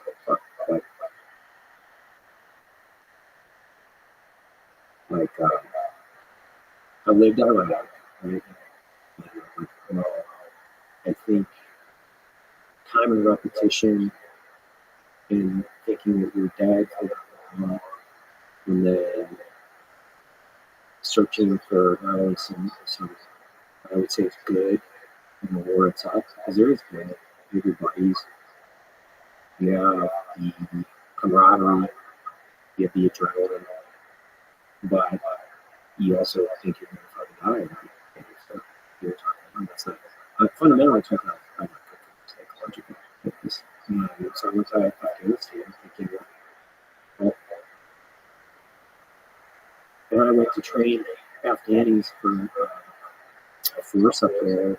And when I went to train those guys, it was, hey, if I can train Afghanis to take on the war, maybe I could protect 18-year-old kids from getting fucking weapons. Maybe I can protect the 20-year-old kid from Nebraska who getting a fucking RPG stuck through the face. And I was older, and I was also willing to die. So the kids, when I say the kids, 18, 20 years old, like, it's not fun to watch. I say that, it's an understatement. It's so heartbreaking to watch a kid that's never been in fucking combat die. It changes everything. Right? Yeah. So you go from Iraq to Afghanistan, and I'm watching all this stuff unfold, and there's And I don't want to say it's all negative because there's there were things that were very positive, but I'm so jaded by the time I get there that I'm like, well, if I can save some Americans, I'll save some Americans. And, if not, at least this would be an interesting experience. And then, and there's a laundry list of other things we can talk about. I don't want to get I guess It seems like it's impossible not to watch it going back on. And that is, how could you not? In the overwhelming negative experience, the overwhelming horrific experiences. Well, I think that's where I have this massive distrust in politicians. And I think that's part of the reason they have squandered the courage of the American servicemen in these forever wars that we entered in under a lot. So like, Wolfowitz and W and Rumsfeld and yeah. And sorry, man, I don't have any respect for those guys. Like, I don't really don't have any respect for those guys. I have a profound amount of hatred for the Americans. Because I'm in my 20s. I'm not making excuses, but there's plenty of guys like me that were not only hoping and sinking, but still sign up for this country. I think service is a remarkable courage and service back to our community is something that cherish. Like we do. But when you have an orchestra of idiots that are manipulating the courageous men and women of our country to go into these wars based on a neocon pipe dream, and there's no consequences. Like, you can pull out of Afghanistan with billions of dollars of equipment. Who the fuck got fired? But if I made a mistake, if me and my buddies made a mistake, we lost our lives. We go to jail. Like, we lost our clearances. And I'm not trying to sound like a whiny bitch. I'm just saying, like, no consequences for this. Nothing. We get to go paint paintings and you think it's okay. Imagine the consequences for lying about wealth and mass destruction. And has there ever been a large-scale investigation as to what led them to either believe or to push the narrative that there was weapons of mass destruction? Well, I think you read, there's a lot. Well, I think there's a lot of books out there, obviously, and whether or not you have to kind of sort through the actual documents and figure out where these guys were at. I've spent a little bit of my life trying to understand from their perspective, and I honestly think a big part of it is the guys who are making the decisions. Their hubris, their utopian belief that they were going to be able to rebuild Iraq like Houston. It's an oil country, and they really believe that if they did bring in this rogue nation of Iraq, that Iraq was going to eventually contribute to terrorism. And you had guys that were so consumed with their intelligence when it flipped to not only hubris, but they didn't have wisdom, they had intelligence. Wolfowitz is a smart guy. He's not an idiot. The problem is he's not wise. These guys weren't wise men. There's a difference between having an high IQ and having the experience and repetition, seeing death and destruction, seeing people's lives fucking torn apart, and then understanding something from reading a book or thinking about it from an economics perspective. And, I think Wolfowitz, Rumsfeld, Cheney, they had this belief that they could do anything they wanted to validate this. And they did. They had the data mine information and pull and pluck from different analysts that agreed with them. But most of the intel community didn't agree with them. Like, we had defeated the Iraqi army to the point when I say defeated it. But if we go back to the 90s, we say Desert Storm was 91, And then from that point forward, you can basically say that, HW to Clinton administration with the economic sanctions, and with the integrated bombing campaigns that they had led throughout the 90s, we had essentially stuck that guy back into a hole where the only thing he could do was sell oil on the black market. He had a fascist state where he and his family had complete control out of the country, but he wasn't going to be a threat from an international terrorism perspective. That's just false. It's not only false, but it is patently false. And they had to mine the data to validate it. They had to lie. They had to sift through and find, pick and pull pieces of information. And they really thought this was going to be a fucking cakewalk. They did. Because of Desert Storm, They thought because of Desert Storm, they were listening to these assets like Taliban and some of these former Iraqi exiles, and listening to these guys who, by the way, were also manipulated by the Iranians, people by Iranian intel guys, their Iranian assets. They're listening to these people and they were living in their own echo chambers, validating this idea that it was better for regime change, the international, not only the international economy, but it was going to be a stable petroleum-based country where we could integrate democracy.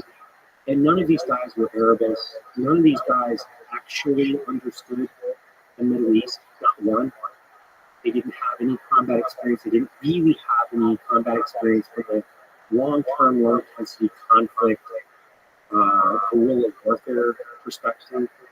They were given not only the information, but they were given most of the information they were given was saying this is going to be much more complex than you think it's going to be. And they denied not only the opinions, but the information, and they went ahead with their fucking plans anyway. Rumsfeld single-handedly dictated how many people were going to participate in the war. Like, he was dictating how many divisions it was going to take, and he's like, actually, I think you could do it for half that. But he was like trying to negotiate how many guys that Tommy Franks was going to use to invade Iraq. And Tommy Franks didn't have the balls to say, actually, I need 2 more divisions.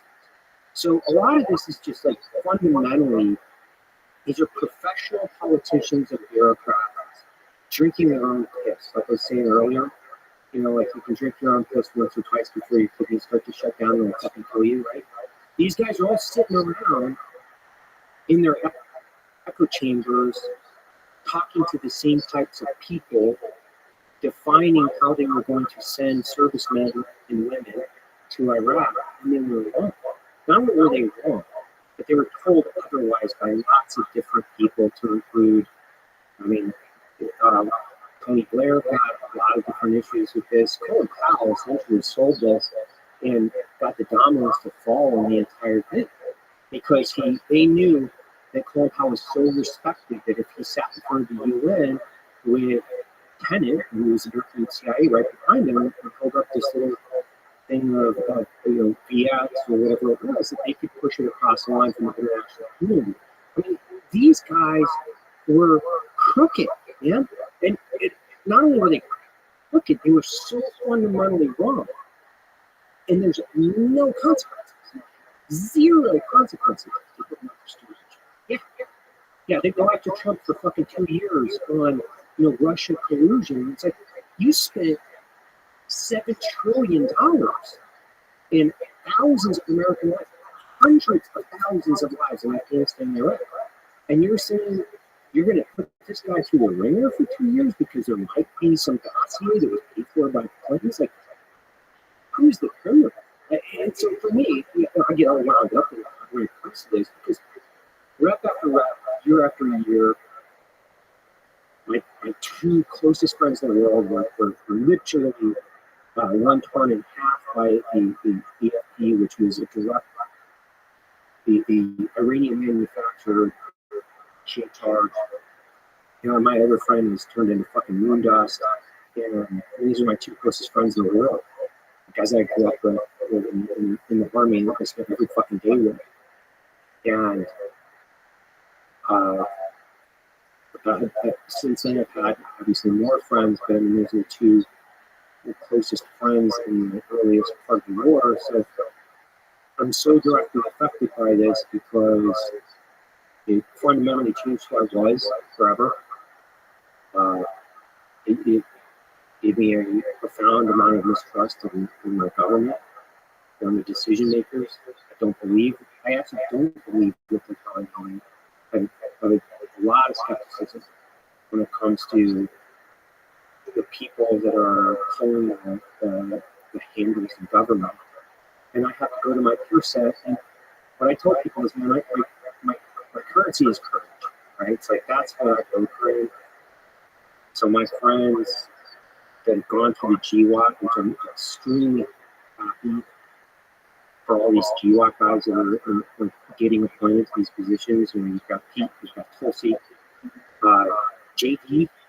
Like, they fundamentally know what war is. And when you have decision makers that have never been to war and their kids have never been to war, the Chinese kids never went to war, W's kids never went to war. And none of these guys, by the way, they're all Vietnam era guys. None of them went to fucking Vietnam. So it's really easy. But I think the difference is that when somebody's saying, stop the endless wars, I am more than happy to go chips in on that narrative than I am to go, oh, we need to invest and put more time, money, energy into creating more chaos and destruction in the American service members' lives or the lives of other people. Did you ever see that speech with Mike Pence and Tucker Carlson? No, Tucker Carlson essentially ended Mike Pence's political career. Really? With one speech. Yeah. Because this was when Pence was running for president. And Tucker was sitting there with him, and Pence was talking about getting helicopters and tanks and weapons to Ukraine. And he was explaining how they were being incompetent because they weren't providing them with what they needed. And Tucker went on his rant. See if you can find it. I bet you would find it under that. Listen to this. And you can be sure the Tucker part is Let me hear what he says. Just start right where your first was. Look where your first was. The transfers from jail. Sorry, Vice President. And you run for president. You are stressed that the Ukrainians don't have enough American citizens. Every city in the United States has become much worse over the past few years. Drive around. There's not one city that's gotten better in the United States. And it's visible. Our economy has degraded. The suicide rate has jumped up. Public faith in disorder and crime have exponentially increased. And yet, your concern is that the Ukrainians, a country most people can't find on a map, who's received tens of billions of US tax dollars, don't have enough tanks. I think it's a fair question to ask, like, where's the concern for the United States? Well, it's not my concern. Well, I've heard that routine from you before, but that's not my concern. I'm running for president of the United States because I think this country's in a lot of trouble. I think Joe Biden has weakened America at home and abroad. As president of the United States, we're going to restore law and order in our cities. We're going to secure our border. We're going to get this economy moving again. And we're going to make sure that we have men and women on our courts at every level that will stand for the right to life and defend all the God-given liberties enshrined in our Constitution. Anybody that says that we can't be the leader of the free world and solve our problems at home has a pretty small view of the greatest nation on earth. We can do both. And as President of the United States, we will secure our border, we will support our military, we will revive our economy and stand by our values, and we will also lead the world for freedom under my administration. I promise you. And Vice President, thank you very much. Just that. That's not my concern. That's not my concern. What the fuck are you talking about? Why? How would you ever answer anything that way? That is not my concern. That's not your concern. You don't think you just made a really good point that we're really confused as to, first of all, our we like $1 trillion in debt? How do we have $35.5 trillion. It's crazy. crazy? How do we have the money? How do we have the money to send to Iraq and we don't have the money to fix our cities? How can you say that's not my concern? What that is the opposite of what Trump is. That is nonsense talk. I mean, not that it is nonsense talk, but that is not a person's real feelings. That is just political speech. It's just, we're going to clean up our country, we're going to revert to right, It's memorizing sound bites. Exactly. And that's the entire problem with Rothschild. Yeah, exactly. They memorize sound bites. They say one thing, they do the other thing. Exactly. They've lost the trust of their constituents. They've lost the trust of the American public. And by the way, it's administration after administration, it's politician after politician. It shouldn't be a surprise to like politicians. I mean, look at that. Yeah. He's a fucking robot. It's weird. He's a weird dude. He's weird. You know, they're trying to say JD's weird. JD's not weird at all. I met that guy. That's fucking cool. He's normal. Smart as shit. I could hang with that guy. I could be my friend. Yeah. He's not even that weird. No, that guy's weird. I mean, I guess anybody who's that smart is weird. You know, people that go to Yale, people that look, he's weird in that way. Like, that's a lot, dude. You don't see a lot of those.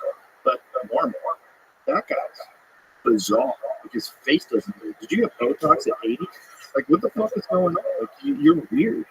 I think they have low IQs and they're pushing that into the red. That's why they're actually so afraid to do anything, because they're like, I'm really pushing this thing like a hundy, like a 105, like a Pulitzer Rich. So I went to Yale, and if I break outside of my box, actually people are going to know them fucking retard. So, right. Well, I also think that if you're that ambition, if you got the ambition and at that level, and you're so driven to become the alpha that you want to be the president, the amount of work that's involved in that doesn't leave a whole lot of room for reading.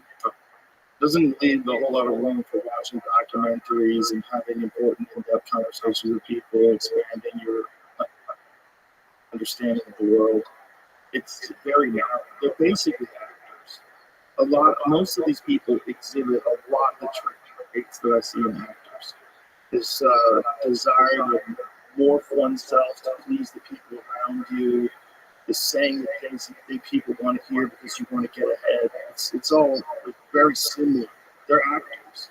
And the fact that these actors can rise to a position where they can actually dictate what these military veterans do and don't do, and have no knowledge or experience in it. Now, that's the fact that that's a real thing is fucking crazy. It's really crazy. I think that's right. That's how I was so jaded, and the motivating factor was it's like no man will ever have control over my destiny. I will not put a bit in my mouth. Yeah. For another man in the government, I will not be making decisions. Yeah, I don't think we can call a time in our history where we did trust the government. Which is such a weird thing to say. You know, I used to think it was the Obama administration. But boy, Obama during this Kamala Harris election, it changed my opinion of that guy. Really? Did you have a high opinion of him? Yeah, I did.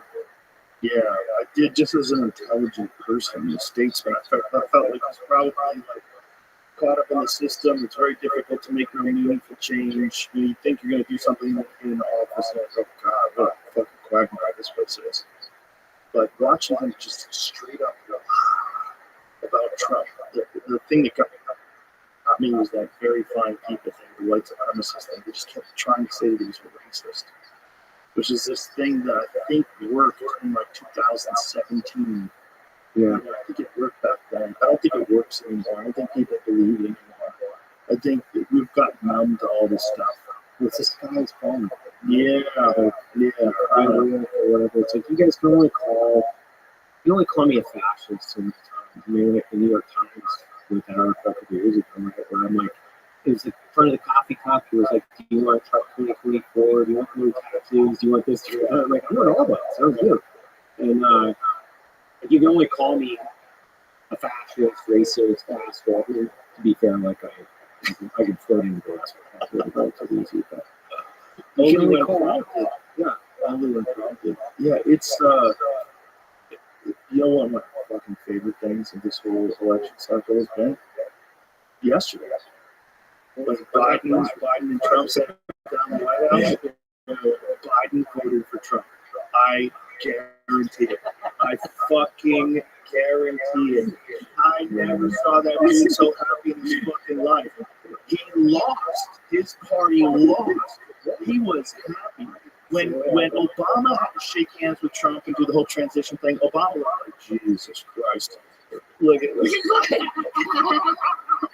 his fucking smile, dude. Trump's like, look at his fucking smile, man. That's like when your kid gets married. That dude looks like a hairless cat. Okay, it's crazy. First of all, what have they done? What have they done to his face? Go back to the other pictures with more eyebrows. Look at his mug. First one, for sure he's got something going on with his forehead. Botox the shit out of his forehead. They gave him a facelift for sure. There's a bunch of different things they did, which is very ill-advised, by the way, folks. Look at Trump. He looks like shit. No one cares. Everyone loves him. You don't look better if you get your face pulled back like a lizard. You just look more like a lizard. Everybody thinks you're a lizard already. Look at that smile. That motherfucker's never been happier in his life.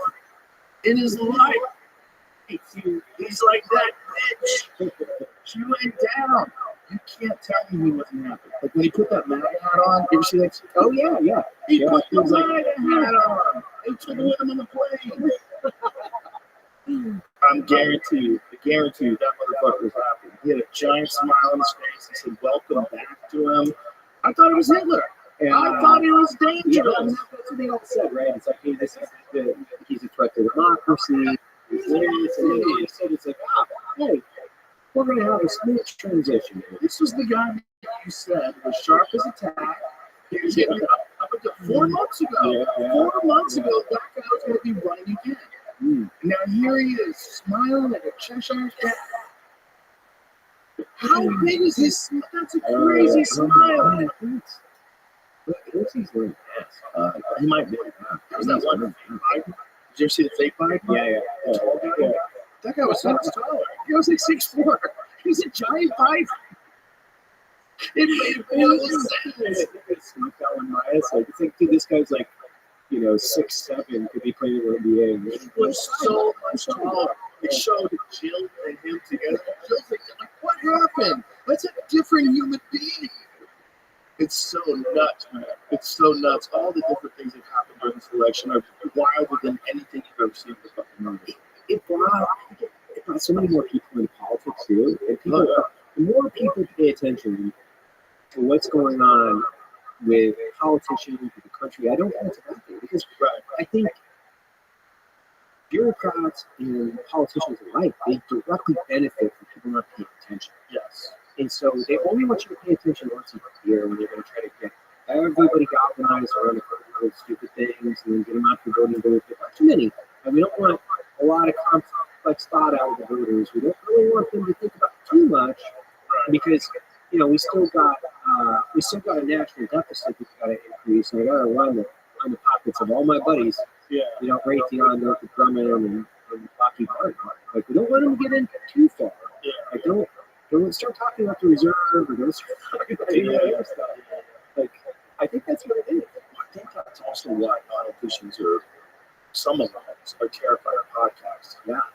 Because you do have to talk about it. But that's what makes guys like JD and guys like Trump unique in that they will just sit and talk with anybody. I mean, he's how Theo talked to him about doing coke. It's awesome. It was so funny. It's amazing. It was amazing. He has an ability to be himself no matter who he's talking to. And him talking to Trump about how he used to love to do coke. It's like, Trump's just sitting there, which was super funny, by the way. He's like, poor guy. You see Theo falling apart. But you're like, Jesus Christ, I thought I was right president. I might help this young fella.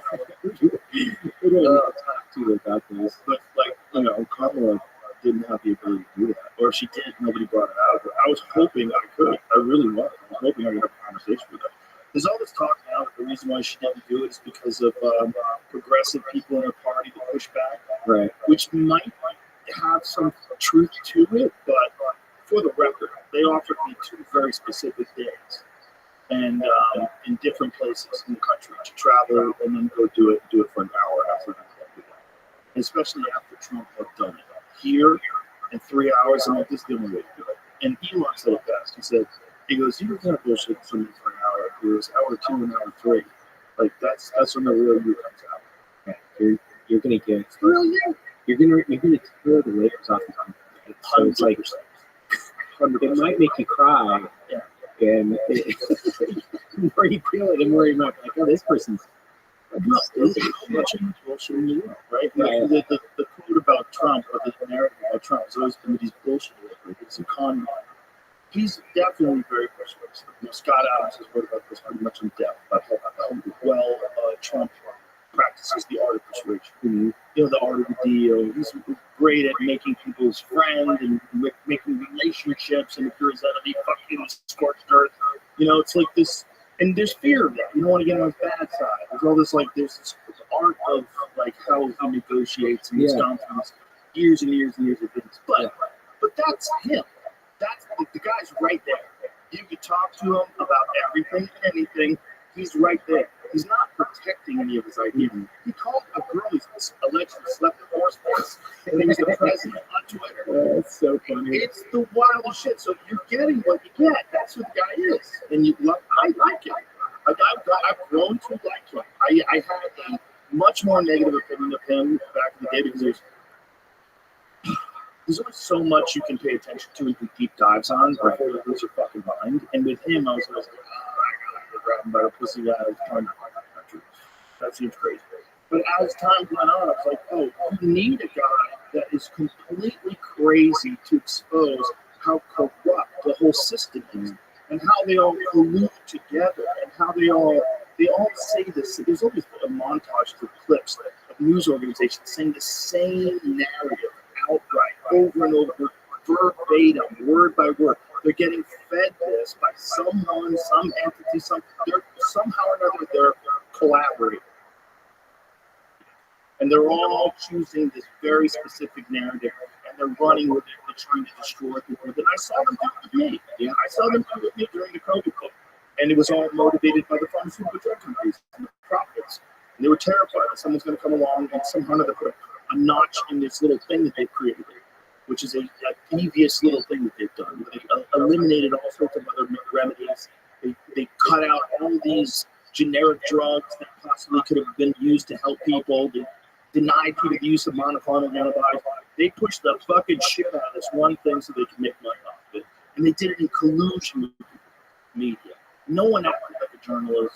No one looked at the excess deaths. No one looked at the instances of myocarditis in young people. No one looked at any of that. There was no journalism. It just showed everyone that the whole system is bought and paid for. It's all corrupt. And the only way you could find out who a person really is to listen to them talk for long periods of time. It's the only thing, it's the only truth serum you have left. And even that's not 100% effective, but it's pretty good. It's pretty funny. Your brain knows bullshit. You know, you ever like met some guy and like he's dating this girl that you know, and he's just, oh, well, he's like, what? He's shaking my hand, he's being nice to me. I'm like, I don't trust him. There's something gross about this guy. He's not his shit. But it's always this thing. You feel something. If you talk to someone long enough, there's patterns in the way they talk, the way they think, the way they consider things, whether or not they can admit that they're wrong, or whether or not they can tell you why they changed their mind, how did they form new narratives, like what bad paths were they on, and what personal correction did they make, and how long did it take before you got to a better place. You learn about people when you hear them talk for long periods of time. You can't fake personal growth. You can't fake like stuff you've learned. You can't fake flaws that you're willing to expose to people so that they could perhaps see them themselves. You can't fake that. And all those people like Mike Pence, it's got zero of that. You can't sit that guy down and have a conversation, a real conversation with him. He's so afraid Honestly, I don't think he can pursue it.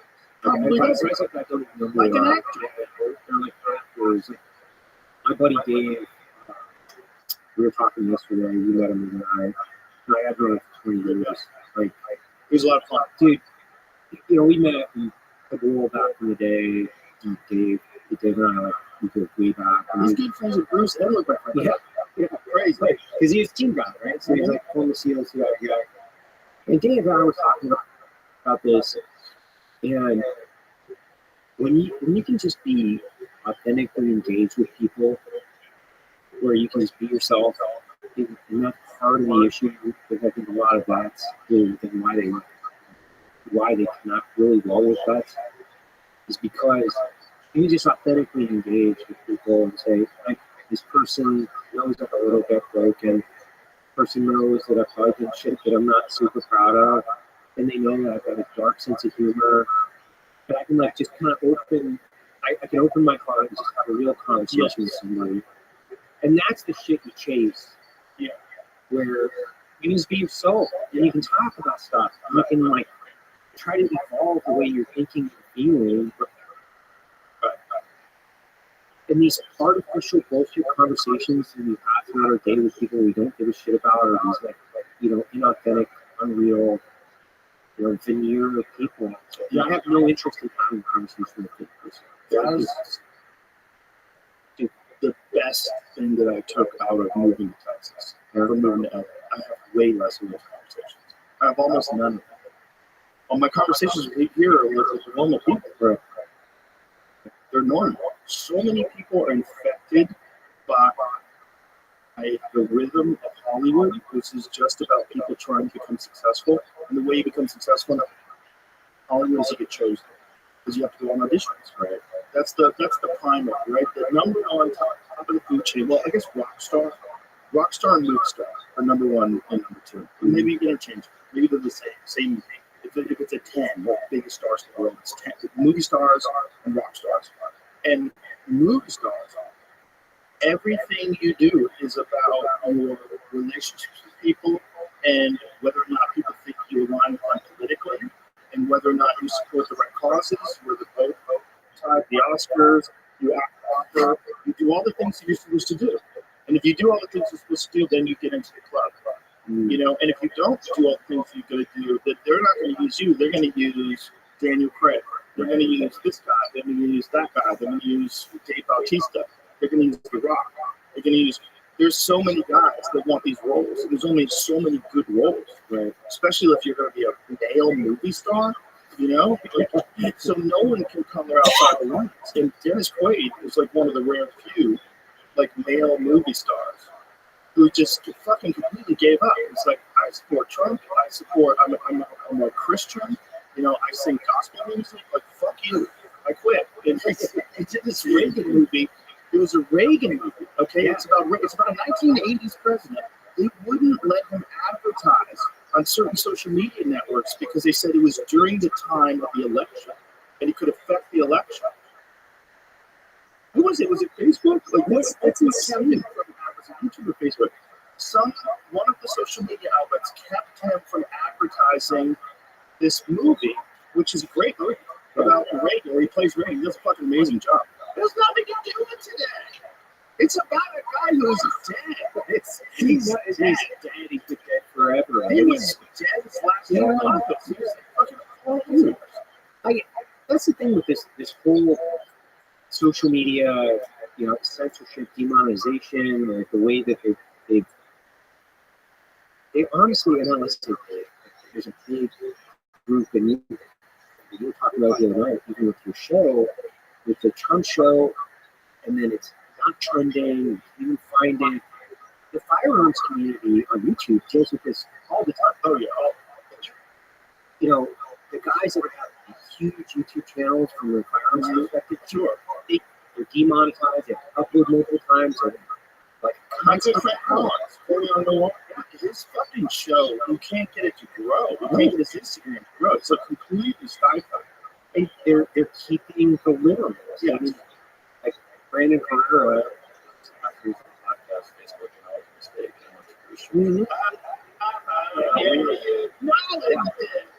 Look at this. He expressed his belief that Facebook labeled the content as an attempt to sway an election. Like the entire Thank you, Facebook. firearms, It was just a mistake, Jamie. Jamie, it's just a mistake. the entire firearms community, and it's weird because when I say we talk about it all the time, whether it's the biggest YouTube channels on for the firearms space, they're constantly battling and trying to keep their channels up. It's a constitutionally protected right. Right. And because there's a difference in political opinion, they can tip the scale. Right. Which is completely insane to me. And there's a lot of traffic. I mean, you think about some of the really big channels that are out there. These guys drive millions and millions of views. Mm-hmm. People obviously want to watch, and they can't increase their reach, or they get demonetized. They're constantly screwed over and over and over again.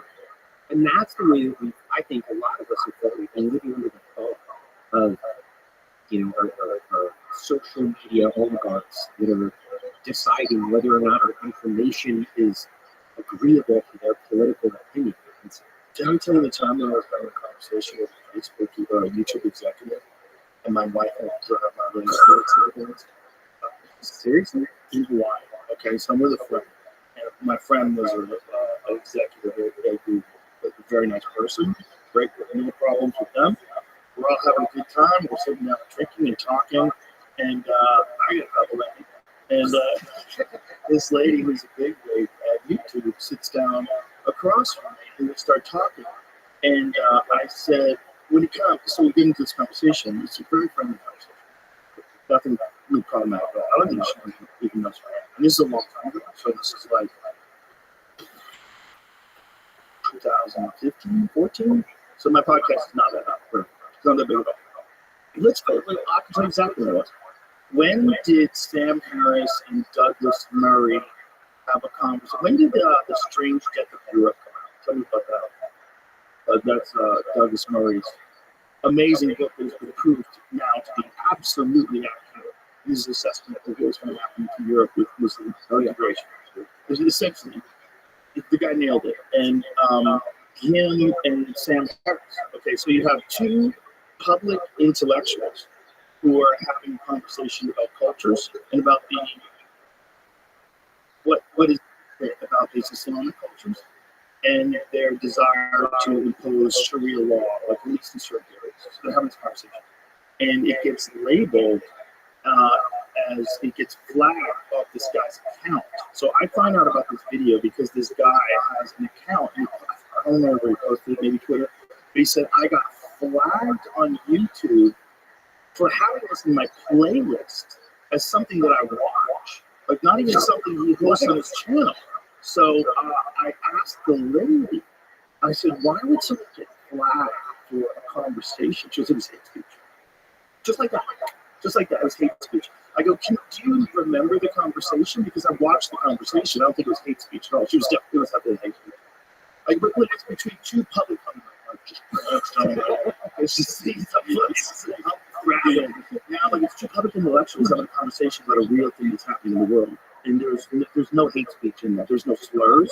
There's no degrading of people in a generalization of people. There's no racism. This is they're talking about real cultural differences and how they're going to affect Europe.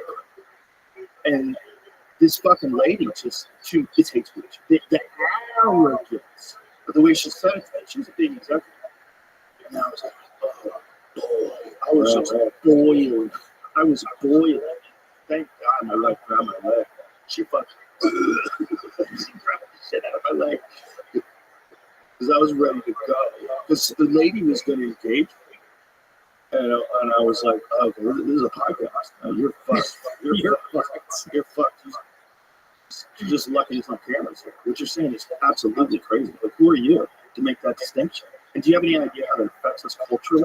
When a person like yourself who lives in this fucking San Francisco, this whole bizarre tech cult bubble, that's what you live in. Yeah. And you want to impose this crazy leftist perspective on everyone in the world to the point where you're not even allowing two really renowned public intellectuals have a public discussion about this in front of an audience.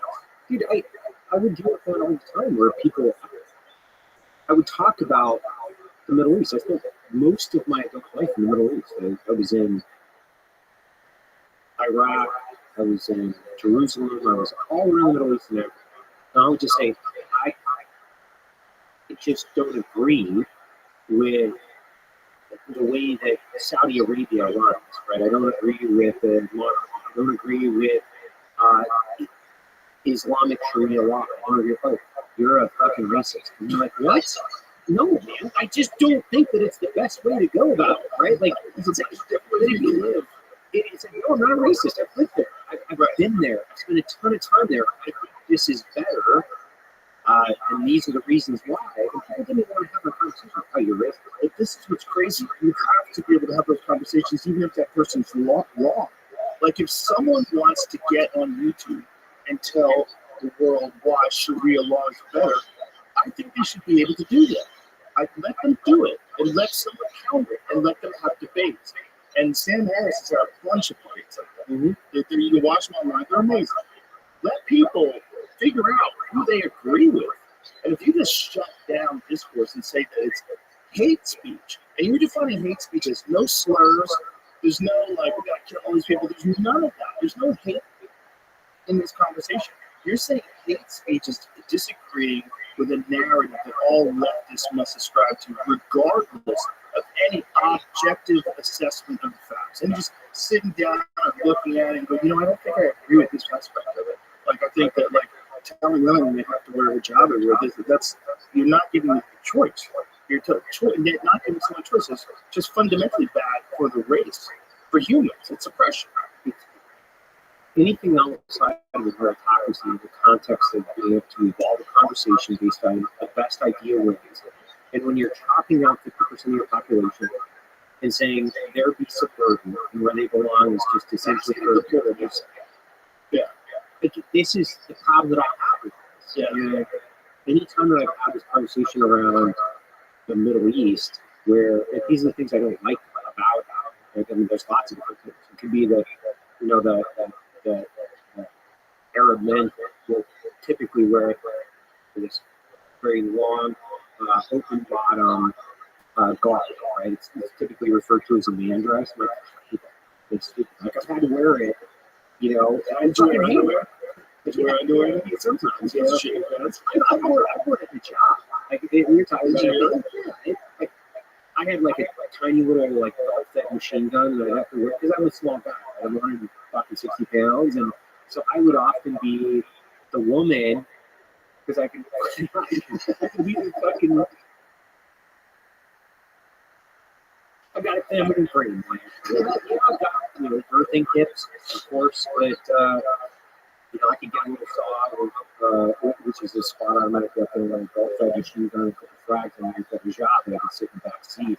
Oh, wow. It's like, surprise, bitch, I'm not home.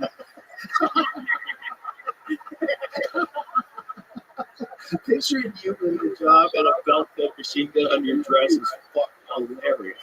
It's so much fun, man. Like, did you have like a thing where you could pop it up, like a Loki jacket? Yeah, so you Velcro. So we had a whole department in the agency where they would like design costumes and shit for it. So I had this fake mustache. I got a picture of it. I'll fucking send it to you. But I had this fake mustache, and like they would put tanner and fake mustache and like sunglasses. So I'd like drive around looking like Saddam. Like that fucking American World Police movie? Oh yeah. Hold on. And it's so funny because like you have no shit a person putting makeup on it before you like go out to do something. So you really have fake mustache and or for me I'm like skin job. I already know what I'm doing. I mean it's fucking but me and the lady thing, Are we allowed to makeup at all? Or there's a lot of makeup on the job or not? Yeah, they can depending on where they are. Some parts they don't let them do it. Some parts, yeah, depending on how extreme they are. But if you went to like Kuwait or something like that, they would flash it, to signify that they're like racist. You know, fast. Relax. Yeah. Sorry. Isn't it wild that that religion, the absolute most suppressive religion when it comes to women and gays, are the ones that the progressives are so vehemently defending?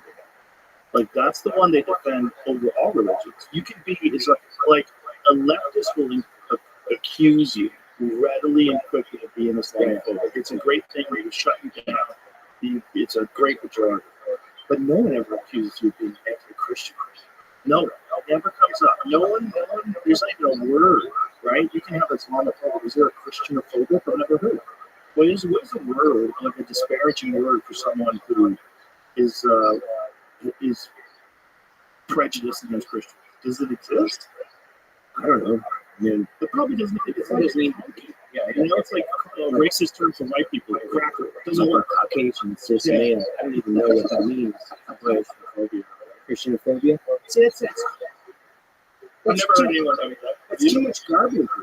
You can't say it like that. No. Islamophobia is kind of fun. Yeah, Islamophobia flows. It sounds like you're in a lecture. Mm-hmm. Well, this podcast is filled with Islamophobia. Let's just discuss this. This is really important. We need to do it. But I think that's so funny because when I listen to academics, you know, I'll pop a YouTube and I'll go down a rabbit hole and sort of thing, and listen to academics. And half of them, I shouldn't say half of them, a good portion of them, they're talking about things that they never actually experienced. Right. So for me, I've lived in the Middle East. Like I've lived in Jerusalem. I've lived and interacted and been in these cultures and seen them in a very vivid way. And when I say this, like the tactical and combat experience specifically in these countries, it's very vivid. And part of the problem with this differentiation, let's go back to that, this differentiation between decision makers and people actually implementing the tactical execution on their own, is that there's a huge disconnect from their reality. They don't have the wisdom, understanding what it is. And what I used to tell people is like I was almost like a zookeeper, where I would usher, depending on the person, I would usher them through the fucking zoo so they could see what's going on, but they would see from afar. And I kept the lions from eating them. Right. And there's this very clear differentiation between the people in charge, and most of them shouldn't have been in combat zone, specifically in the agency. They should not have been in the combat zone.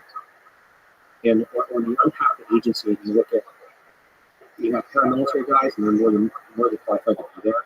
And you have like the cocktail circuit guys, and they're just trying to get their combat tour so they can get promoted to another fucking spot that they actually have no business doing.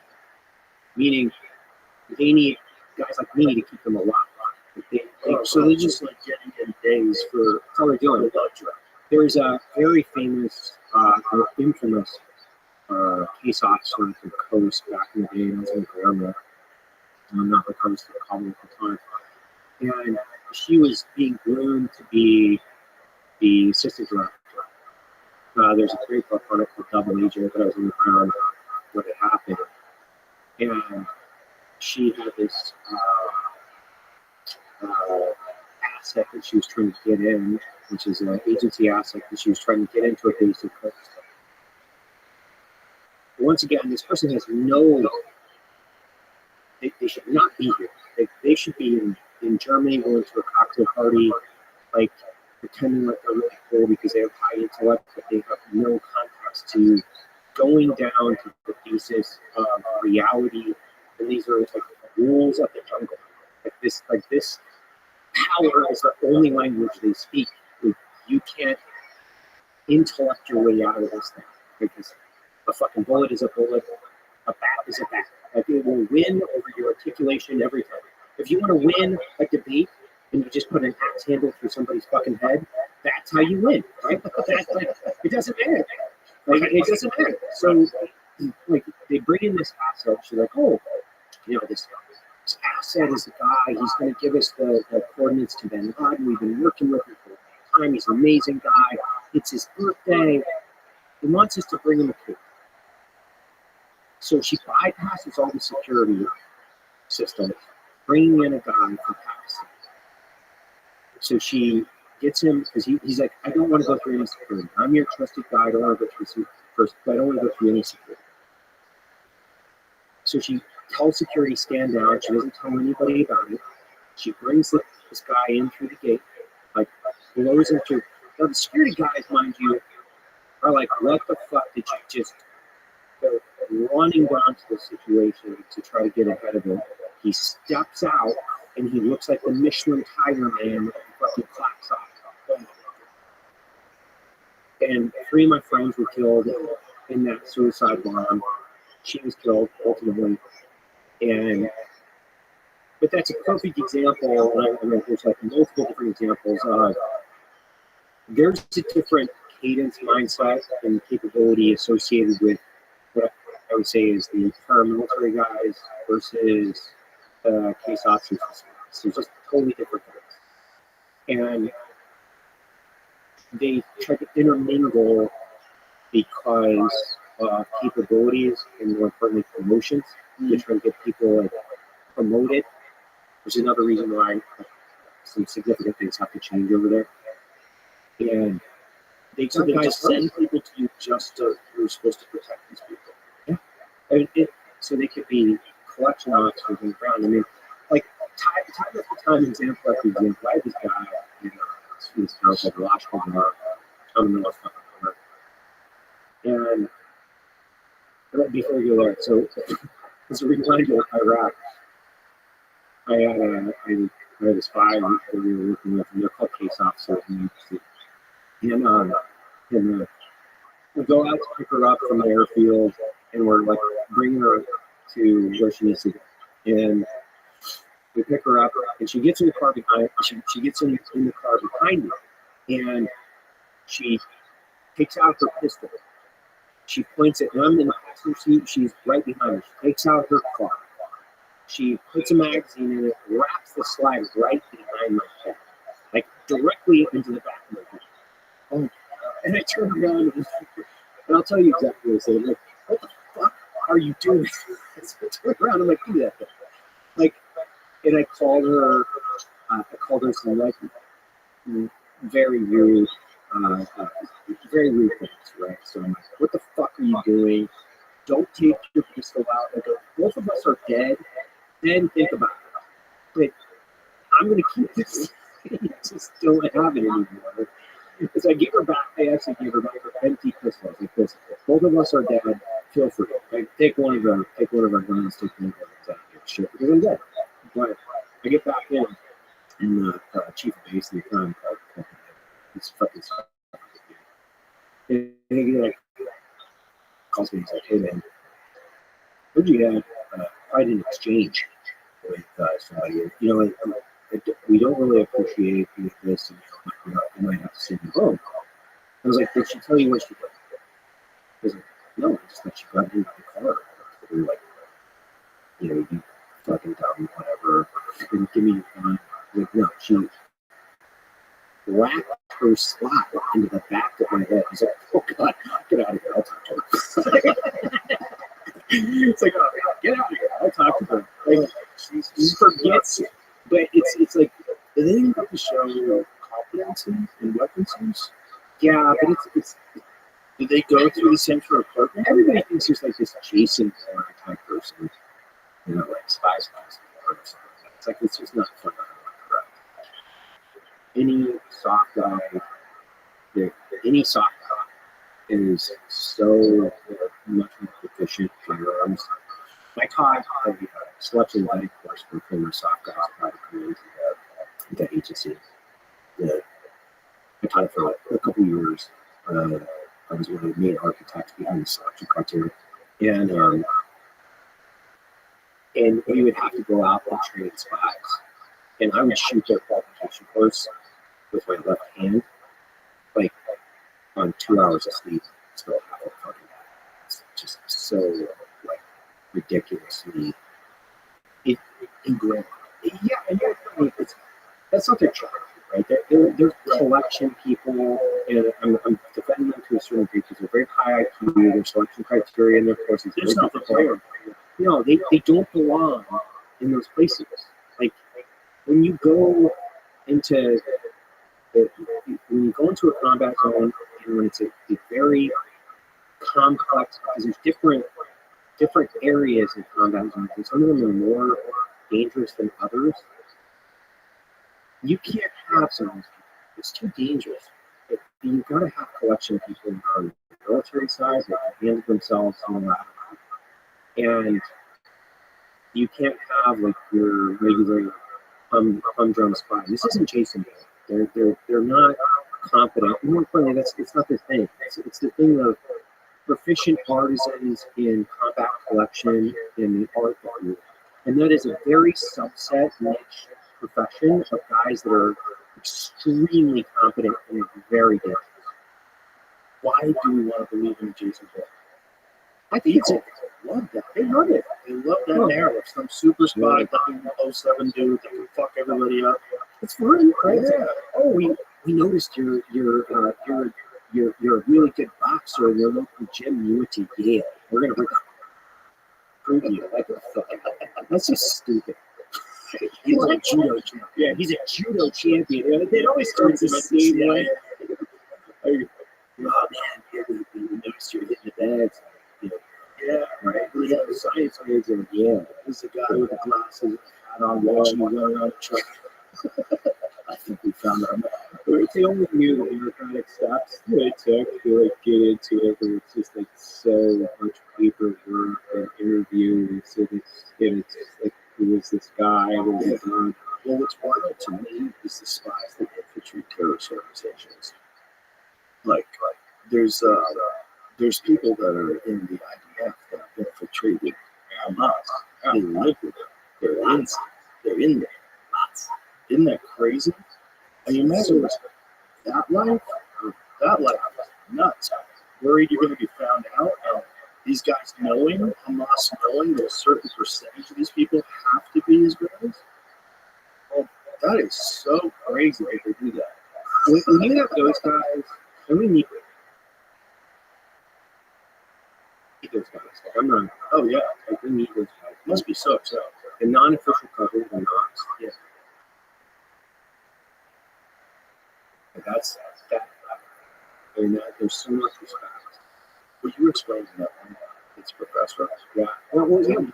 So, Yeah. I out of all the guys, I had such a unique ride in history and times, right? Where looking out the window, kind of just being a passenger in history and being able to talk to some of these guys.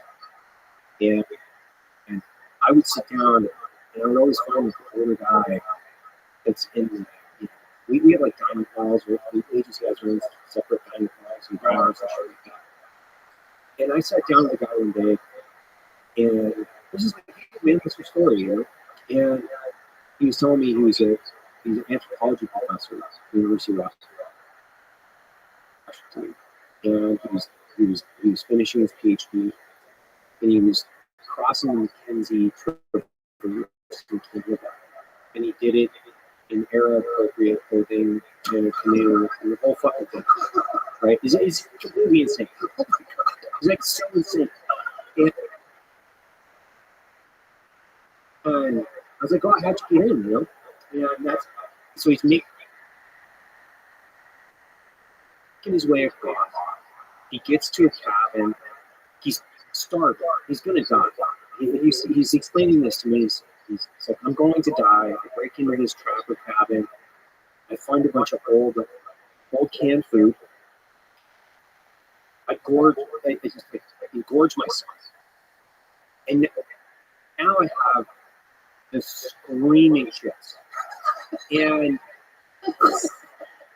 I'm like wiping my ass with this National Geographic, and I pull out this ad. The agency used to have ads for National Geographic, and he thought to himself, wow, that's really interesting. I should apply. So he applied. When he got back, Imagine this scenario. You're fucking starving and you're eating bottles of milk cans of beans and pork and shit.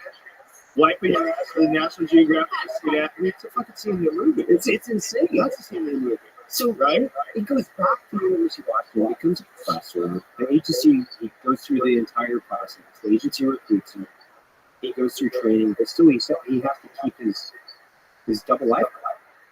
And So he starts a life as a double life, in fact. He becomes a professor while he's in the agency. Wow. So from the jump, he's got a double life. It's not like he gets recruited, he's some Nobel Prize winner, and they say, we need you to be for America. Wow. And his first job, I'll never forget when he described this to me, because I didn't know any of this. So it's part history, part agency history. And he goes, my first job was I flew down to Haiti, and I just had a suitcase full of money. And they dropped me off from out of nowhere. I'd go kill kids. That was his job. Jesus Christ. Just a bag of money. That was it. One straight directive. Okay, and so in defense here, that's cool shit. Like, Freaking violent. it's violent. Trust me. Hey, here's a bag of money. Yeah. Go kill some kittens, because you had, it's a proxy war, right, between South Africa, the Soviets and Cuban by proxy. They were both supporting each other. They were both supporting the communist revolution. So we were pushing back, from the state's perspective, we were pushing back against the Soviet intervention, which was driven from the Cubans. So he had a huge Cuban intervention, which is something most people don't realize. And I just thought it was fascinating because it was the first time I've heard about it. And here's this guy that his job was, here's a bag of money, go kill kids. That's your job. Oh, he's pretty cool. Well, he's a professor, so he'd be like, so he'd go back to whatever university and go, okay, kids, I know I've been out on a dig, and I've been building, atlatls in Australia and trying to do this, but really he was in Angola hunting cubans. Oh shit, that's pretty badass. That's way better than India. Oh, yeah. Yeah. Chocolate, shit. Take it back, gun and face down. Okay, and then plus 5. Who here can answer this? Nobody can know. He never tells anybody. No, and he's still. I mean, so I guess with a guy like that, if you can find a guy who's willing to wear era equivalent clothing, who just had era correct, and make his way through a trek that was most likely going to kill people in the 1800s. You know who did something like that? He didn't do the whole thing, but Ranella, the way I met him was he had a show before media. It was called The Wild Within, and I got really addicted to it. seriously? Yeah. I used to love, way before I went hunting, I used to love watching hunting shows. Yeah, I used to watch Ted Nugent's Spirit of the Wild. I was always like, what the fuck are you watching? But I was always obsessed with hunting shows and wilderness shows. People in the wilderness. Because every time I'm in the woods, I feel like I'm going to fight them. So I wanted to experience more of that in my life. I was watching on TV. So there was a show called The Wild Within. And what Ranella did was, I think he used error correct weapons too. I think he used a musket, and he shot a bison, and he turned the bison into whatever the animal was, turned it into a boat, and made a boat out of it, and drifted down this river. He did all these things that these pioneers did back in the day when they were making their way across the country. That sounds awesome. It was pretty dope. That's how I got to meet him. That's how I got him on my podcast. Before Me Too, there was ever a show. Okay. Yeah. He was super dismissive of the podcast. Now he's got one. I feel like there's a lot I'm doing here. I'm in this comedy club with this fucking dude smoking weed. This is ridiculous. I feel like there's a lot of people that try dismissed it. They're like, oh, what the fuck is Joe doing? But now he's got a great podcast as a result. I love that. Oh, he's awesome.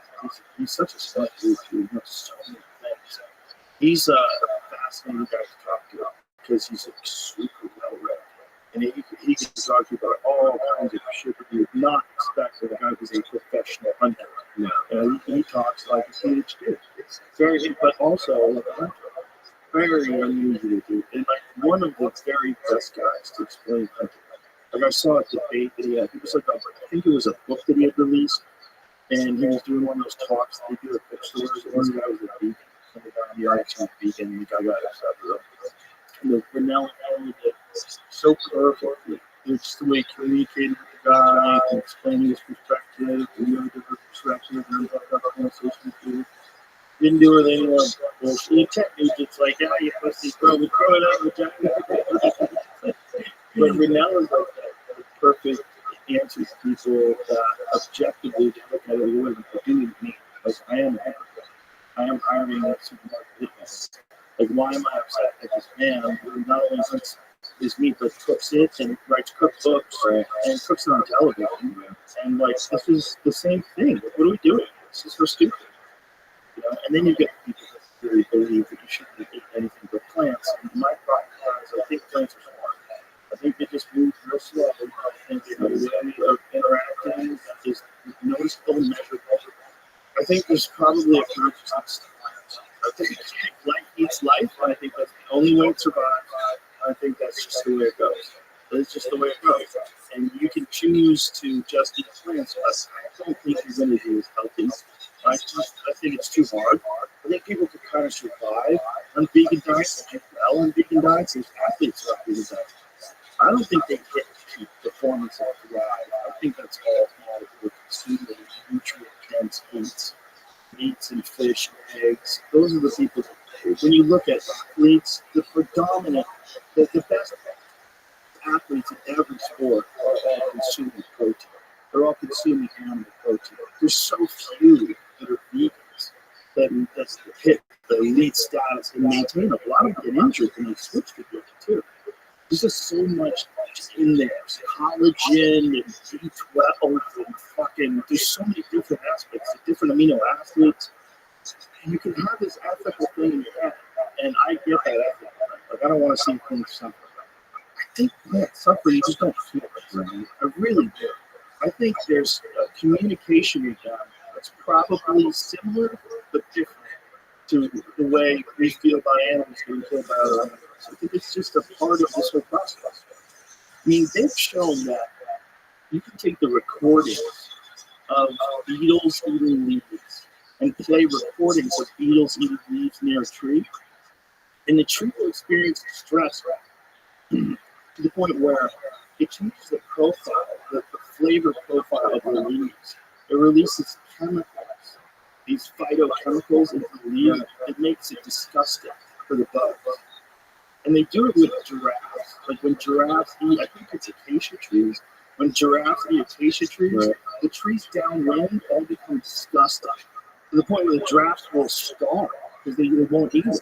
They change their flavor profile to protect themselves. They release some sort of chemical. It makes them inedible. Well, I think it's so interesting because you can see it with who's that? Paul Hamilton is when my son is like talking and communicating, and the health benefits to fungi and different plants. Like, I think any time you have this edict with no meat, no plants, no, I think it's just another version of religious extremism. Yeah. If you were just to say, what makes sense? Listen, morally, what am I going to have to coalesce in? From me, I don't want to be a hypocrite, so I hunt. That's the way it is. And we eat a ton of wild meat. We eat meat. I love fish. I love fruits and vegetables. But I think if you're making this determination that there's no meat, this is the only thing I'm going to eat. Well, one, and that's a lot of time, effort, and energy that you're spending specifically on your diet constraints that could be allocated to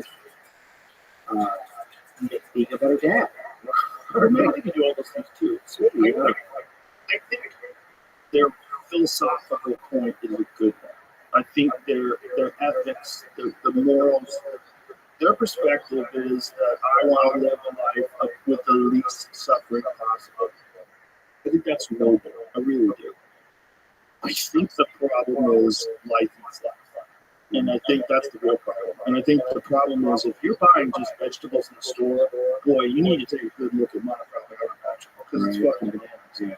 You know, there's Taylor Sheridan in Yellowstone. There was a scene where Kevin Costner was talking about a hippie lady was trying to shut down the ranches and shit. I forgot what her thing was.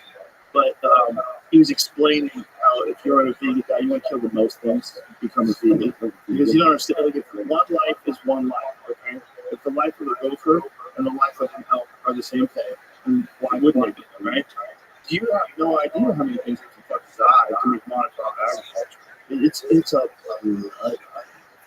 they kill everything. They kill groundhogs, ground squirrels, you fucking name it. Ground nesting birds, fawns, everything gets gobbled up by combines. It's an enormous industrial operation. It's not natural. So now you're limited to organic plants, okay? So if you're growing all of your own food, and you know you're growing a lot of soybeans, a lot of different things, like if you go up with hemp, if you're in a place where you can grow up legally, hemp is actually a really good source of protein. It's actually got a very complete amino acid. You can survive. You can do it that way, but if you're a regular vegan, if you're a person like, I get vegan pizza at the supermarket, shut the fuck up. You're contributing to this mass slaughter of small animals. You're just not aware of it. Have you watched that Netflix docu-series on, it's basically vegan propaganda, I forget what it's in. Is it the Game Changers? That's the one? Did you watch that? Yeah. I thought it was fascinating from a wide variety of reasons, but so I went and got some vegan cheese. I tried it. Okay, it's not bad, but dude, it's a laundry list of ingredients associated with making this, which seems pretty insane to me versus what's the ingredient on a good cheese. Right. These things like dissertation of ingredients. It's so processed. Yeah. That is literally what it is. If you want to be, I said it a million times, you want to be a vegetarian, they make delicious vegetarian food. You don't have to eat fucking vegan cheese. Stop lying. Stop eating tofu or whatever the fuck that shit is. Get out of here. Get the fuck out of here. That's nonsense. What are you eating? And you can also eat mollusks. People should look into that. Those things are so primitive. They're way more primitive than plants. We just have a problem with them moving. That's all it is. If people, like, they don't even have nerves. They don't feel pain. They're fucking the simplest of organisms. Yet their protein is like animal protein. Really good for it. Do you eat oysters? Oh, yeah. I got oysters. Same kind of snails. Yeah, I eat oysters. I'm not going to have a diet. So, we were in Normandy. This was super funny story. So I went out for like the 80th anniversary for the annual vacation to the beach out there. And my kids and I are on the beach. And I'm taking my pocket knife out and just chopping the oysters off the rocks and eating oysters straight out of the ocean. Oh, wow. And my girls are running away from, like, this is the grossest shit I've ever seen. Obviously, they got into it, so then they're trying to find the oysters to bring them back and show me where they are. My wife was like, "You're gonna poison yourself. You're eating these like right out of Normandy. It's one of the beaches out there. And then from eating them, then I quickly searched. Hey, are there toxins? After eating this green, are there any toxins in the oysters in Normandy? Thank God, it's like, 99%. How live them? Yeah, when I lived in San Francisco, you could collect mussels. It was like the mussels that were on the rocks. But then I think I brought them home once, but then I found out that there's like a couple of months out of the year that they're poison. You get like the red tide, right? I was like I dodged the bullet. I was like, what's that? bullet. Because you can just go find muscles and pluck a lot of things. Let me ask you this. So, if you were to move back to California, okay, but take Texas politics with you, That's not really possible. but if it were, If it I'm was, taking you on would an imaginary I journey. move? No. I like it. You have to what? I like it. I like the size of it. I like the way people behave. People are super friendly. I like the scene here. The restaurant scene's amazing. The comedy scene's amazing. Live music. Bunch of cool people now. So something my friends live to. I love it. I just love the vibe. I love that it's, I love that it's not connected to the Hollywood machine. There's like a pull of deals and shows and things that you get roped into doing because you think about the money they'll pay you. You wind up like becoming one of those people. Like you have to say what they say. You have to be, if you're not politically aligned with them, you're going to lose gigs, change your behavior. I see so many comics. They're really good comics coming up. You feel like, wow, this guy's going to be good. He's really good. He's getting better all the time. And then you get a fucking show. You get a show, and then you turn everything down, and everything gets software, and everything, you just start seeing some like bullshit jokes in there. Like, oh, you decided to cover this joke, cover this subject just for street cred, progressive street cred. And like you see it happen, like, oh, you got called into the rocks. The sirens, it's all into the rocks. That's what it is now. They call you into the rocks. You stop being you. You stop being you because they dangle the carrot. And there's no carrot. The carrot is just podcasts and other comics. Right? So that's way better.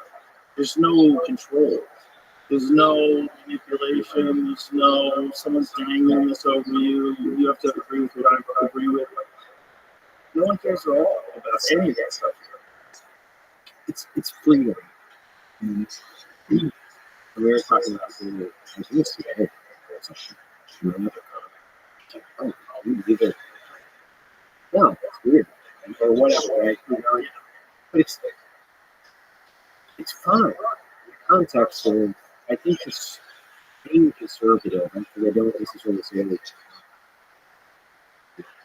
I just believe in this. I don't like to at all. High degree of skepticism. Anything is typically will question anything that elected officials say. So for me, I don't care if the guy next to me is going to vote for whatever alternate politician. They care about what are their ideas? Why do they think a certain way? What kind of human are they? What is the character of the individual? Am I going to disagree with them? Yeah. It's kind of fun. It's kind of fun to disagree with people and debate them and have a different opinion versus being in an echo chamber where people all agree and they're all kind of lockstep in their beliefs and stuff. It's kind of fun. Some wing nut talking about socialism half the time. What are you talking about? You believe in that? It's just like some Orwellian nightmare, man. And if you can have a conversation with someone where you're friendly with each other and completely disagree, it's a beautiful dance. It's a fun dance to talk to people that have just completely different perspectives. But you're not rude to them. You just ask them, well, why do you think that? Well, do you ever consider this? And you have conversations like two people just having a conversation. Okay, all right, so that's what you think. What was your childhood like? Get it? It's like, what are we dealing with here? Like, why do you have this perspective? And you have to go to talk to each other. And there's a bunch of people that we have totally different opinions on all kinds of things. Like my friend Josh, I was here the other day, he told me he's voting for Joe Stein. So he voted for Joe Stein is going to crush this vote. Wow, two choices are super good. Okay, right. Yeah, I get it. Look, I voted for two that was very important.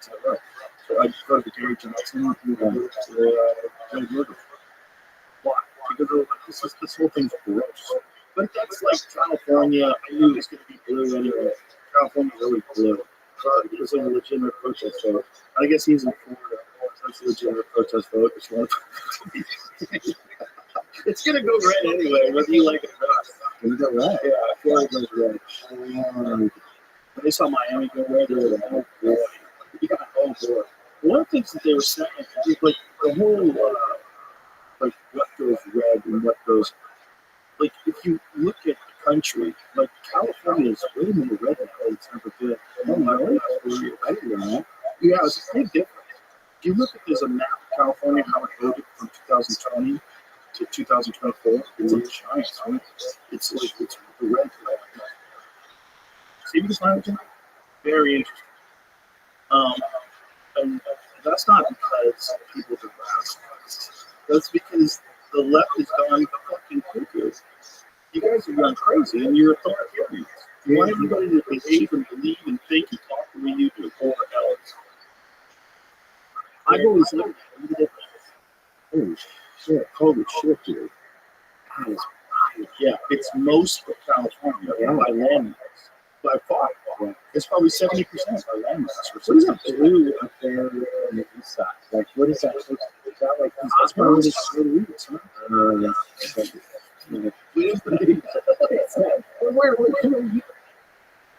So you guys gotta be like, What is that?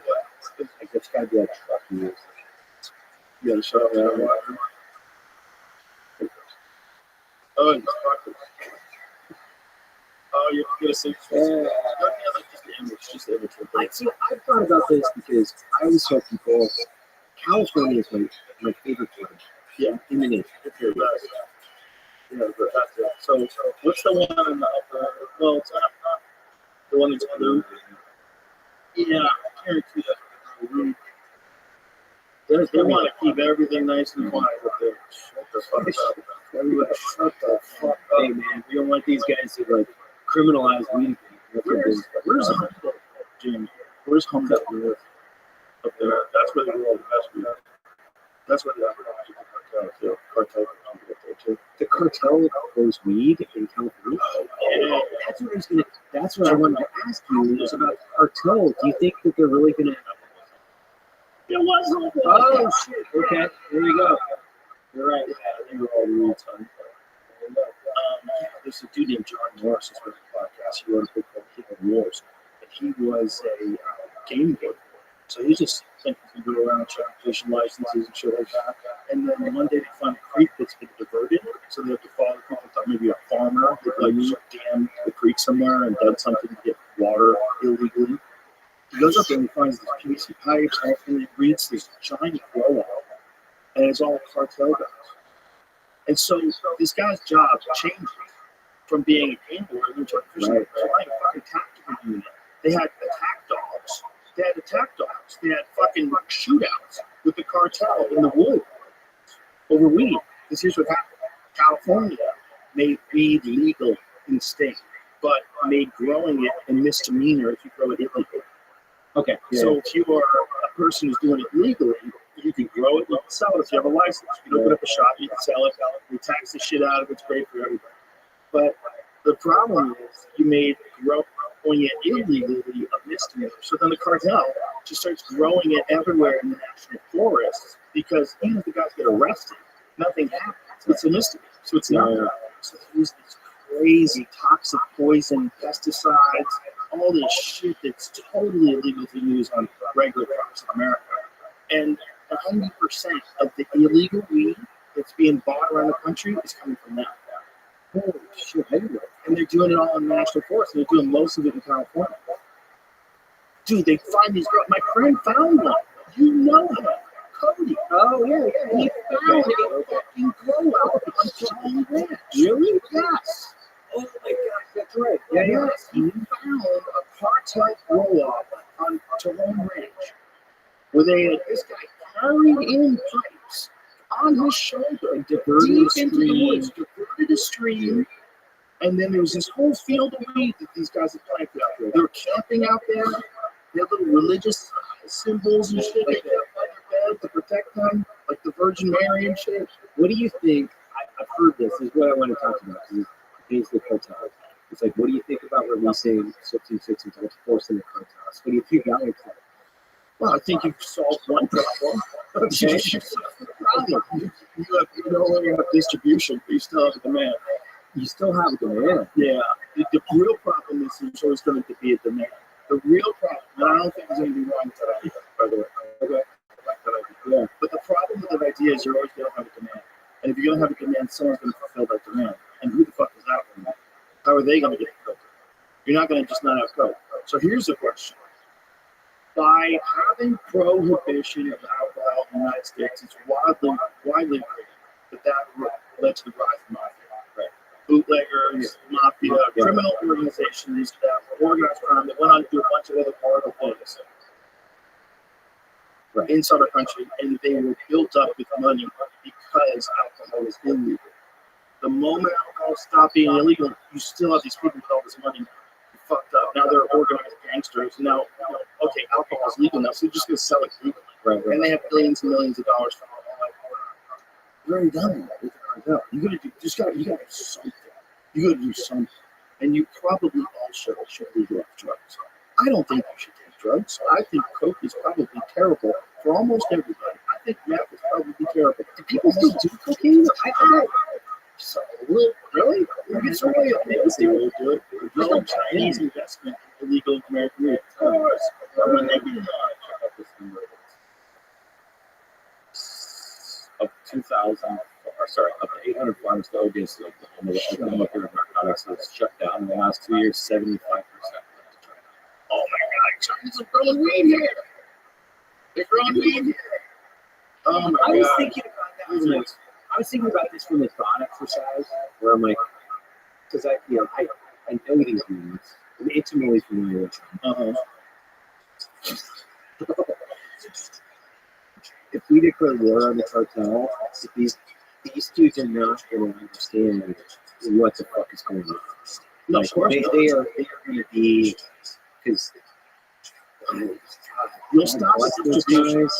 That's going to be, they are in for a world of ultra violence they've never actually felt before, because obviously this is support capable with the organization makes fucking no clue if we organize these tier 1 events against them.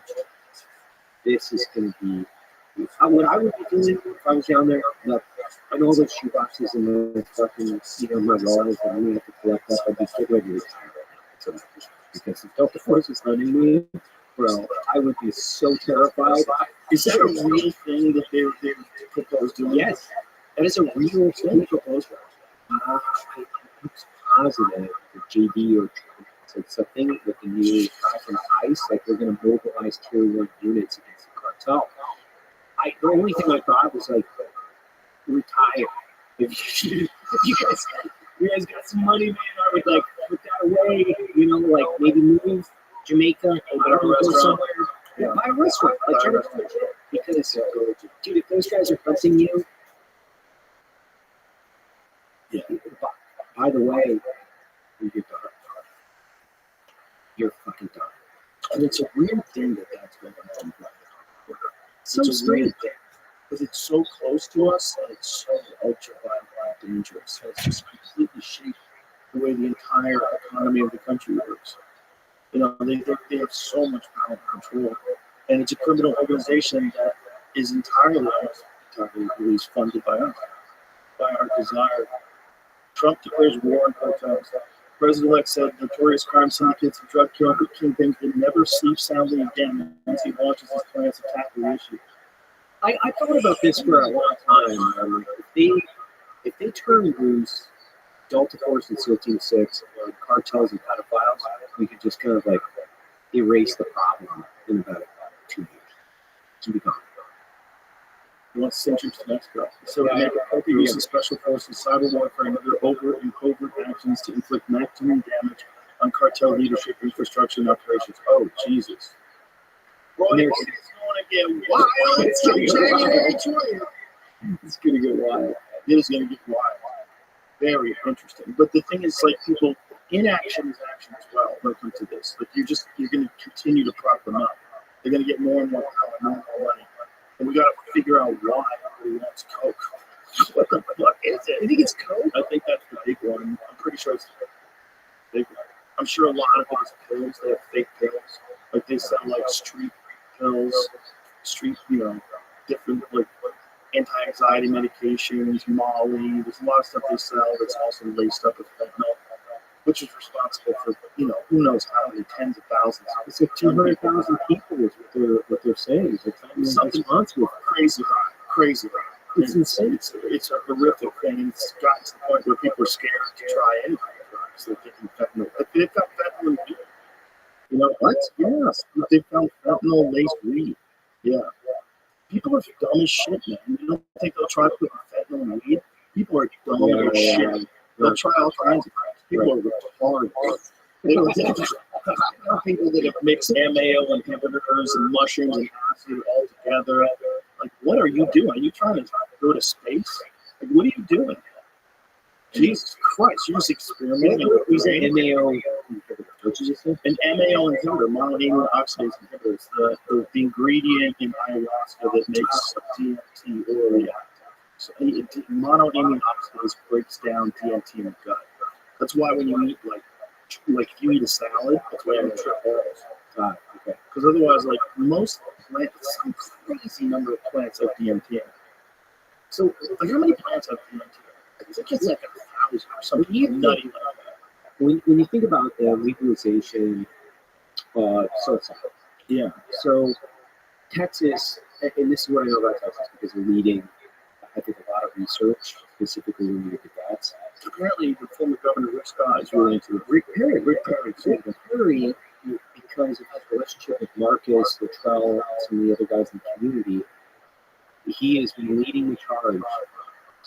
Do you think that psilocybin being legal in the United States, do you think it would be an issue? Do you think it would be an issue or not? I don't know, because you're going to get people trying it that wouldn't try it before. You're going to get people that use it irresponsibly, just like you get people that drink irresponsibly. I think that's the situation that we find ourselves in if we're going to get people pushing food. They're going to make bad decisions. You can buy a Corvette, right? You can go to the Chevrolet dealership, buy a Corvette right off the lot that goes 0 to 60 in 4 seconds, and you're flying around corners. You could be a fucking maniac and kill people in a Corvette, or you could just enjoy it on the highway and be responsible. And say, wow, what a great car! This thing's awesome. I love it. Right. And you don't cause any problems for anybody. Both things are possible. That's what's going to happen if you make drugs legal. You're going to have people try those drugs that probably shouldn't be trying those drugs. You're going to have people get addicted to those drugs that maybe wouldn't have gotten addicted if those drugs weren't available, especially if they weren't legal. You just buy it. But if you don't rip the fucking band-aid off of this like infantilization of society and let people know that there are things out there that they're telling you can't do, and the people who are telling you can't do them haven't even experienced them. When it comes to things like psilocybin and psychedelics, if you haven't experienced them, you really shouldn't be talking about it. You have no idea what you're talking about. You can't possibly know. You can't know. And if you have experienced them, then you're probably going to agree with it. You're probably going to agree that there's some serious benefits to it. 50, that covers a lot more. At least 50. I read something that was like in the hundreds. I mean, it's like, man. So the point is, like, I know Phalaris grass is like really rich with DMT, and there's that's also the acacia tree. That's what when they connected this, like the University of Jerusalem connected this idea of the burning bush to a DMT tree. Because the acacia tree is like rich in DMT, and burning it, you see God, and God gives this message and tells you what to do and what the rules of behavior are. I think anybody telling you that these things should get you locked up is clearly never terms. Yeah, they never have. Like, I spent all of my life with the top secret security clearance. Most of my life, from my 20s to 30s. And my personal experience with them, this is before we were but my personal experience with them was my problems were rep after rep, cycle after cycle, combat after relatively high stress scenario after scenario after scenario. I was having a really, really hard time trying to directly connect with love. I actually could not connect with that experience. It was really difficult. And my wife and I we were going through this ongoing debate and dialogue. You know, she's like, "You need to try it," and we tried it. It fast forward probably 20 years of talk therapy for me personally, and it gave me this like direct connection, this feeling that I hadn't felt for years. And this is the feeling. And this is my point with vets, and especially from the combat vets, the guys that got rep after rep after rep with overpressure and explosions and a lot of violence, is that they lose context with this really important feeling that you have to have. So you have to have direct love for your family, for your spouse, for yourself. And if you kill them by all of the things that you've done, you put the scaffolding, artificial scaffolding on top of this crazy house, and you got to be able to break through that. From a psychological perspective, an emotional perspective, it accelerates that back. You can kind of reset. You really can. Yeah. I can't imagine. I was thinking about this when my dad's like 80 years old, and he's got lung cancer. Gosh, if he could like coalesce around killing ego and past and try to understand himself in a different, more introspective way, this would take decades, maybe, of talk therapy or a session where you could really accelerate your growth as an individual. I think that's what for GY vets and for vets in general, I think that's what they're missing, this key component of being able to retouch with their emotional strength and be able to balance these things out where you can evolve and live your life. Do you think, you've said it before, I don't know if you said it on the show, but do you think society would benefit from it? I think a lot of people would benefit from it. But I think a lot of people wouldn't. I don't think people with real psychological disorders should be doing it. You know, I think people that are really fucked up and doing part-time with schizophrenics, you know, I don't know. I think it's probably dangerous. I think it's probably a bit of a stress test for your psyche. You know, you hear about these stories, like the guy from Pink Floyd that dropped acid and freaked out, never came back. There's those stories. Like, we hear those stories. Guys just go out there and kind of, you lose them. I've kind of seen it with some people. I've seen it with one kid that just like smoked a ton of weed and just lost his mind, became schizophrenic. And you don't know, like, did he have a tendency towards schizophrenia already? Did he fall prey?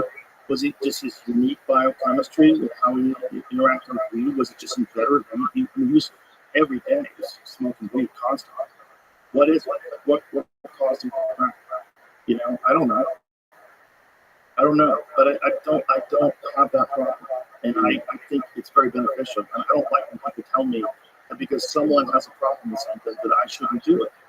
I don't agree with that. I think you should be allowed to take chances as a person. I think if you want to do BMX jumps and fucking do flips on your bike, you should be allowed to do it. You want to do jiu-jitsu and have grown men try to kill you? Go ahead, go do it. Do whatever the fuck you want to do. I don't think anybody should be able to tell you what you can and can't do. But why does that change when you talk about substances that someone puts in their body? Well, because those people who do those and then they commit crimes, but those are already crimes.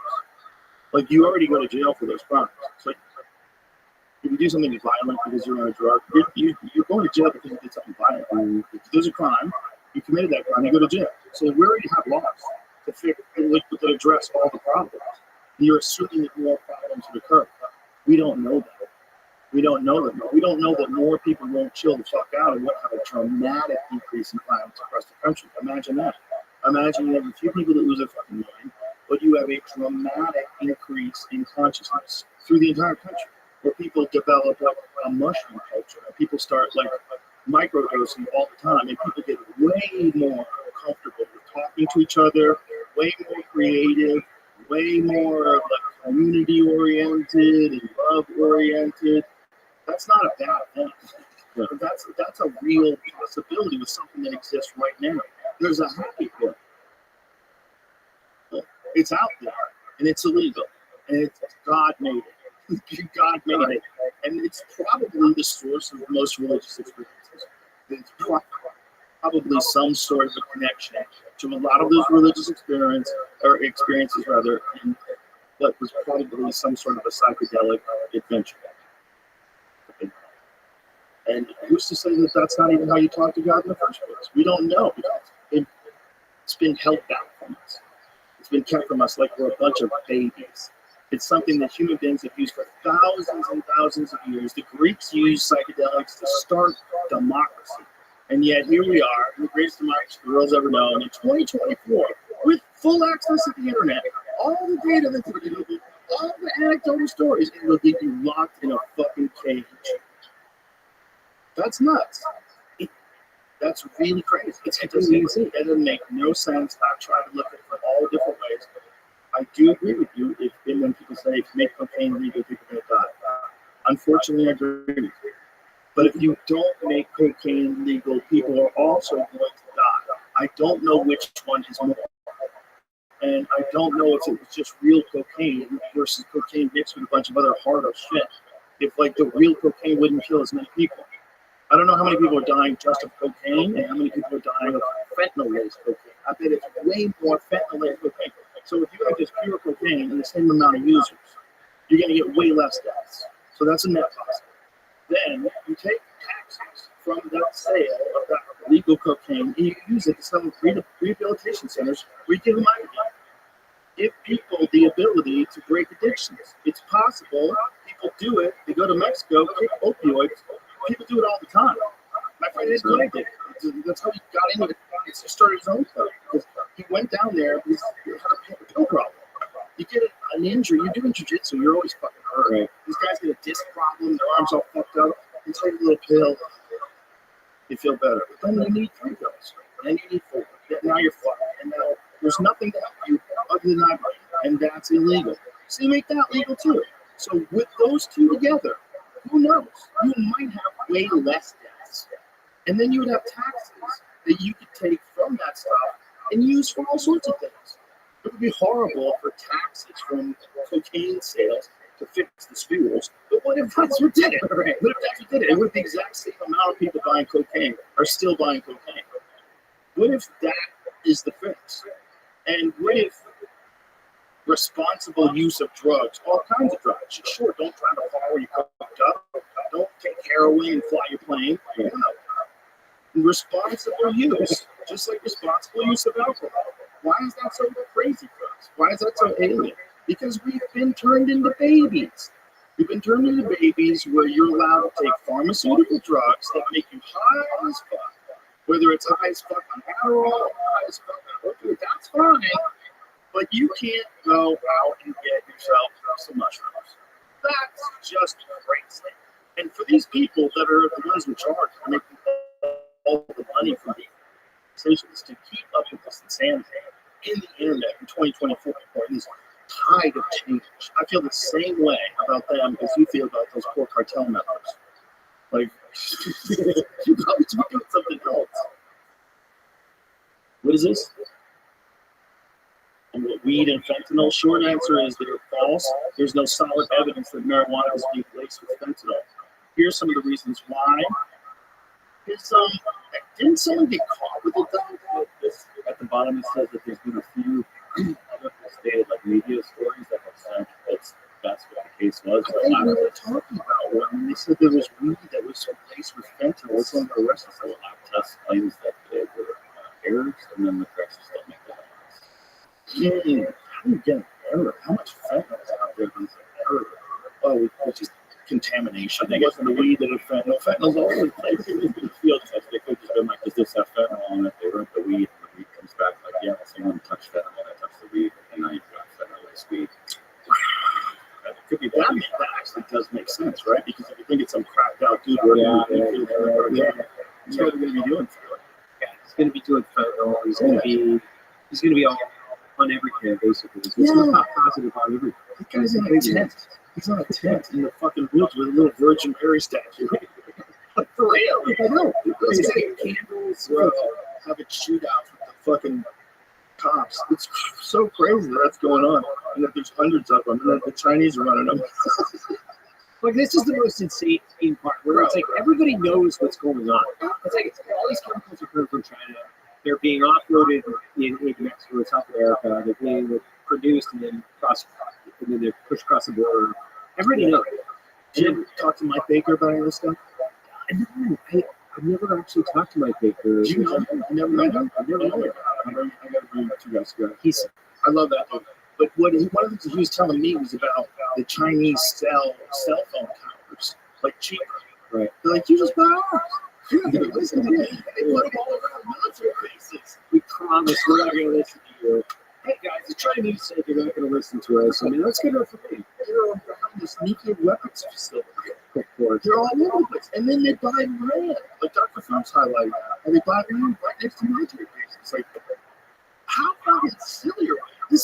We're so silly. Like, someone's moving our chess pieces around. Like, oh, this isn't happening.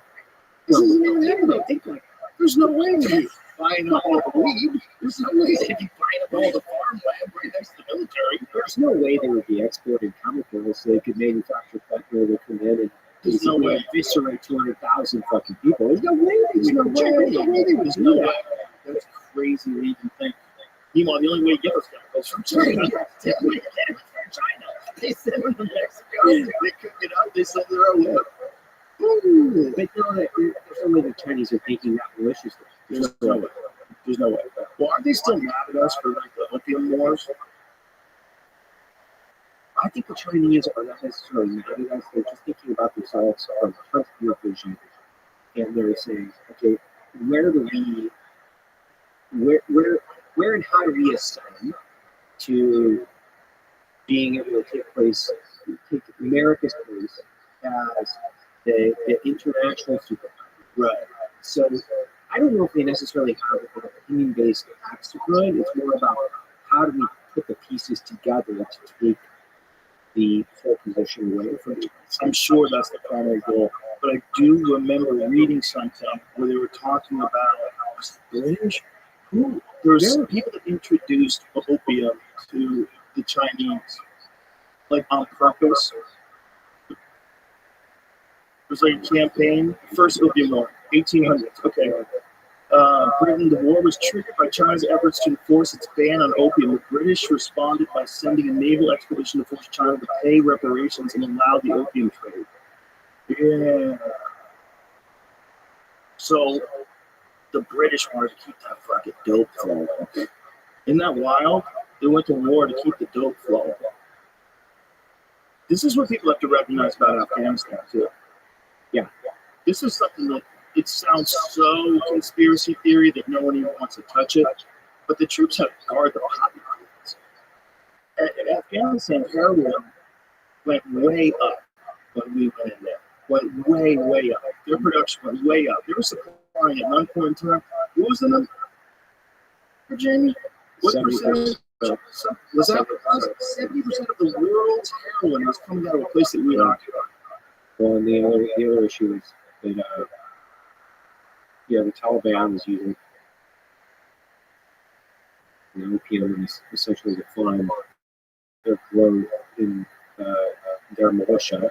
So the DEA was out there. So you had the DEA out in Afghanistan doing direct action ops.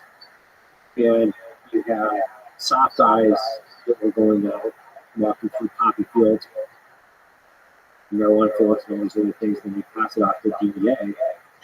90%. Oh, 95, yeah. In 2021, 90%. 90%. Holy shit.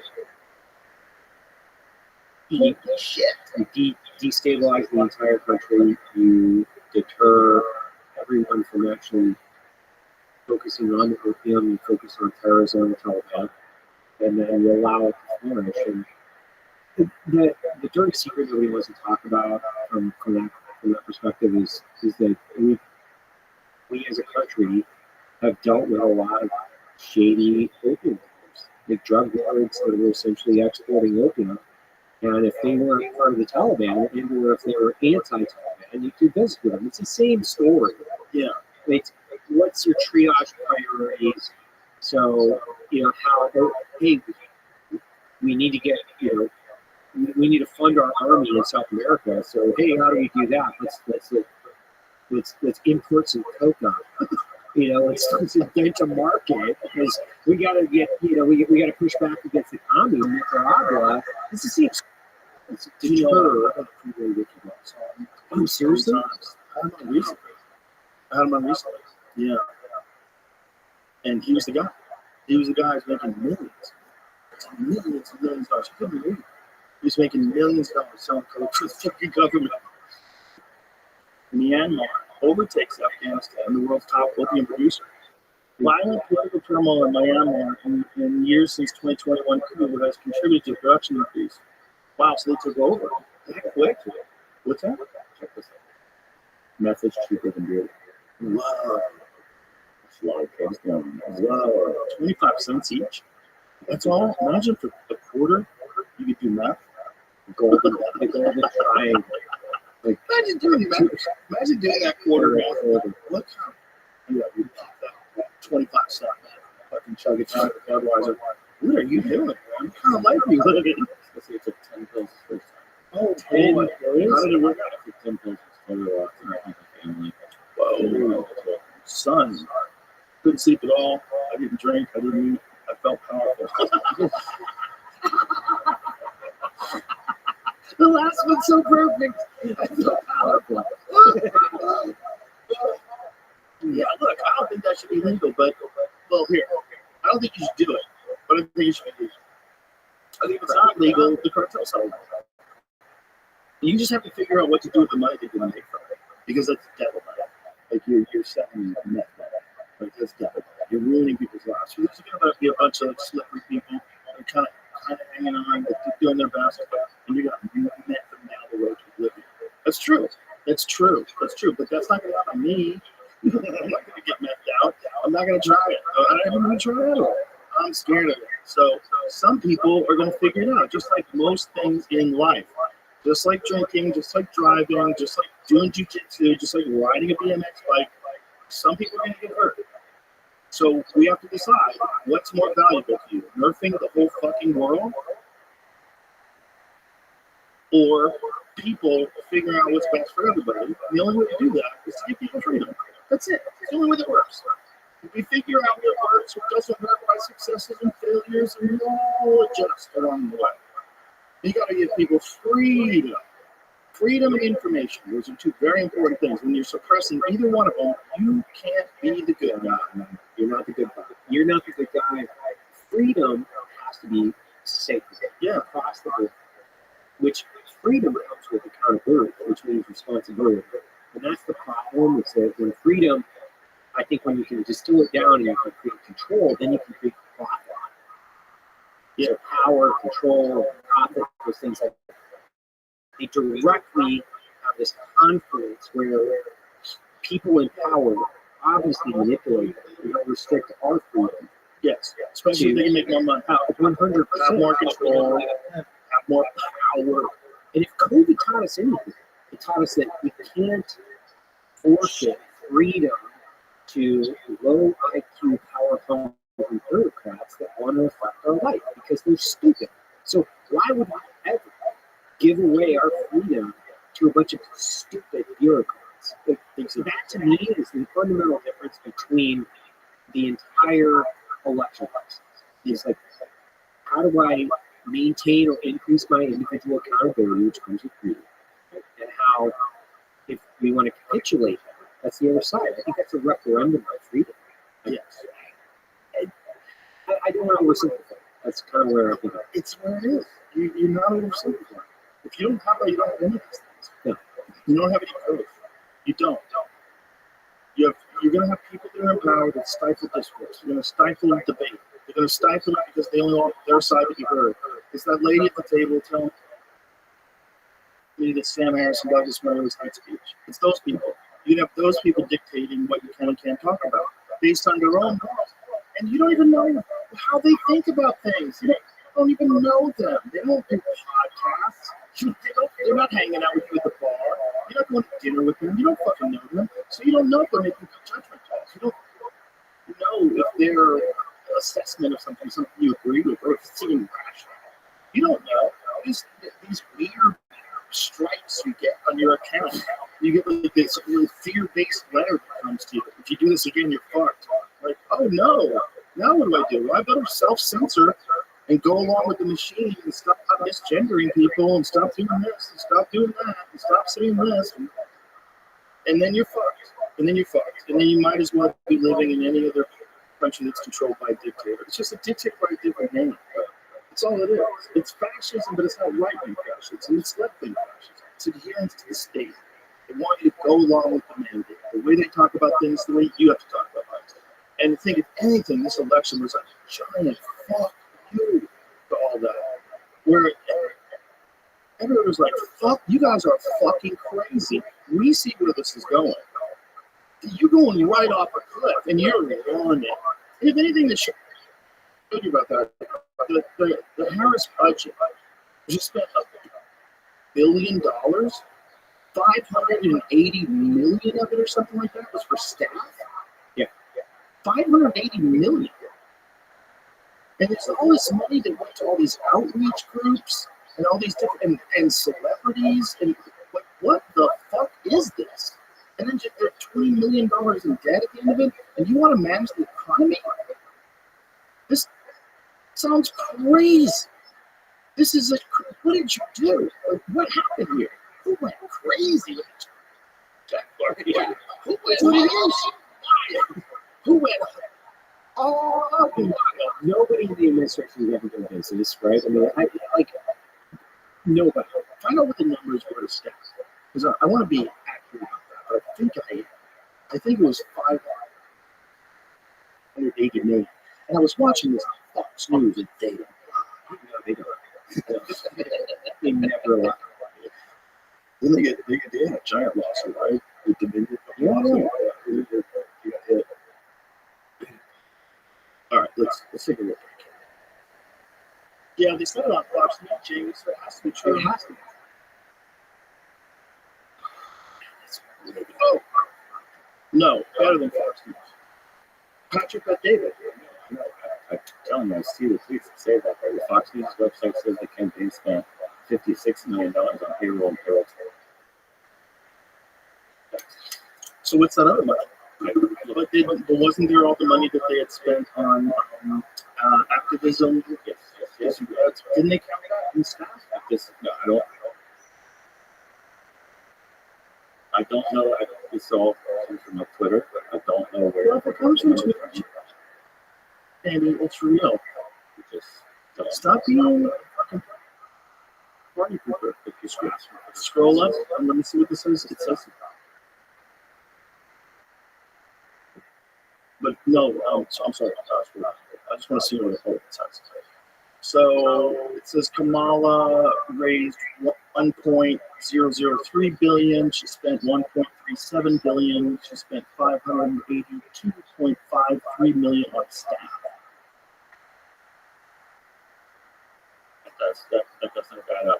I saw she spent 680 million on ads. So those two numbers, there's no line left over for everything. Right. So one, two. How much did she spend on ads? 80 million. Oh my god. That's like the. She's on my podcast for free. That is like the secret. It's not even a secret. When it's campaign time, and you have all these ads, these ad guys that are out there. They're buying up all the ads, and it's a wash in money. It's hundreds of millions of dollars, and they're just pipelining campaign donations into ads, and it's like loading up their money guns and just shooting it into space. That's what they're doing. It's like, right? And they've been telling people this is effective. Yeah. So they have this business going. It's just complete absurdity. Don't get me wrong. I actually politics is so fun for me because I think it's really interesting, and it's like I can't get into football or anything else because I like the data associated with things. But if I got into football, I'd be like one of those fantasy football dorks, and I can't get into it. And so politics is really too. I follow it, I love it, it's interesting. Just trying to understand the strategy behind it. I've changed my opinion of it a little bit since the election. I don't think the control, the grip of control of the country is as strong as I thought it was. I thought this concept. So everyone has a concept of they don't want to know things. They're controlling things. I have a feeling that in times of crisis, like what we find ourselves currently, it's like when the lights come on and the roaches scatter. That's what I have a feeling. I have a feeling there's no way that they can trust each other, and that they all know that a certain percentage of people are going down for corruption. There's a certain percentage of people that did some dirty shit. There's some connections with organizations, with corporations, and some emails. Save your emails. It's one of the things that Rothschild said. Yeah, preserve your records and pack your bags. Dude, So epic. Yeah, that's epic. Preserve your records because we know you're all a bunch of liars. Yes. We've caught you already on emails lying about stuff. So this is, you all perjured yourselves. Like Fauci perjured himself. Yes. There's no way for himself. This is the definition of gain of function. Like, shut the fuck up. You don't change the definition and make it ultra super nuanced so that it fits in your little excuse box of why you didn't fund gain of function research. The fuck you didn't. That's what you did. That's what it is. And when Rand Paul was confronting him, that was like one of the craziest moments.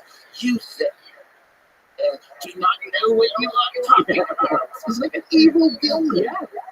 An evil villain that just lied to everybody and got away with it. And no repercussions. well, I think that's the story over and over for these guys that are in power. There's no repercussions. Yeah. There's no accountability. I oftentimes think of Dick Cheney as a guy sitting back in like a high back leather chair in a big black tile office that's completely shiny with a white cat on his lap that's just cutting it. That's the way I think about the fucking guy. Like, fuck that guy. How these guys to keep flashing back to this forever fucking change forever. These guys fucked up so many people's lives, like countless lives, and the fact that they still think they have public trust with zero accountability, man. How wild was it when Dick Cheney was endorsing was endorsing Congo? Of course he was. And everybody was like, yeah, look at that. Right-wing people. Yeah. Like, you might as well, if you would have been a NASCAR driver, you would have had a Rocky Barton fucking jersey on. Right there. That point. Or Satan. Yeah. Satan. Rocky Barton. That's in my Satan. He's got patches on his uniform like it's Chappelle. Chappelle's skin looks like politicians. Yeah. NASCAR drivers. I would go back. Satan would be amazing. Just all caps on the back. Satan. It's so funny. It's not. It's like Satanism in the classical sense. It was just like a rejection of the norm. I mean, think about it. He's a fallen angel. Think about how bad that is. You have to think about it. Dick Cheney's basically a fallen angel. Have you seen those skits where it's like Satan talking to the Democrats? You guys jumped the shark on this. What are you doing? It's so good. Did you see the Babylon Bees one recently where they were talking about criticizing Trump's new appointments in comparison to Biden's appointments? Have you seen it? Yeah. It's just images. I can see you find on this here. It's that one dude. It's just the blonde dude with the dress. It's the other dude who's the first female admiral. He's the first female admiral. Imagine if you're a woman and you're trying to become an admiral. This motherfucker just jumps the line. He's like, okay, yeah, cool. Have you seen it? That whole thing with it's like the Avengers United. Here it is. Administration declares Trump candidate unqualified.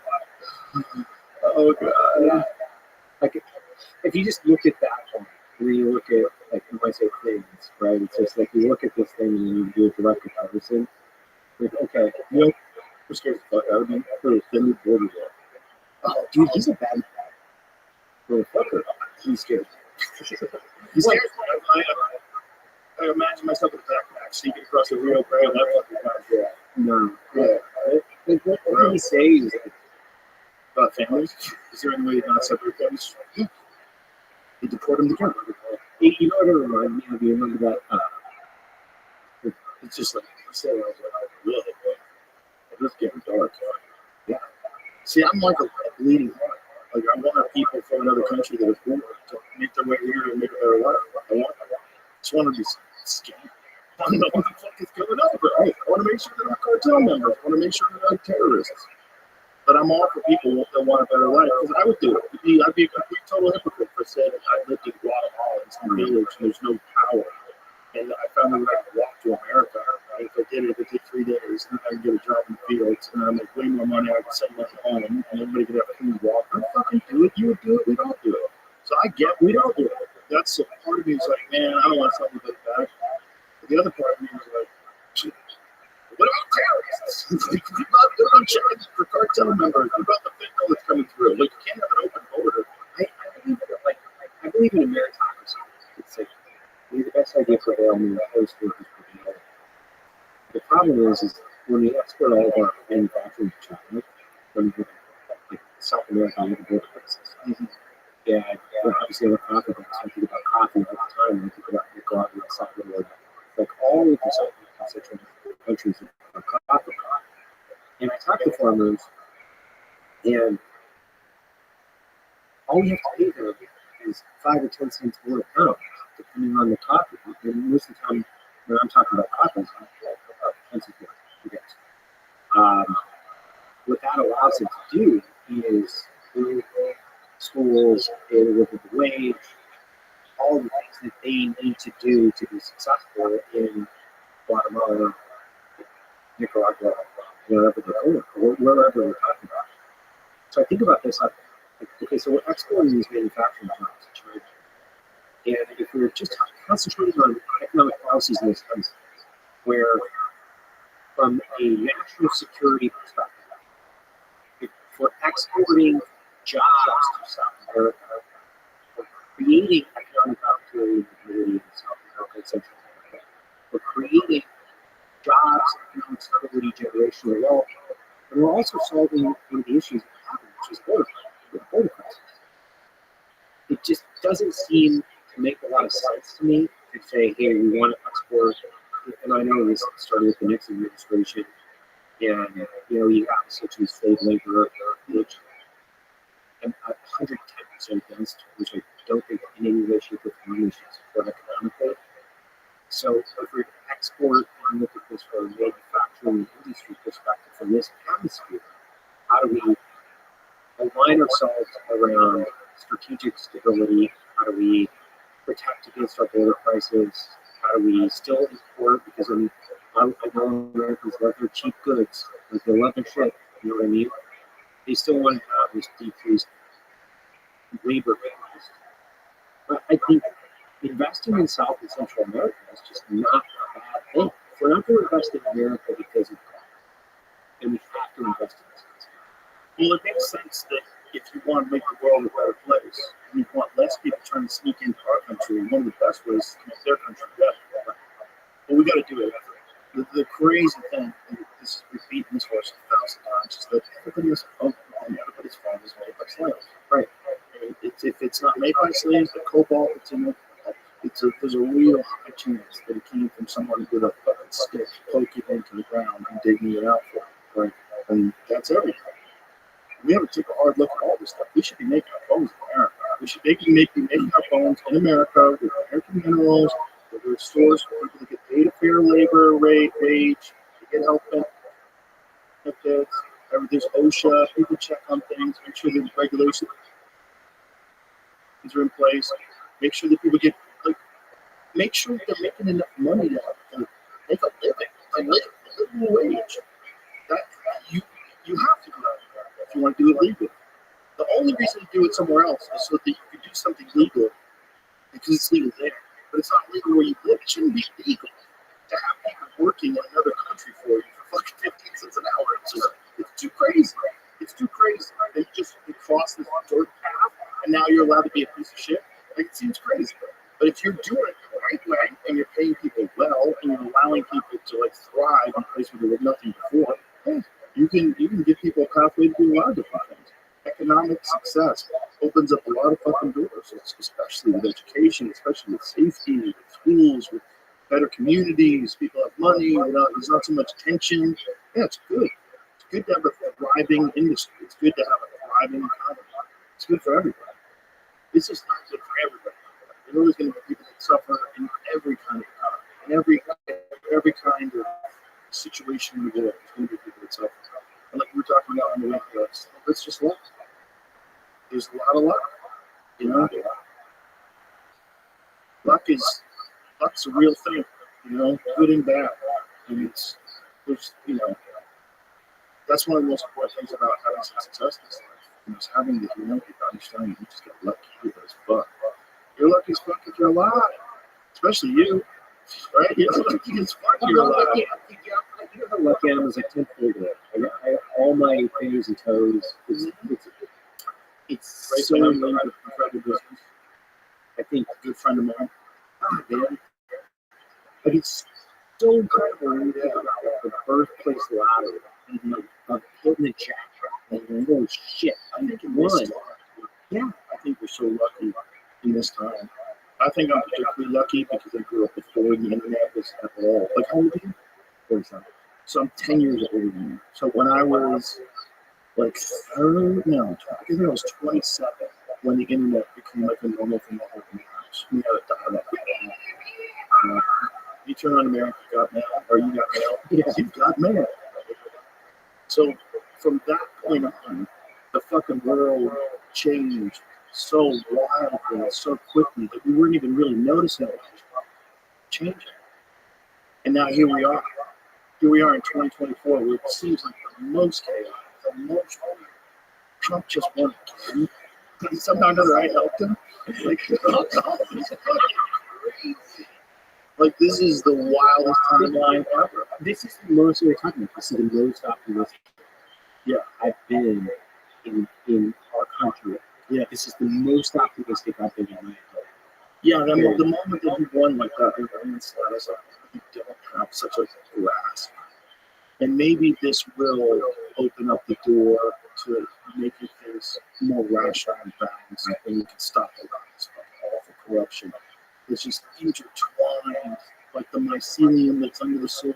The corruption is intertwined, and a lot of it's legal corruption. Dude, it's insane. When you think about, obviously, I'm super interested in the military industrial complex. When you think about that we had, let's say, 50, 60 military industrial contractors at the start of 9/11, and now we're down to 5. When you think of $860 billion of annual debt associated with the defense budget, which has gone up since our height in the war on terror. And we have 5 big companies that are basically taking 50% of that 860, and then 50% of that is profit. And how is it happening? When you think of this triangular effect between the military-industrial complex and, you have the revolving door between the Pentagon, so every star that comes out of the Pentagon goes back to the military-industrial complex with X amount of years of disassociation, blah, blah, blah. It's okay. Then you go back to the military-industrial complex and you go to like Lockheed, Raytheon, one of the top 5. Then you have congressmen and senators that are making decisions specifically related to the budget and military, that defense budget. They're lobbying to increase defense spending, but then they also have factories that are related to like the F-35 or some big military contractor. They're making 50% in profit. So they're the guys that are lobbying to increase the defense budget. Their campaigns are being paid for by the military industrial complex. they're directly increasing the military budget. It's a self-looking ice cream. It's insane. It's completely insane. And the fact that we don't have any strict firewalls and separation from ethics and I'm not against people creating jobs in the state. That's not what I'm saying. So the fact that there are not strict firewalls between the fact that you want to directly profit and or your campaigns are paid for by the people that you will lobby to go in and increase the taxpayers' liability. I was thinking about this the other day. It's like if the taxpayer had an itemized look at where their taxes go, and just came out annually or once a month or whatever it is, and they looked at what they were paying for, I'm pretty sure they might have a more vested interest into how much they're paying, what they're paying for, and saying, you know what, maybe we shouldn't be asleep at the wheel. Maybe we should probably pay a little bit more attention. Isn't that amazing that you don't get an itemized list, but you're required to give an extraordinary percentage of your money to the government? Like, what is the tax bracket if someone makes $1 million on it? What is that? 40%? 40%? So, 43%. Okay, let's not math. You're paying 40% in income taxes. Then, if you live in California, you pay another 14.4, I think it is, something like that. And then I think it's another 1% if you live in the city of Los Angeles. Yeah. So now you're down to 34%? What do you get there? Somewhere in the high 30s. So then you have sales tax on everything you buy. You have property tax. You have insurance. You have whatever your house costs. You don't have a lot of money left over. And the government doesn't even have to tell you what they're spending on. But you probably get less than they do. If you really think about it, if they get 40%, let's just say you don't have tax shelters and all that stuff. But if you pay 40% in income taxes, and then after all the shit, like after property tax, state tax, this tax, sales tax, what do you have? How much did you get? What did you get? How much money did you actually get? Like 70% more than you got. 70% of your time at work is working for the Fed. Yeah. That is so bananas that you don't even get an itemized list if they spend it all. I have to file my audit and I think about this. I have to. It's a requirement. I have to pass it. Right.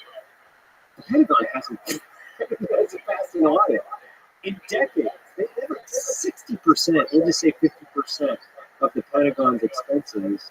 They're like, I don't know. Sorry. You know, taxpayers. So how is it? It's this rules for the enough for nothing. That's the rule. Always miss their cards. It's this. How bad? It's insane. Look at it. Kind of got it. How many times?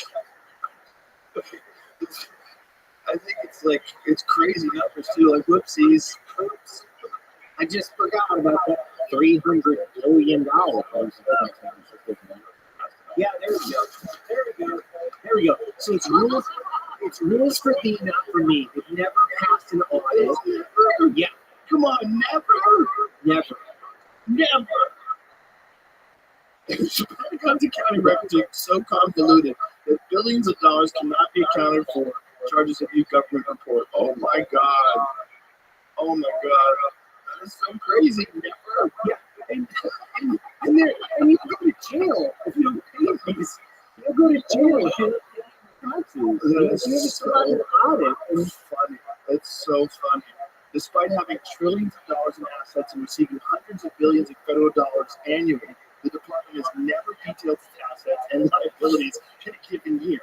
For the past 3 financial years, the Defense Department's audit has resulted in a disclaimer of opinion, meaning the auditor didn't get enough accounting records to form an assessment. Like, sorry, we're not paperwork. Where'd the money go? I forgot. Gotta go. I'm just a military guy. I'm just trying to keep America safe. Yeah, I guess that's what it is, man. It's going to UFOs. What if it's going to UFOs? What if it's going to some propulsion research thing that they're doing? They've got UFOs and stuff. What are they spending? How much of it is getting greased to the side pockets of people? And even then, from a transparency perspective, does it not shake out for us? Because if you're saying, hey, we're going to spend, I don't know, let's just call it $100 billion on like black fund experimental technology to maintain our strategic hegemony. Yeah. Do you think that we would all be like, no? I mean, it's better than not passing the fucking audit where you're like, I don't know where it goes, Yeah, man. I'd rather you tell me that you can't tell me than tell me you don't know. Right. Just tell me you can't tell me. Tell me you can't tell me. Despite costing more than 1.7 trillion in its estimated life cycle, attempts to audit the program have run into major hurdles. Oh, the F-35. So this is just the F-35? F-35. It could. 1.7 trillion is probably good. I'm sure. Look, if Area 51 exists, and now we know it does for sure, it was a real base. They said it wasn't a base forever, and during the Obama administration, they had to expand the boundaries because surveillance equipment and binoculars and telescopes are getting better and more sophisticated. They're filming things that are flying around the ship. So they expanded the boundaries. They had to say that Area 51 existed. Right. So what was that? Where'd you get the money? What'd you do? What are you doing down there? Why did you say you have UFOs? What the fuck are you doing? Why do you have a base in the middle of fucking nowhere that's built into the side of a mountain? Like, why are you guys acting like this is an Avengers movie? What are you doing out here? Once again, it goes back to just transparency. Yeah. Or you can't tell me because you think I'm a fucking baby. Same reason you can't have mushrooms. Same reason why we can't full disclosure of the JFK assassination. There's 4,000 documents. Even if you talked about the JFK assassination on this show, have we like gone down the rabbit hole? Maybe not. What's your take? My theory is it all goes back to Vietnam. It's all Vietnam. It's all Cuba. It's all Vietnam. And so I'm looking at it from a paramilitary CIA perspective and thinking about it from Alan Dulles, which obviously like he's in charge of the Warren Commission after Kennedy fired him. So I'm giving everybody a kind of a summary explanation.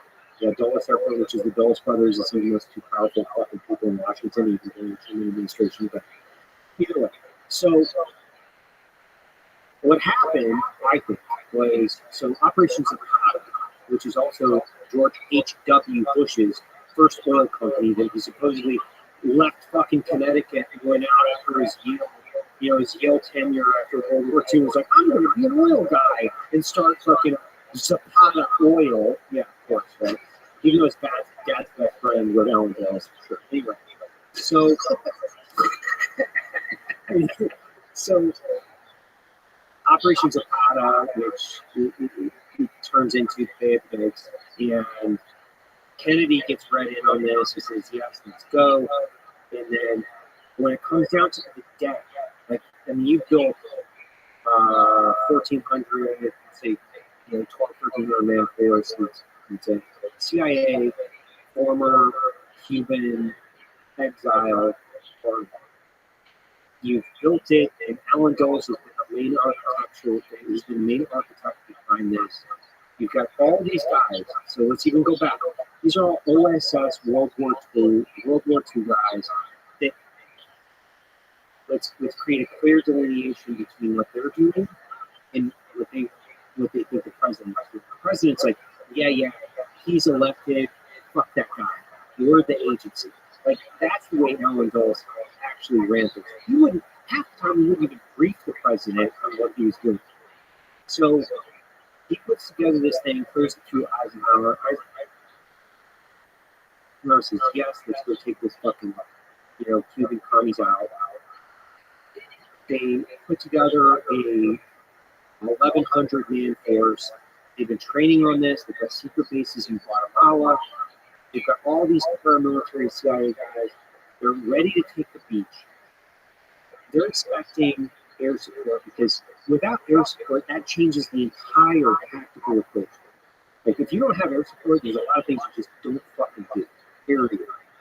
So the morning of, Kennedy denies air support to the Vantage. So the morning of, So these dudes are taking the beach. These are hardcore, like CIA trained paramilitary guys, Cuban exiles, and World War II hardcore regime change combat veteran. Like these are the hardest motherfuckers on the planet that we have. He pulls air support. He left 1,100 guys on the beach to die, basically. These guys all get rolled up, so they lost about 60 guys. 24 or 6 is the brigade. 60 guys died. 1,000 plus got put in Cuban prisons. And I guess you just pissed off the entire CIA paramilitary organization. I don't know if I'm a president. I don't know how I got on it, to be honest with you. Like, I just pissed off the guys that are actually in charge of like assassination, paramilitary, all of the dirty deeds around the planet. I fire Alan Dulles for this catastrophe of the Bay of Pigs. I've got 1,000 plus guys that are in prison in Cuba. I've got the entire former OSS, hardcore, anti-communist, anti-Castro organization of CIA pissed off. If you don't think they're not going to tee a guy up like some pro, commie Oswald guy in a multi-story building in Dallas, if you don't think you're going to end up with a hole in your head, you're crazy. To be honest with you, that's the way I'm looking at this. So they end up getting these guys out, but man, he pissed off a lot of super capable guy, means opportunity intent. Means opportunity intent, which is now you left me and my buddies on a beach in Cuba. Bro, you are not going to get out of here unscathed. I'm just, that's my theory. I think that, along with all the other stuff, means there was probably a bunch of people that did not want him around. Oh yeah, he wanted to get rid of the CIA. Yeah, he had his eyes on the Federal Reserve. There was a lot of crazy talk about secret societies, and you've seen that speech about secret societies. Oh, yeah. And he's a real threat. As soon as you can get those killers who want him out too, well, now you got a problem solved. Well, you have guys that thought he was soft on Cuba, he was soft on Russia. They had a bunch of dirt on him because he was banging a bunch of chicks. All of which, okay, maybe he's treating his best. I don't think it's very developed at this point. I think it's pretty true. And you have a collection of people that are thinking this is a zero sum. This is a whole thing. If you're weak on Russia and you think that the guy's going to bend his, he's going to bend a knee to the bear, we've got a lot of we've got this confluence of interests where it's inevitable. And he's also not universally loved. You think of him as being universally loved because he's dead? Yeah. But when he was alive, there's were not fans of his in the red states, probably particularly Dallas. Driving through Dallas. Yeah, It's just- LBJ, it's from What's amazing about it really is how sloppy the whole sloppy shit. from autopsy to the fucking magic bullet laying on the gurney to having to come up with a magic bullet theory because of the ricochet in the underpass. The whole thing is so clunky. It's like such a shitty explanation. You couldn't kill one extra guy and say there was another guy over here who killed him too. You guys this is such a shit job, you guys. You have one other idiot get out there. One other idiot give him a bad rifle and just fucking shoot him. But they don't have any. They don't have the context of what we have, which is social media. Okay, I mean, when did the Zapruder film? It was like 12 years later. Yeah. And it was on the Geraldo Rivera show. It's Dick Gregory. Dick Gregory was a stand-up comedian. Brought it on the Geraldo Rivera show. Are you serious? I didn't know that. Dick Gregory was a stand-up. He was a lot more than that. He was an activist, but like a real one. Not in any way some sort of a social value grifter. Which a lot of people prison because it gives them a chance to be really shitty because they're right. He was a brilliant guy, but it was also a guy who like was a truth seeker back then. It was really hard to get to the truth. And this guy had to acquire a copy of the Saputo film when and Time Life got hold of it apparently like right after the assassination. And they just kept it. They just kept it. And when you watch it, you realize why they kept it. Because you see his head go back to the left. And it looks like he does get shot in the neck from the front.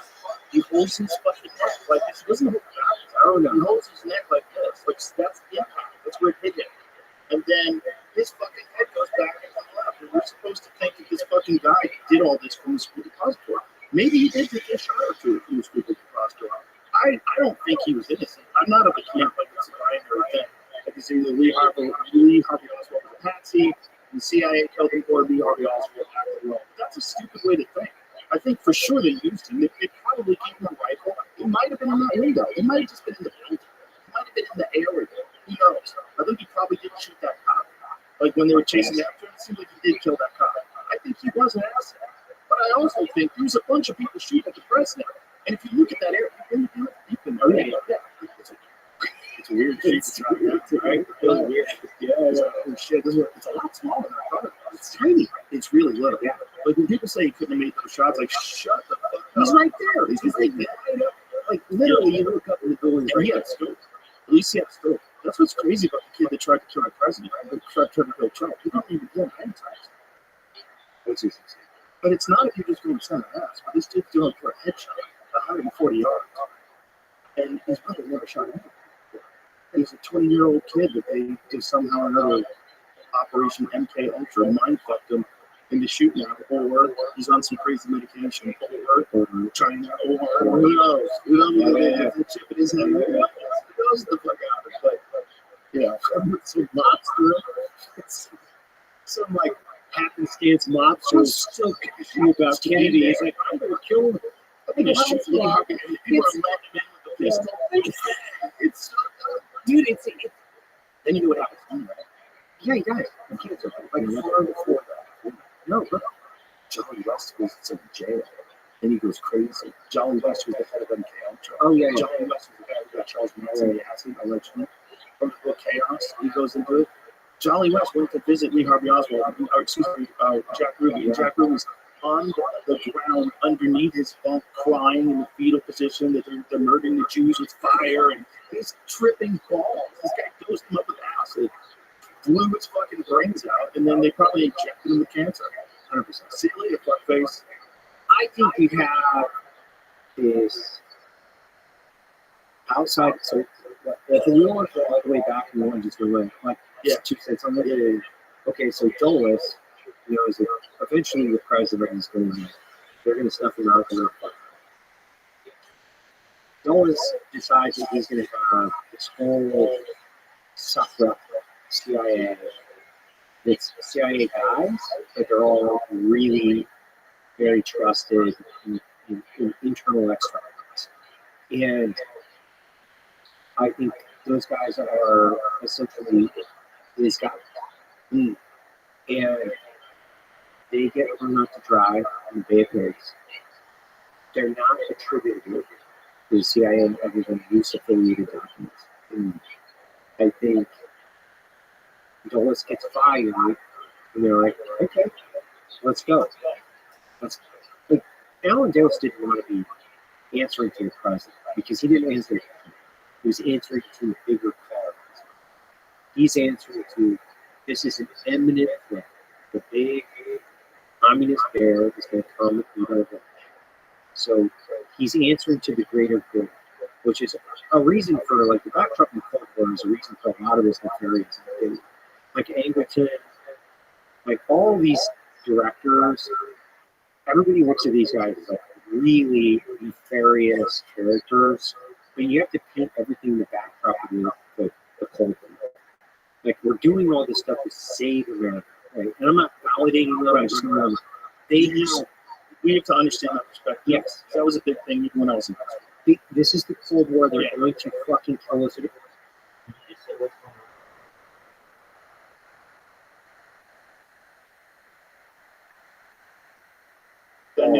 going to nuke us. So we will do it's very Machiavellian. The means justify the ends. Right. Anything and everything to save the nation at any point in time. So you have guys that are baptized in extreme patriotism, and their belief is that they are doing things for the best of the nation. And that if they have an elected official, they can't be trusted. And these are guys that are, I went out to Omaha for the 80th. These are, it's so interesting for me to think back on this because these are guys that are World War II vets that like, they saw everybody. I mean, the Soviets lost tens of millions of guys in World War II. They were defeating fascism, which is, they were defeating the Nazi Party, the Japanese army, and they've seen thousands of men die. And they're serious guys. They're not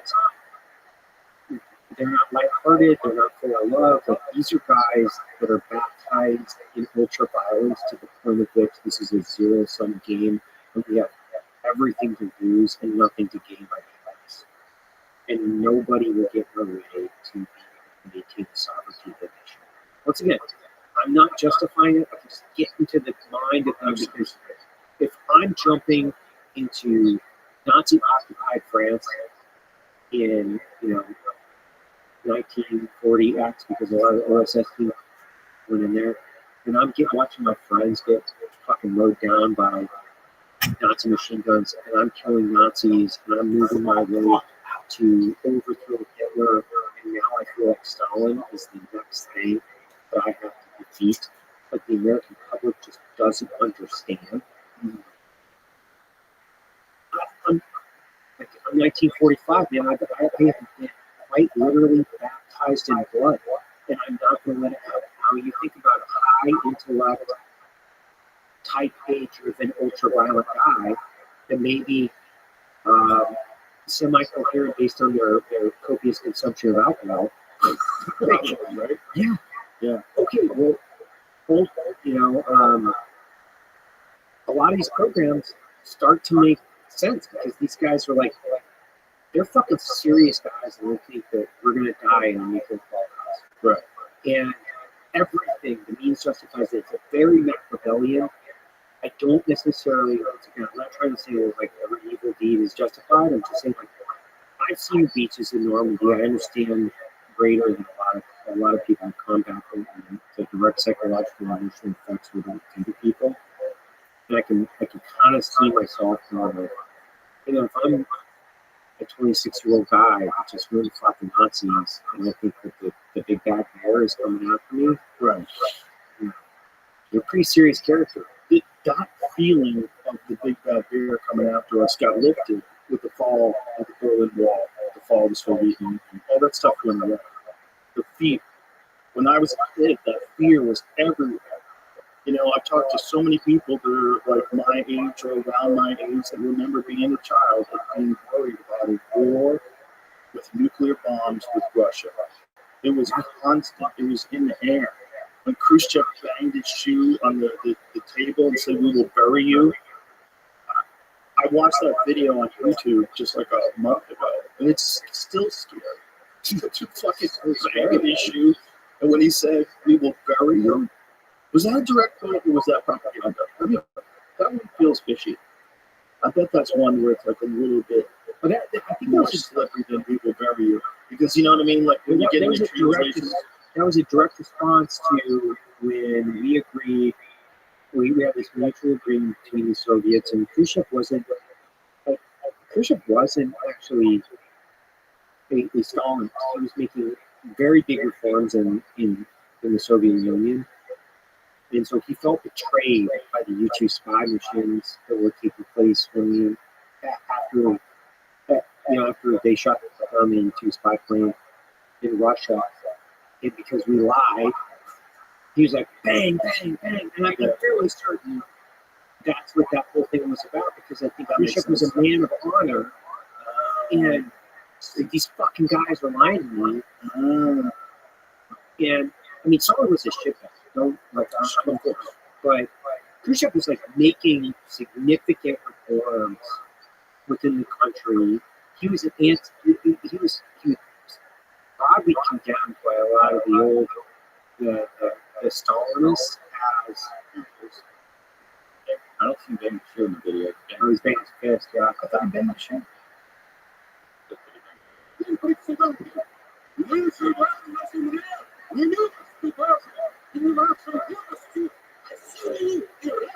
Whoa. That's a scary image when you're yelling.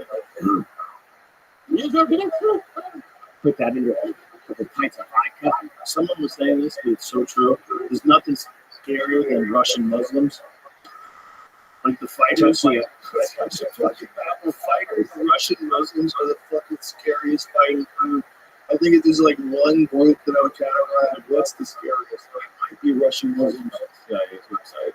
We will bury you. That widely attributed Khrushchev in Western press was reported to have been made at a send-off reception to Poland's Gomułka in Moscow in November 1956. According to Time magazine, Khrushchev was overheard to say at the final reception for the Polish leader, "If you don't like us, don't accept our invitations, and don't invite us to come to see you, whether you like it or not. History is on our side. We will bury you." So he said that to Poland. But that was wasn't it a police song or a sting song? The Russians love their children too. Wasn't that Scorpions? No. I think it was a sting song. Really? Song called The Russians. Yeah. Oh, yeah. Yeah, it was saying Khrushchev said we will bury you. So it was probably some fake news, just like how they said about Trump, saying very fine people on both sides. It's always been it's been fascinating to me because I think about the Russians as being tens of millions of people being lost in World War II. Yeah. And I think about very empathetically how they got fucked. They really did. I think, and I'm not saying we did anything bad. I'm just saying like, what we did was we delayed the invasion of Normandy, and we felt like a lot of people think this. So we were trying to soften up the Soviet Union because we felt that they were a follow-on threat in World War II.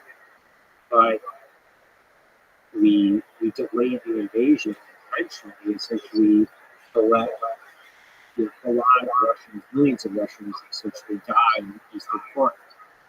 And when you really think about it, from Rothschild, from my context in combat, how I think about combat, how I think about death, like those guys had significant accidents because they're like, we need fucking help. We need you to open up the restaurant. I'm not validating so much because once again, I think he's a complete piece of shit. I know, but as a Russian population, knowing that we delayed opening up the Western Front to go and take over essentially, Hitler, Nazi Europe. This wasn't just one person. Yeah, we have a significant amount of mistrust with you because we lost, 20 million people plus the civilian population. Some estimates 30 million fucking people. And you guys opened up Normandy, came through, and then you're telling everybody that you won. You're the reason you won World War II. You're not even giving us any validated credit.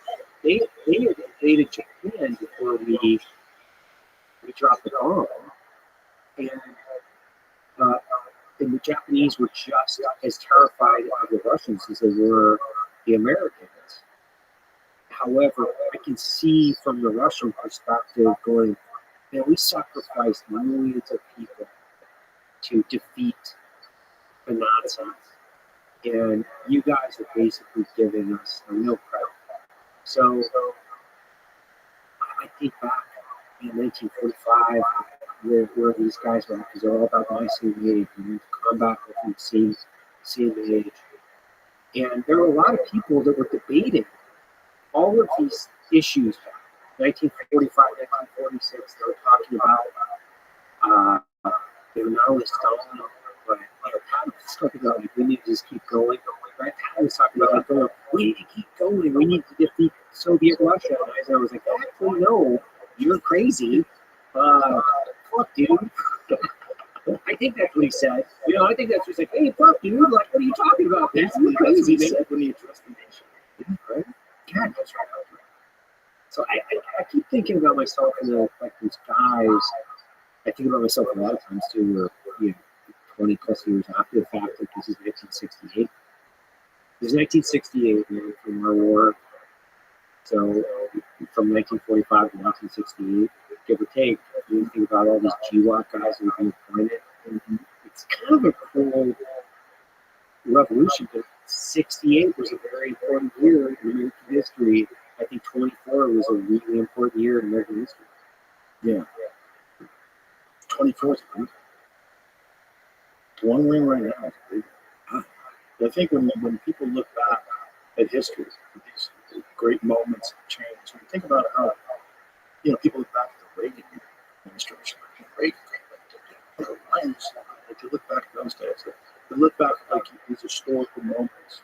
But I think this one is crazy. This guy gets kicked out, they try to put him in jail multiple times, gets shot at, he says, fight. And then he wins. He wins in a landslide, and they're all saying it was a close race. The whole thing is just wild to watch. It's like, this is nuts. Like, this show's nuts. If you're watching this show on TV, like, these writers are fucking amazing. Whatever they're doing, they keep doing this. This show's crazy. It's twists and turns. You got your crazy billionaire character. He doesn't even seem real. This guy's making rockets and electric cars. There's no way. He buys Twitter because he wants to save free speech. What? And the people that used to love him now hate him. The people that are driving their Teslas around, God damn it, they're angry, but they still have a lease. You know? You still have your Tesla.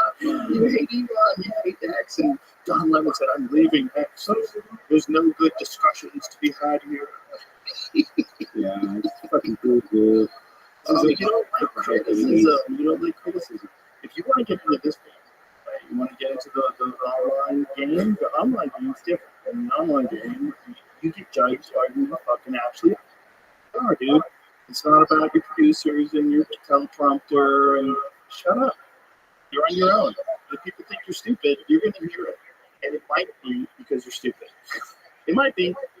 Say a lot of people are stupid that are not stupid. I've seen people say brilliant people. I've seen people say Elon Musk is stupid. I have seen that. Yeah, I've seen that. I've seen there's you're gonna get it no matter what. You're gonna get it. Everyone's gonna get it. Like, everybody's saying you're stupid. Maybe. You might be stupid. You might have been protected from that stupid by these network shows. But you want to exist online. Don't like criticism on Twitter, or you think there's disinformation on Twitter. Community notes on Twitter is the greatest fucking thing that's ever created. Because people get to look through the community notes and find out, oh, that is bullshit, and here's why it's bullshit. Or, oh, that actually is true. Even though it sounds crazy and people protest it, it's actually true. That's fun. That's good. We learned stuff. If you can't handle that, well, you can go wherever. Where do you go? Threads? What? Wait for a while. Crazy? Seriously? Wow. Yeah. No. Have you ever had? Yeah, I like him. I like him a lot. I think he's a weird guy. But you have to be a weird guy for a super genius. 100 billionaire was into jiu-jitsu. He's a weird guy, but he's cool. I like him. I've had fun with him. Yeah, we played a fencing game together with virtual goggles. What?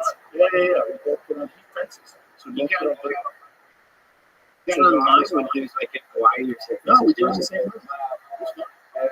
The new Oculus is fucking cool, and you've got to wonder where that's going to be. Because when I first tried, very first Oculus, it was kind of cool, but kind of crude in a way. And with each new version of it, you get like it's much smaller than it used to be.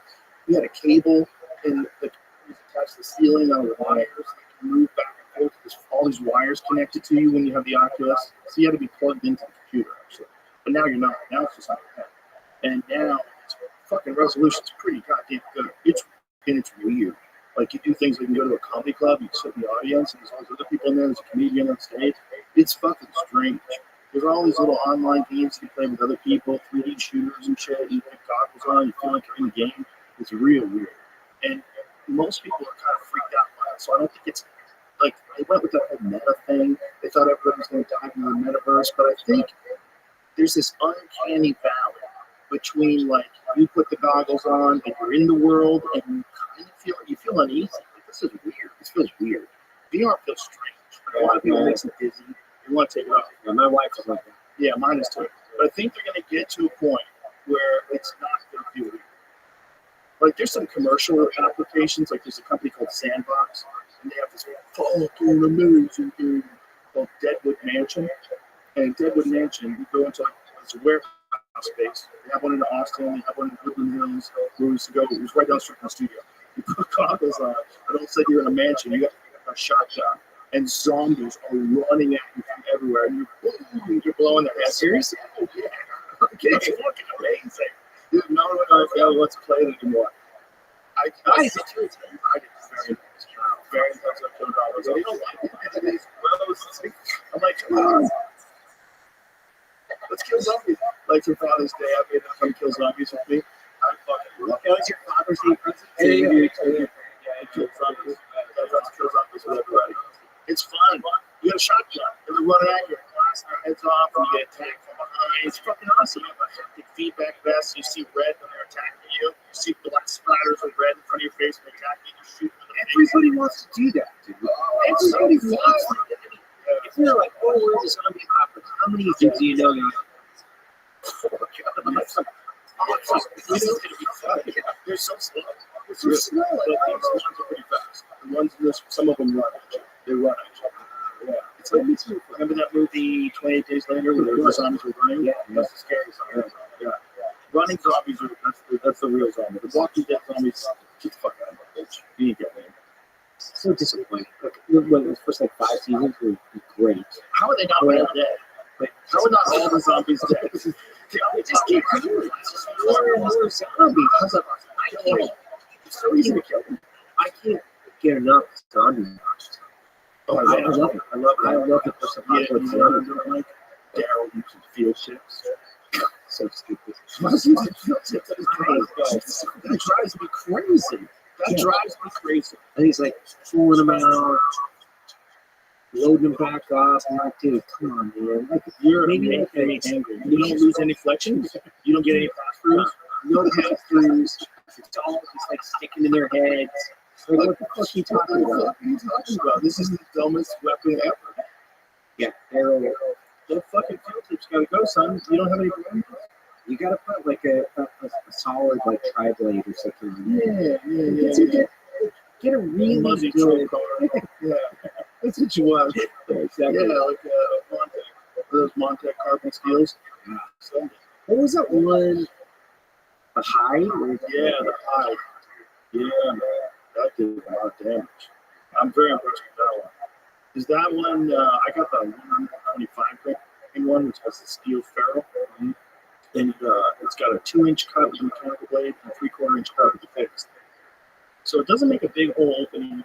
So you can sell ladies and gentlemen. Yeah, 2 3/4. It's a broadhead for archery. When it goes in, that's when the blades open. So the Rage, which I used to use, so the T2 now, the Dudley version, that opens up on the way in. So there's a big hole all the way in. Right. But this one opens up inside. So really, you're penetrating with the fixed head, and then once you're passing in, the pressure is what makes the other two blades go. So they really makes a pretty small entry. The exit holes are primes. The exit holes are primes because you're going out with 2 3/4 inches. It's just instant death for the animal. It's like super equitable. I think when it comes to like the amount of damage they can do, those mechanical, they can put animals down so quick. Yeah. There's something to be said for that giant cut that they make inside. It's just so different. The cams, he's using a catapult. Basically a catapult. Yes. The 4-blade corner-4 thing. That's insane. The cam changed my life. Like he really did. He's like created a really good thing. Yeah. Because I don't care what you do, just create a giant hole, and that's because you're going to put the arrow in the right spot. If you create a giant hole, then you're going to have a great blood trail, and you're going to find the arrow. he rewrote my entire sequence system. Because you were, before that, you were penetration. Yeah. Right. Which is another way of looking at it, right? If you're thinking about a cut that goes through the entire body is a very long cut and is always lethal if you get them in the body. Yep. Like, you don't get a blood trail and they don't die as quick. The dying is quick things. The one in Tahoe last year, that both died in like less than 10 seconds. I mean, how many seconds was it? 7, if that, maybe 5. Ran up to the top of the hill and just fell down. I've never so seen good. anything that fast. And that's those big mechanicals. Okay, and I'm not saying that because you're Joe, like you're just the dude on the side of the mountain who was shooting the Hulk that I was watching. Like, they fucking died faster than anything I've seen even shot with a rifle in the chest cavity, right? So clearly differentiating between a headshot and a chest cavity. I've never seen anything die that fast from an animal. It was dead.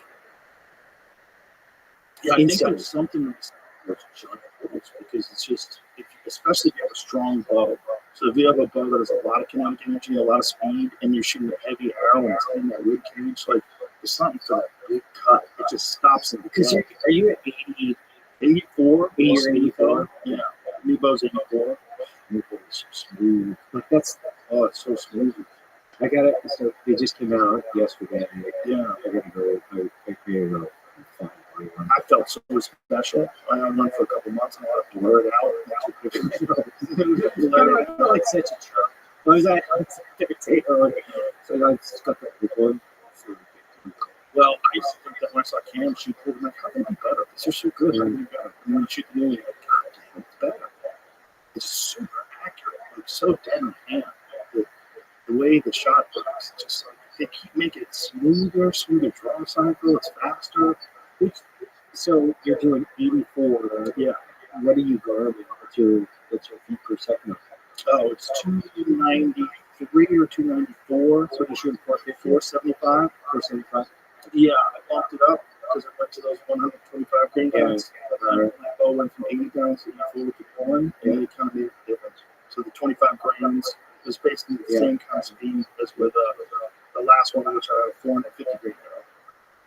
So this I think there's probably like a number you shouldn't go below. I don't know what that number is. Like grains. Like some people will hunt up with like a 300 grain arrow, and a lot of people don't do that. You can get away with it. It's like, well, my daughter shot a milk, and it was a pass through, and she's got a 50-pound belt. Hey, she got lucky. I need some force to get in there. Like if you're shooting 500 on an 84 pound, 85 pound arrow. So let's say you're doing, and even if you're doing 270, Right. That's still a massive penetration. Massive kinetic energy, especially if you have carbon arrows. Yeah, I love those carbon arrows with the victories with the slip outside, so you pull them out of target so much easier. Who's making The BAPs. What are they called? The TKOs? Yeah, I love it. Rib TKOs. That's it. Rib taking. Yeah. The coating that they have on it is like, it's so easy. I got like a Teflon or something. Yeah, I gotta think that needs some penetration too. It has to, right? I mean, isn't that what guys like the thin diameter? But Cam shoots those. I don't know if he's doing it now, but he was for a long time. He was shooting those 4mm rounds, right? His real skinny ones, but the 4mm, I like lighter knocks. And the 4mm with the light knocks make me nervous. Because knocks break sometimes, and they're more vulnerable because they get the little light inside of them instead of being a big solid piece of plastic, right? Like I always change them before hunts. I always put fresh ones on. I never trust ones that are sitting around. Never trust ones that are shot already. I'll shoot them a bunch of times like for practice, but they break sometimes. And especially I'm not paying attention, so I might be accidentally touching arrows. I do the same thing. I have fresh arrows. Yeah, They're the exact same setup for practice, so that's why I like the Sabro or something like that, because the Sabros you can pin them. I can just shoot the shit out of them, so just not use the pin. Yeah, no, that's huge. But that's why I like them. You can shoot the same exact weight, dimension, and speed. I know the flight characteristics are going to be the exact same. versus sometimes when you get those practices, you have they actually have different flight characteristics because the way that they're put together is not exactly the same as weave in the back. It's like, hey man, if you have a slight fin on the front, if it's a different fin on the back, even though it's only an inch, you still have to be 100% consistent to maintain the same flight characteristics. Yeah, that's why when guys get real nerdy about like helix, like what kind of helical you have on the veins, like what kind of twist you put your veins, and you have to have a single bevel blade that twists to the broadhead in the exact same direction. Don't get a right twist with left veins, then you get all fucked up. But their idea is that you're trying to get the broadhead to spin through the animal. That's the whole idea behind the single bevel. Is that, so you, if you think that's true though? There's something to it, yeah. There's something to single bevels because of the cut, the way the edge is cut. So for people listening, single bevel means the edge angles in on one side. Double bevel means it comes together as a point, right? So think of a blade, but a blade with only one side that you can, you see like where the steel is ground down to the edge. The other side doesn't have that. So the idea is that creates this angle, and that when you're spinning, your arrow is spinning because the helicals of your vein, it goes into the animal's body cavity, and the bevel in the broadhead accentuates that spin, and it continues that spin through the body, causing like a whirlwind of trauma inside the animal, and that it almost acts as multiple blades because it's kind of spinning around. It's not just cutting a straight line; it's twisting. But the question is like how much twist, and is it more effective to have like a 4-blade thing, like a tooth of the arrow, like one, those are. I don't think it's true. You don't think it's spin the bevel spin? I think it does a little because there's a guy named Russ Archery, and he does these tests on these things, and he actually shoots them into ballistic gel, and you can see them spin. So some of them do spin, but I think it's too complex though, because once you have a rib cage, right. and let's just say you go through even the consistency of the rib cage. So let's say a perpendicular shot from the rib, perpendicular shot from the rib cage, right, at 40 yards. So we'll just keep all the variables basically the same. Even then, there's no nicking of the rib. There's no variation of the actual animal skin. There's no slight parting away, so parting towards. There's no. So ballistic gel, I think, there leaves a lot of questions for me. So even though it's twisting in the ballistic gel, because it's consistent, you're shooting it directly perpendicular into a very consistent format, and you're getting a consistent result. You're not going to get a consistent result. I just don't believe you're going to get a consistent result through it. Well, that's the reason why a lot of people like mechanicals. It's one of the things they say is that the cut is so large when you get into the body cavity that you take out all the other variables, it's going to do so much more trauma than something that's just a slip blade that, let's say you do hit that rib cage, and it does slice, and only hit with one lung, it's deflected off of it. It doesn't spin at all, and now you lost the animal. Whereas you get a mechanical, it goes in there, it creates this massive fucking hole. It does all this trauma, going through 2 3/4 inches of trauma. The odds of that animal surviving are gone. If you get him in the body cavity, and I've seen people hit people with really good shots with small broadheads and not do much damage, to the point where the animal runs off, they have a hard time blood training in. Even if the animal dies 30 minutes, 60 minutes later, you might have a hard time finding it, especially if you bumped it. 100%. I've had that exact experience every time with those little broadheads. Yeah. Cam, like I said, he changed the entire wave up because he's a creative. Well, he changed his thought about it too. He was always just a fixed-blade guy. Oh, yeah. And then who told him to do that? Oh, Wayne did from yeah, Wayne said you have to try these gun first. So just trust me, just try. Like, these things are crazy. It opens up these 4-blade count. It looks like one of those turkey broadheads. You notice? It looks crazy. And because of the design, it's just like the hot hides. It opens up from the front. Yeah. So once it's inside, then it's doing all its damage. So you don't have to worry about it getting destroyed going into rib cages and stuff as much as you do with other things. Because it's really just going to get a little hole going in. But once it's in, then it's open. It's kind of a perfect idea. The only thing that people don't like Dudley doesn't like, it doesn't leave a big hole in the outside. Like I talked to Dudley about it. He said, I want extreme trauma. I just want extreme. I want one big giant cut with all that energy. Just going through like just think of it like sticking a samurai sword like through the animal's body. Right? And obviously he's one of the best ball players on earth too. So like there's a bunch of different philosophies on it, but I think the idea of the cat is legit. And I like the hybrid idea the best because then there is that one fits good no matter what. I like the hybrid. Obviously, that's great. I like the hybrid. I might go either pure mechanical or pure physics. Mm-hmm. Yeah, you feel like yellow insurance policy. Yeah, it's like the best of both worlds. Right? Okay, let's keep consistent with this. When everybody I talk to, they have through the past several years, they have all different opinions, which is broadheads like assholes, and everybody has a fucking different opinion. Sure. John has his opinion, Kim has his opinion, everybody has their opinion. Like, everybody Dan, Hulk Shape, everybody likes that. Sure, yeah. He's got his opinion. All these guys have opinions, so I'm just trying to they're all successful too. That's the crazy thing. It's like you're trying to sort it out, like who's right. And so I'm just trying to create the data, put it down into what works for me, and I don't have any sponsorships, so I'm just, which allows me to be fairly empirical with selecting criteria. But I also don't have the reps these guys can either, so you have to rely on their data and collect all of it and kind of put it in one case. Yeah, absolutely. That's one of the cool things about Rothschild. It's all the tinkering. There's so many different things you could try. Like this year's the first time I tried a 15-inch front bar. I went to a 15-inch front bar with a 12-inch back bar. Ooh, I like it so much better.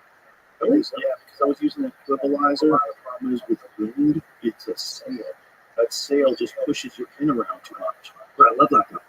Oh yeah, it's a great look. The equalizer I used for years. It's a great invention. But I find that with wind in particular, a lot the balance that I would get from an equalizer, I can get from that. I'm using a cutter stabilizer with a 15-inch front bar and 12-inch back bar. Yeah. And it's perfect. It holds so good. It holds so nice. It feels so dead on. And this year I went with a 10-degree downward angle at the front. Yeah, I was going to ask you that. Why did you go with it down versus what matters whether or not it's perpendicular? It doesn't make any sense. But I was talking to these archers who do, and Levi Morgan. His goes at a downward angle too. And I was talking to this archer, and he said, actually, for some reason, it helps you hold better. Like you feel it locks in better. Really? Yeah, the slight downward thing when you're pulling back. There's something about the slight downward angle of it that it lets you hold better with the same amount of weight.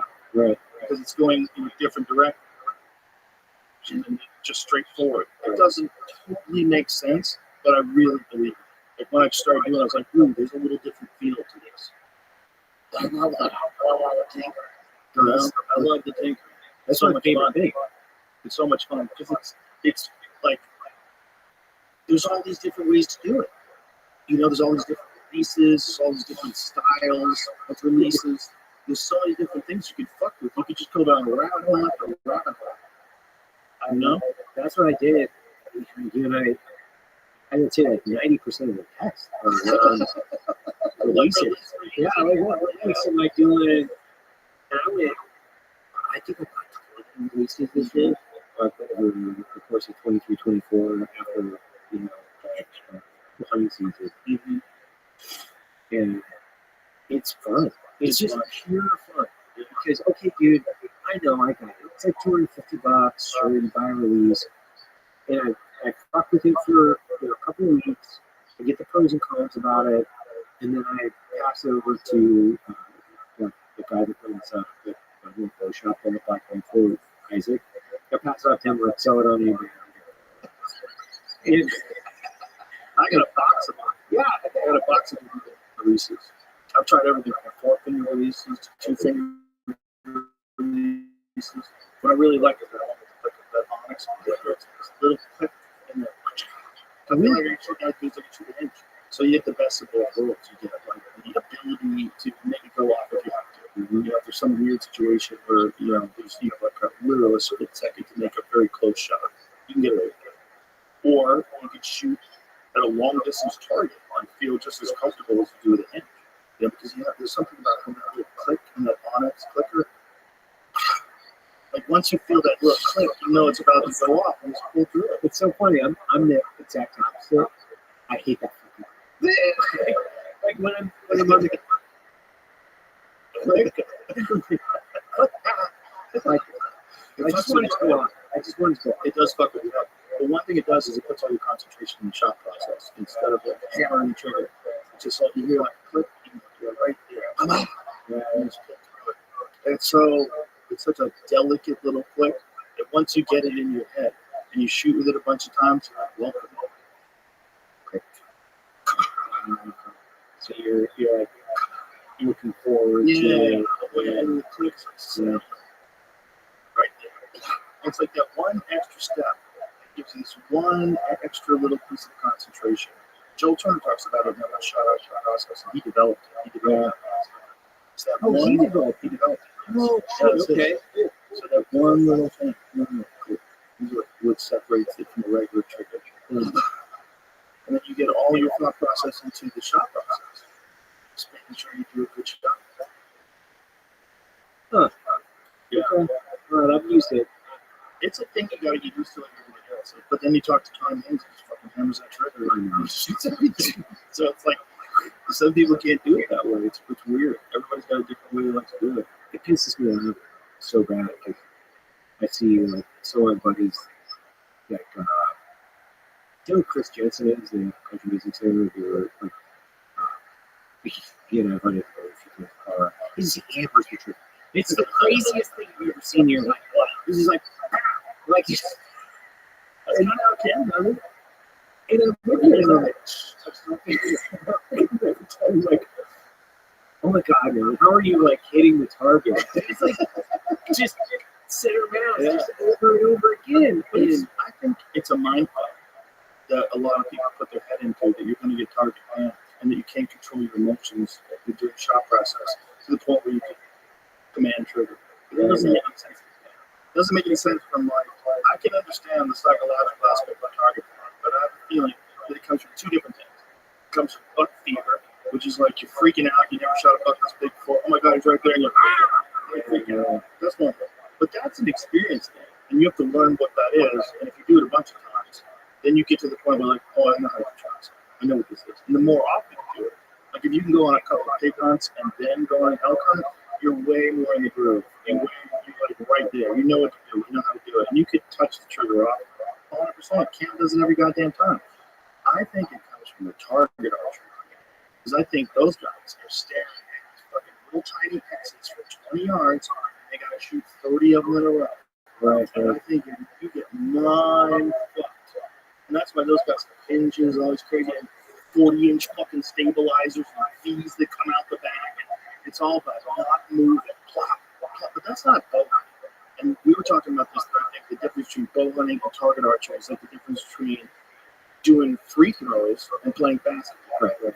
Yeah. Like free throws, nobody's fucking with you, you're on the line, you can measure it, sit there, and you can throw it. Different sport. Basketball, you're running around. Different sport, same sub skill set. Right, that's hunting. Hunting is basketball. Target archery is free throws. That's what I think. Yeah.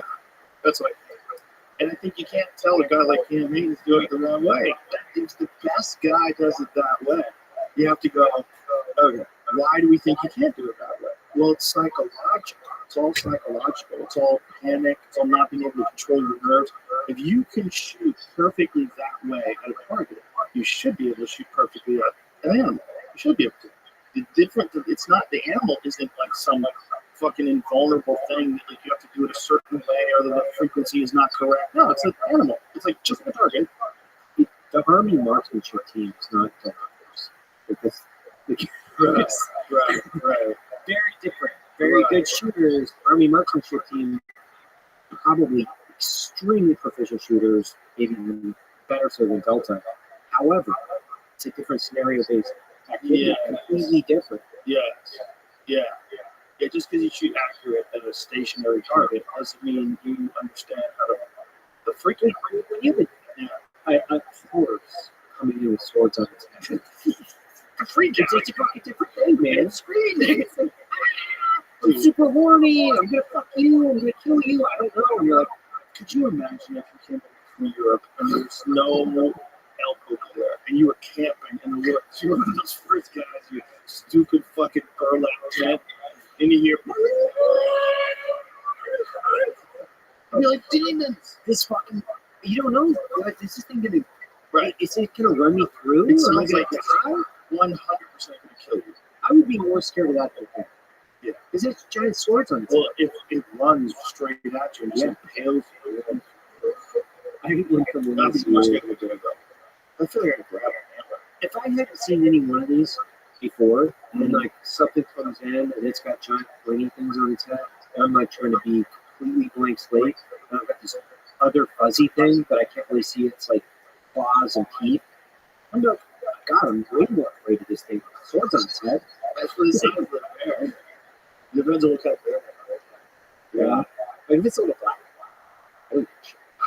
I don't care.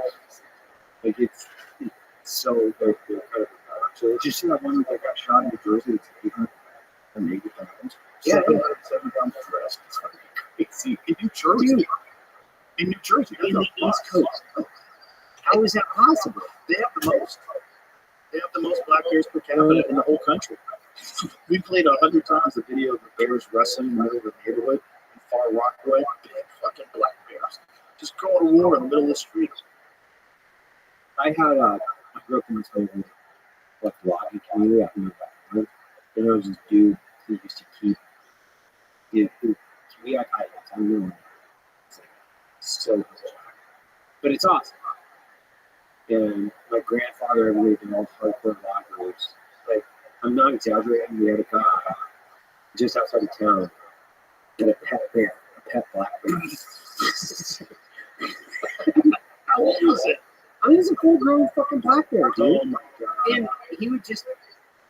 This is the sad part. Like we like defanged it because it would slobber on people. And but he had a full-on black bear that would suck on his arm basically. And yeah, I mean, He these are banged a couple people accidentally. he what? He banged a couple people accidentally playing with them. Yeah, so he made him dummy. Yeah, gummy. Yeah. What did he feed it? Like, Donuts. like when I say this, these are loggers. You know, these are. How long did he have this bear? Like 10 years. Like, you know, I tend to like, you know, What a crazy turn down the volume on my like redneck upbringing. How did you keep this thing in his yard? Yeah, no, we would drive by it on our way to another town, and he had a fucking bear in his front yard in a cage. It was insane, dude. Oh no. Yeah, just running around. No, Oh, he kept it in the cage? big cage. Just imagine. You gotta let it out? No, you got it all the time. You like fucking walking around. The guy was a complete insane. Oh my god. And my uncle, my great uncle, he's like 80 years old. Completely crazy person too. Found himself out there how to fly back in the day. Came back from World War II. He was on Navy. He's a Navy ship guy. Found himself how to fly. He would fly around this Piper Super Cup. And back in the day, you get a bounty for a cougar tube. So you had a walker pound, and you would put him in the front seat of this Piper Super Cup and fly around looking for tracks. Land his plane in the middle of fucking nowhere. Check his dog out. So you tell me these stories, and I mean, I hunted this guy for And the dog would find the bear. punch him out on a bear with a cougar or whatever it was. Tree it. Tree it, shoot with a 22 Hornet because his whole thing was you let them bleed out in their lungs and they fall out of the tree. You don't want to shoot them with too big of a caliber because it knocks them out of the tree when they run around. If you shoot them with small caliber and push it to a point, your lungs go up, they jump around and fall out. Jesus Christ. This is what, like, my Cecil Ball, my He has a backup. Oh yeah, this guy was completely insane. He had like, when I was hunting, be comfortable with a cougar of 22. dude, this guy was 80 years old when I was hunting cougars with him back in, he would tell me stories, and I would only go hunting with him to listen to the stories because they were the best fucking stories on the planet. He crashed his plane. He got fired from the sawmill. He was buzzing the tower, crashed his fucking plane into his boss's office. I was like, fuck you, I'm out of here.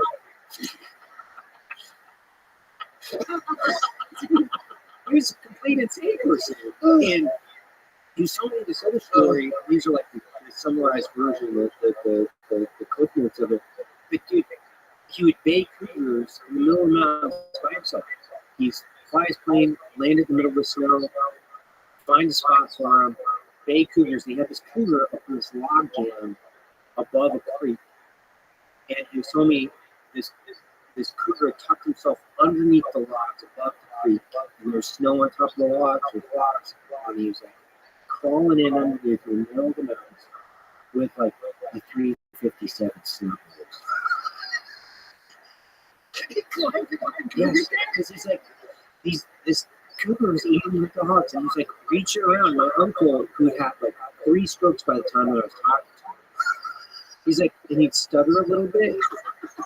It's driving like 80 miles an hour around like a crazy walking road in the middle of nowhere. I'm white knuckling his Toyota Tacoma. Boy, the cougar hounds in the back of the Toyota going, oh my god, I'm gonna fucking die. And he's like, yeah, and I got my, it's like, he had a slight stutter. You pull like a snub nose 357 like a gangster and reach underneath the logs and start pulling the trigger once he found the right curve between the cougar and his dogs. Oh my god. This dude was completely insane when it came to doing things. This is my uncle. This is like the guy that I'm like, He reached into the logs and felt his way to the cat? yes, with a snub nose, whatever, 350 Oh my god. to kill the cougar because he was pulling up his dog. Right? Yeah. Holy shit. Like when you talk about where I grew up and like the guys I grew up with, because I'm a Green Beret. It's like, oh, you fucking pussy. Oh yeah, you're not like walking around in the woods with a saw on your back, and like, just That's hilarious. They look down on it. Like that's an easy job. What kind of a pussy? That's so crazy. I go home, like, that'd be funny. Like, Isn't that interesting that there's like levels of discipline and hard work in the world? Like there's like, if you want to be a logger, there's no easy logger jobs. They don't exist. That is a hard fucking job. Those are hard men. Yes. Now you want to be a logger, you can do it for 30 years. You can chop and carry trees for 30 fucking years. You live in the woods chopping and carrying trees for 30 fucking years. like, fallen trees, big cables around, and like, oh, you carried a backpack through the woods? That's pretty cool. I mean, you think about the different like groups of people that live these extreme lives, and how many people are at the coffee shop with blue hair that are totally oblivious. And I think hard work is like, I'm dealing with my trauma, and I'm going to Starbucks today to protest. There's a guy with a log on his back, and he's 75 years old, and he can't wait to get off work so he can kill cougars. Yep, with a pistol. With a fucking 357. And we all exist in the same landmass. It looks like he's like building bikes in the 1800s with a fucking curly cut mustache. It's like waxed up, and you got another guy that's like 80 years old. He's had 3 strokes. He's driving around in the mountains, running up a mountain in a 6-minute mile, chasing his dogs to go kill a cougar. Yeah, not the same person, not the same order of priorities. Well, there's probably a lot of those guys back in the day. Yeah. I bet that was a common type of human in like 1820. Yeah. That you ran around. But that was like how you had to stay alive. You know, you lived to be about 40, and you had a stroke. Everybody died. Nobody got any vitamins. Eating fucking cornmeal and gruel and trying to eat squirrels. You're barely getting by. You're eating a pear. And that's how fucking nasty. They prefer bears. Yeah, that's crazy. Apparently, they thought it tasted like beef. They cooked a lot of bears. Some of them were gross. The grizzlies are super gross. I asked Cam just recently video Redemption, the grizzly meat. Yeah, and it's good. Great video. But he ate the bear. I was like, how did it taste? Like, it was okay. And I talked to James, like, it's fucking horrible. It's horrible. It's disgusting. But blackberry one is not bad if you get it from a good spot. Apparently, like Vanilla says, the blueberries, the bears that eat blueberries, the best tasting thing ever. I think that's also relative to bear meat. So they're saying, No, he said it's like a great tasting. I don't believe it. I don't believe it. You don't think it was like flavored with like all they ate was blueberries? I think the problem is they eat so much rotten shit. Yeah. That affects the way they taste. But I think if they're eating only blueberries, like, did you ever see his video? Hmm?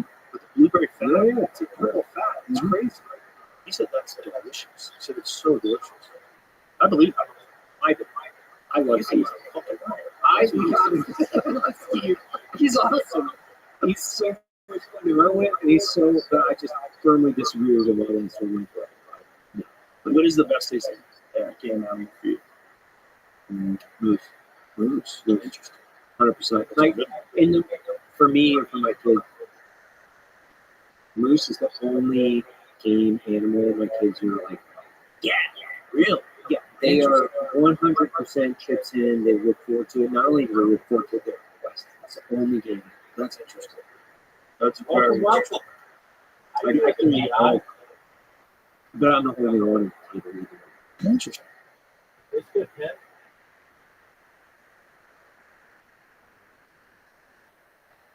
How are you? Hello. Hello. Yo, dog, this one time I just made it in Discord and tried you out. Yeah, I'll be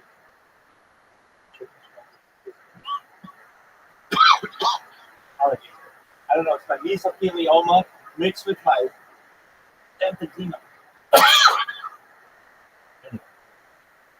Hope you're living like a pig, you know? Interesting. Yeah. I only shot one moose. I ate it. I know it was good. But that was with Brian like 10 years ago. But I haven't had a lot of experience with it. For me, it's axis deer and elk are the two best ones. Elk first, axis deer second. Yeah. Do you like axis? I love it. It's crazy what it tastes like, right? It Yeah. doesn't taste like a deer. No, it's This is a totally different kind of nut. not even beef. It's like a clean. It's almost sweet. Yeah, it's a clean beef. Yeah. It's an interesting flavor. And the fact that, like some like Maui Nui Venison Company, if people want to buy wild game, you can get actual wild game from Maui Nui Venison. They'll ship you access to frozen and meat sticks. It's fucking great. I'm not affiliated with them. I know the owners, but it's great company. And they're doing something you actually have to do. There's no natural predators on Maui, so they have to shoot the access to everywhere. And they're delicious. That's crazy too, because they grew up with tigers. So they evolved with tigers. So they move so fucking fast. They're the fastest animal I've ever hunted. I shot a doe at 30 yards ahead, and she died from it. It doesn't even make sense. They move so fast. It doesn't even make sense. I start shooting them at longer distance away because the arrow is quiet and they can't hear this string sound. Yeah. So they can't hear the bow. So I started just shooting them a little bit further away. These dudes are like, if we stopped hunting them dead, because in the morning there's no wind, we started eating them in the afternoon because there's no wind. I went at these covers at the front of it. But Dudley got video of me shooting these slices through 80 yards, and it's a perfect shot. Perfect. It's going right to the vitals, 800 yards, perfect break. And then 10 yards, there's 10 yards, he's gone. And then 10 yards, he's gone. He was nowhere near his arrow. He heard the arrow coming, he moved down the way. 10 yards from him. There's a video, slow mo video. Because it's a light mark. It's a perfect line. Headed straight for his vitals. And then gone. Gone. Not even close. Like a bullet. I missed him by like a whole quarter. He was gone. He ran away. It's like, they hear things. They think a tiger's coming. Yeah, they just go. They just go. It just makes you feel so slow. You watch how they move. Like, people suck. We're so fucking clumsy and soft, and we're so vulnerable. My back hurts. My arrow is moving at 300 feet per second. There's no chance. Yeah, no chance. No chance. Yeah, No chance. especially if they see the bow go up or they hear the bow go up. And they're delicious. And they're everywhere in Texas. Just do it. That's the wild thing about Texas. You could just bring whatever you want. Well, you want zebras? You can bring zebras. You got zebras? You got fucking zebras. My wife saw a zebra one day when she was driving the kids to school. You know, So I saw a zebra. I think I saw a zebra. Steve probably did. Some asshole probably has a zebra. The zebra got out. my kids would be like driving around. Let's go look at the zebras. Okay, let's go look at the zebras. You can have zebras in Texas, but I love it. I love it that you can go to, like, when we went to that place down in South Texas, that ranch that my friend owns. We went down there. There's African animals here. Yeah. And you have these crazy black bucks and all these different animals that there's nothing anywhere near here. And there's thousands of them. Like, this is nuts. You shot that Neil guy. Yes. Yeah. Everybody says that's the best meat ever. So put it on the scale. So I like it. It's really good. It's all good. All wild game from healthy animals delicious. I've at least hundreds. They're all delicious. I've never found one that I but I still think elk is the best. That's just my flavor. Also, I like elk hunting so much. It means more to me when I'm eating a piece of elk. I think I'm just biased. I think if there's anything, it's not just like it. I like it. And I also think it's kind of sound crazy. But I think their spirit. I think there's something about these super potent wild animals that you kill with an arrow, and then you're eating it. Like, you get the spirit of that experience, the spirit of that animal. I think it empowers you in some very strange physiological way. I really do. I think they're so vitamin rich. Like, they're such athletes. The way they run up a mountain, like, you're getting nutrients from that animal. I don't think it's like any other animal. Because they're so much stronger than all those other animals. They just run. They run right up the top of the mountainside like it's nothing. Like, this is crazy. You watch them when they get winded and they fucking run over the top of the hill that takes you 40 minutes like to crawl up. You just run up when you eat that. You just feel it. You know, you feel it in your body. You get like a real boost. Yeah, so it's electric. Yeah. I feel the same way. I'm giving it to people that don't even hunt. And they go, dude, I feel so good after I ate this. Yeah, there's something to that. It's superfood. It is a superfood. My neighbors, when I give them, elk or whatever it is, they're like, dude, this is Yeah. yeah, this is what it feels like to be a hunter. This is what it feels like to go out, kill something, process it, put it in a package, and it's special. It's meaningful. It's a whole celebration. I hate to say it like that, but it is. This is. You said it earlier. Actually, I wanted to look at it. What you call it? Assassin for your food. Yeah, supermarket assassin. Yeah, supermarket assassin. Yeah. This is the difference. Is over here, you think this is, one, it tastes different. Two, there's a definitive meaning there associated with it. There's no way that you can tell if there's not a psychological or nutrient connection between those two where it makes something more meaningful and beneficial specifically for you. There's just no way you can tell me this. Right, like a good meal with people you love. I feel like almost gives you extra nutrients. Almost like there's an extra good feeling about it. It's like people like eating together. You know, know, eating good food, people you care about, having fun. The whole experience is better for your overall community. It's the difference between like jacking off your porta potty and eating a meal with your fucking family, right? It's like there's like a huge difference. Like one is like gross and a little bit shameful and disgusting, and just like one's a Jack in the Box cheeseburger, the other is an healthy cooked on your own grill. Yeah, exactly. It's very different. Yeah, it's I'm glad I found it. I'll tell you that. It's also it's so hard to do.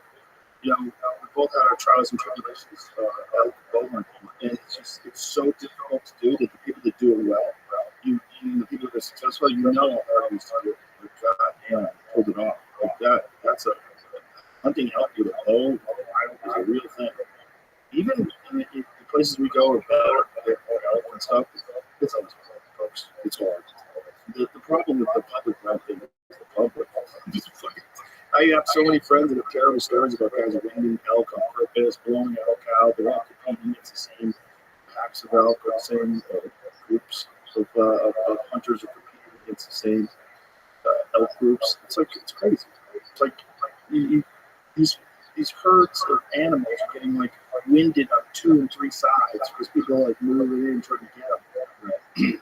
You know, it's just the ideal situation would be that I think the ideal situation would be like, you know, they're trying to do that American, what is it called? The American Serengeti Project. They're trying to like rewire a whole section of the country to buy enough land. They want to like bring back buffalo, bring back all these animals. And everybody, like at one time in their life, could have like some sort of a hunt where they like someone shows them how to do it, so we take some out, they get an animal, they cook it. Yeah. If you're a meat eater, one time in your life you should try to do that. I think that may be the solution.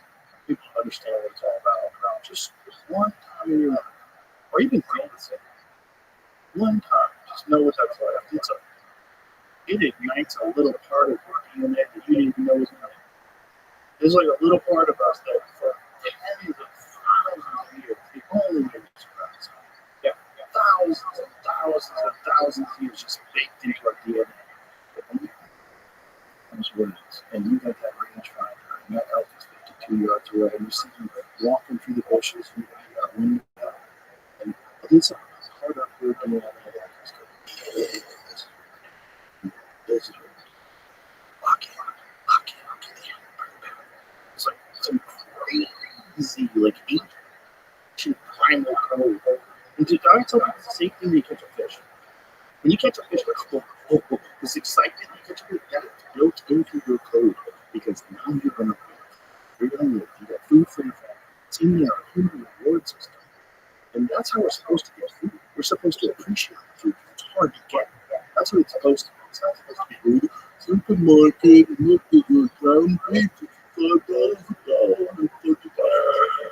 You never taste anything.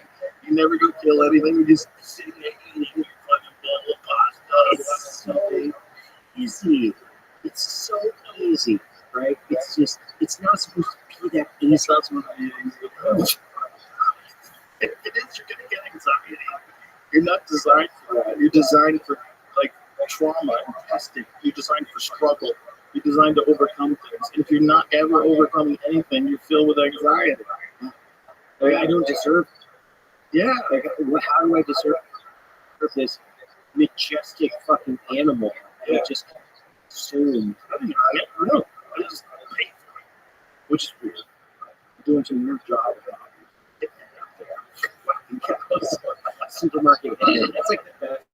That is one of the best foods. It is. I mean, there's nothing grosser in this country than factory farming. It's the grossest thing ever. Yeah. So we never want to so gross. No, it's disgusting. We go to jail, filmed horrific acts, which is completely insane when you think about it. Yeah. When you think about how easy it is to look at food that people knew, especially meat eaters. I've never quite understood meat eaters that are anti-hunting. That makes no sense to me, by the way. Like, zero sense. how can you think that this is a better way where you're caging an animal, filling it full of like hormones and supplemental nutrition, corn and all these things, and then you're putting a bolt through its head. But I'm not there. I'm at expert testing. It's like, But you're already this McNeil got in my hand, but now I'm putting it in my mouth. just because I want to actually feel the significance of this event in the context of like, I don't have any bloodlust, I just don't want to be a hypocrite. Right. It's also one of those things like if you have experienced it, you really don't understand it. And when you try to explain it to people, they're looking at it from like the cartoon, Disney version of Hunters, movie version of Hunters, where all cocksuckers. Dude, we should wrap this up because we gotta go Alright, to camp. let's do it. It's almost 6 o'clock. It's not like, dude. Oh, yeah, hours. It's 5 hours. All right. Thanks, Appreciate you. See you, bro. Bye.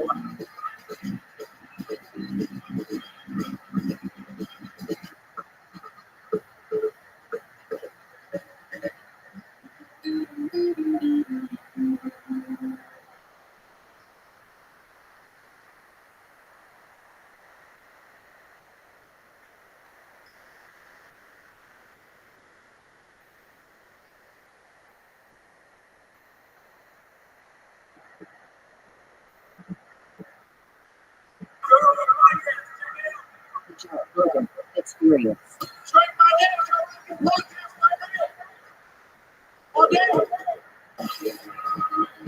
I used to have a dog that terrible. I mean, I know that I'm always traveling, and also like I'm not real good with discipline of like someone else, you know. Like, I don't want to train a dog, so I just let him do it. So I think it was hilarious. He'd be like chewing on something. Check that out. They're like, you shouldn't do that. I was like, yeah, fuck it, let him. Like I just liked the idea that it made me happy. It's very bad. With dog fights. Oh, he's always just humping stuff and like he was a rich guy. Oh, yeah. But in my mind, I'm like, why do I want to rein Tiffany on this dog and be like, he needs to sit? He needs to, I kind of like him.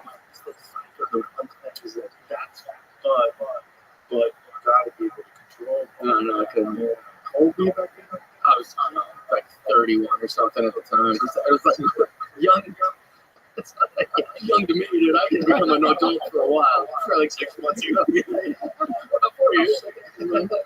No, but that dog, I would open the door, he would just dart. And I was like, oh, this dog is unhinged. I like he liked it. Yeah, I like that. It's cool. I've had some crazy dogs. But it's like, I gotta train them. You have to listen. Well, when I Oh, oh, nice. He looked like a little boy. have to have like you have to have a sense that you're the boss. You have to be kind, sweet, you love them, you're the boss. Like you have to train. I train my dog diligently. It's like treat, sit, stay. Yeah. You could stay for 5 minutes and then give him a big treat, hug him and kiss him. You gotta like make sure they fucking listen. Well, that was the problem. Is that I would literally like he would be doing something like he doesn't respect me. And I would think, like it was that's as simple as it was. My dog, he saw me as like a cool guy. He didn't respect me. He was your friend. Yeah, exactly. So like I would leave him with his dog trainer in Sherman Oaks, and the dog trainer would send me videos. And he'd be like, look, and I would think, look at me, my money's going to go. Look at my dog. He's doing a little turn, but it's because he respected that guy. And so then he would come back to my house. He just pissed on the couch while he's laying there. And I'm going, wait, what's all that stuff you learned? He goes, my dog's looking at me going, not for you. You're my friend. Yeah, you're the cool guy. That's me. But, which is a metaphor for my life, too. Like, I was the fun piss on the couch guy. But at some point, you got to grow up and be disciplined. You really do it, yeah. And you don't have as much fun, but the fun that you have, you appreciate for sure. Yeah, because it's like it's not out of control. Yeah, my dog that I have now is the first dog that I've ever had that was so easy to train. It's like I didn't even train them. And it's a golden. Are they not a dumb? That's not our first. What's the dumb breed? They're just sweet. They're sweet, so people think they're dumb, but he understands words. Like I also got that dog. It's going sidewalk. He turns around, goes for the eyes. He gets it.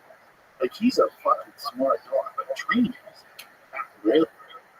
Like, oh my god! First of all, Goldens have no resistance. They don't want to fight. They don't want to. They never growl at people. They never. If they bark, if they see something weird, they never bark at people. the sweetest dogs. So they just want you to be their friend. So like teaching them to sit was like real easy. It was like sit, push his butt down, give him a little treat, and then I'd say sit, just sit down. Give him a treat. Yeah. And then next day it was like sit, sat, tap on the head, give him a kiss. Now he just listens. It was just also a metaphor for him. We like to have a little like it's less of the treat and the pat on the head. I made that. They're the most like. Yeah, they're the most like. What's the dumb break? I don't want to keep doing this. Sometimes I'll see like a donation and I'll ask them about that. But his brain's the size of my thumb. How cute though. That's the thing. He's so jacked too. Look how jacked he is. He's so awesome. He's in constant shape. And he just when Marshall's here, Cobb is so tired from playing with my dogs. My dog doesn't fight back, so he just totally takes advantage of it. Just throws him sometimes like a torpedo. But when it's over, he like can't breathe. Oh yeah, because he's bred to not. He's got no fucking nasal cavity. It is a weird time. They used to be a wolf. They look like aliens. I'm fucking weird. It's turned a wolf into that. I think it's our best invention. It's a pretty cool job. Like, I'm not saying it's an ethical thing or smart. I mean, it's kind of like, it's our best invention. It would be a wolf. Kind of fucked up. But he doesn't need to survive. I think he's got Jamie's coming out. He's in the safest place in America right now. Who's those ladies that carry around with purses? Got a dog carrying around with a purse. They used to be a wolf. That's wild. Trying to do that, guys. I know. That's the problem. Just keep your dogs. Don't change me. I'm moving one step closer to Buddhist. That's right. Yeah. Every day I was getting closer. That's why I'm excited too. Just trying to hold on to any freedom I got. You better find someone who gets it. That's what's hard. People want to change people. Girls look at guys. They look at some guys like a project. Like, I know he doesn't want to settle down, and then just get him to start changing all the dresses. And then I get him to open the car door for me, like my hands don't work. I'm the rich back we were just talking about. Where I'm going, just let me do mine. Let me, I'll spend like 24 hours with him. And I just enjoy every second. I enjoy every second. Like, all the affection, the door opening. I enjoy these kind of things. Taking care of someone, showing them my door. Yeah, I like that. I'll show them my life. Hey, these are my comedy buddies, and watch me get killed on stage. And, I got this, I'll pay for everything. And about like 24 hours in my brain, I'm like, all right, go do this. Like how I mean, it's like binge drinking. You have a glass of wine with dinner, you don't feel like, get that fucking wine away from me. It is cheap drink, like Bert Kreischer. You drink fucking glasses of wine. Bert, you get on the treadmill and don't get me started. On the treadmill. Bert suffers from the same disease Patrice had. He doesn't know how, he's so this one-of-a-kind person that everything he says and all the advice he tries to give don't work for anyone else because he's one of a kind. So he'll say, here's what you gotta do, and that doesn't apply to me. Do you know what I'm saying? We can't be on a treadmill drinking lots of wine and go to a show for $200,000. We're different people. He can keep going. I've never seen anyone like him. He's a freak athlete, believe it or not. I believe it. Tom Segura played him in a game of tennis, and Tom got a tennis coach that was a tennis match. They did it on one of those Mom's House live streams. They made a big deal out of it. Big tennis match with Tom. Or destroyed. Makes total sense. Yeah. Giant belly, serves like a pro. He said he literally serves like a fucking Division I college player. I didn't know that. He's pretty impressive. He goes, what the fuck? Yeah. He goes, his serve is insane. That makes total sense. I mean, I'm somewhat surprised by him. Yeah, just got it. This episode is brought to you by the Farmer's Dog. Dogs are amazing. They're loyal, lovable. Just having Marshall around to make my day 10 times better. I'm sure you love your dog just as much, and you want to do your best to help them live longer, healthier, happier lives. And a healthy life for your dog starts with healthy food, just like it does for us. There's a reason having a balanced diet is so important. So how do you know if your dog's food is as healthy and as safe as it can be? Well, Farmer's Dog gives you that peace of mind by making fresh, real food developed by board-certified nutritionists to provide all the nutrients your dog needs. And their food is human grade, which means it's made to the same quality and safety standards as human food. Very few pet foods are made to this strict standard. And let's be clear, human grade food doesn't mean the food's fancy. It just means it's safe and healthy. It's simple, real food from people who care about what goes into your dog's body. The Farmer's Dog makes it easy to help your dog live a long, healthy life by sending you fresh food that's pre-portioned just for your dog's needs. Because every dog is different. And I'm not just talking about breeds. From their size, to their personality, to their health, every dog is unique. Plus, precise portions can help keep your dog at an ideal weight, which is one of the proven predictors of a long life. Look, no one, dog or human, should be eating highly processed foods for every meal. It doesn't matter how old your dog is. It's always a great time to start investing in their health and happiness. So, try the Farmer's Dog today. You can get 50% off your first box of fresh, healthy food at thefarmersdog.com/Rogan. Plus, you get free shipping. Just go to thefarmersdog.com/Rogan. Tap the banner or visit this episode's page to learn more. Offer applicable for new customers only. Yeah, just knows how to do that. He's also got this bizarre confidence that allows him to not have anxiety about trying to do things for his business. Oh, yeah. Just dives in, takes his shirt off. Oh, look at me. I was just thinking, like, because earlier he went on something where he was going, if someone tells you to quit drinking, don't stop drinking. Tell them to shut up. Drinking's the best thing. Oh, Jesus Christ. You know how many alcohol? So you're hearing this right now, Kurt? Like, some people should quit. Some people shouldn't. I get what he was trying to do. I get the point that he was trying to do. Oh, that was beautiful. What's it called? Yeah, but the form of that was beautiful. What do you do with it? Oh, Tom's frustrated. Yeah. He's really good. Tom's just happy he didn't snap his leg here. Oh, yeah. Look at that fucking serve. Bro, it's got a curve to it, too. Also, Bert looks fit here. The outfit, that's for him. For him, yeah, he lost his weight. He gets his weight down. And it's crazy. He lost a lot. 60 pounds. Got real fit. Didn't drink for like 3 months. Yeah. And he just goes crazy. Yeah, that's a good time. I love it. But I was just saying, like, the advice thing. Like, did you ever work with Patrice or not? Yeah. One time in New York, he was the late great Patrice in New York. I'm going through a thing with her. You know, people ask you how you doing. You say, I'm a pretty honest guy.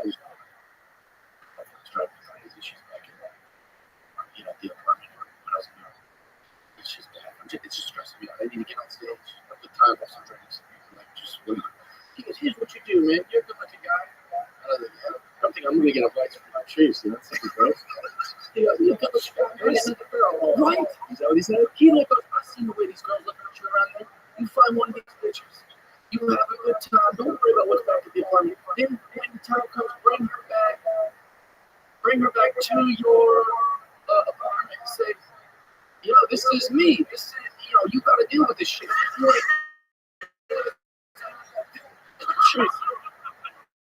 Patrice, you're my hero. I love you. Terrible advice. You're getting murdered. Also, that's a very specific type of woman. Like, yeah, exactly. Yeah, Tom's taking on that, exactly. So I just read the Bible said that he was going to see the comfortable doing threesome. And then I had the same exact thing as someone saying to me, next to her. Right, you go, yeah, exactly. But I think that's what you should think when you hear your heroes or tell you anything. Just know their lives are different than yours. Yeah, there's some certain one-of-a-kind people that just gotta say, like, not yeah, like Bert White on the bigger screen. He's fine. Yeah, he's fine. He can do it. He's fine. He gets gets his health checked, and his health is fine. He's 50 years old. Yeah, he's still doing hard. How old is Bert? He's gotta be up in his 40s. But Bert will be like, don't quit drinking. Have a good time. And then some guys like, I'm hitting my wife again. Dude, this booze is probably got that. Probably took some time off. drink, started feeling good. I want to tweet some advice. Yeah, it was one of those things. Because I love it. And some people, a lot of the comments were like, oh, another comedian, not understanding the comedian. I was like, no, it's not that I love her. If you knew our relationship, you get it. Like, there we go. Just want people to know if you do have a problem, it's okay to quit. You know, you don't have especially you. quit. Yeah, I was just saying, hey, this is a sensitive subject for some people. It is because look, I have certain friends that have recovered from alcoholism. There's this one buddy that I had used to drink. He would drink, and his eyes would blaze with like a shark's. Yeah, like the pupils would be gone. He was drinking. I go, that's gone. Now this fucking drunk Bob, totally different human being for sure. And he would black out all the time, not remember things. Like you don't know anything. Like you don't remember anything. I was that guy. I would be fun till it wasn't fun. Dude, I think it's a genetic thing. I'm guessing, but I've never had that. Yeah. So I've got to assume that it's a genetic. I've got Right. I've got really drunk. I've never I need to get drunk. I've never been I need to get drunk. But I have friends that have 1 year. So here's the thing. Yeah. 1 year. If we're gonna smoke weed, I smoke all the weed. You know what I'm saying? If I go to right, yeah, I mean, I can keep going, you know. Why do one for that? Everyone I can do 6 for the actors. You know, like, I just don't have and that's why also like it works to my benefit. You know, the first time I said I'm gonna do stand up, I never stopped. Like I was up there, I was obsessed. Did you ever get there?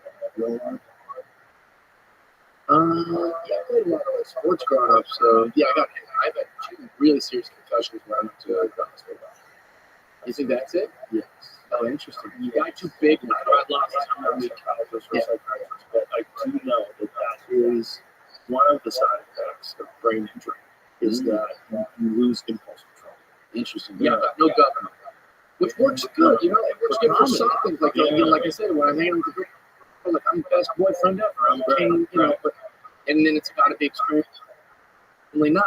Right. And he's got these extremes. You gotta get to know someone. If you're diving in with someone for 24 hours, 48 hours, and you spend on like the chances of you guys jiving perfectly are not that good. It's like not even 50-50. You get lucky, you find the girl of your dreams, and then, hey, we've been together, we hung out together for 2 days in a row, and then, fuck, we were married 6 months later, and we lived happily ever after. That's real. That's For sure.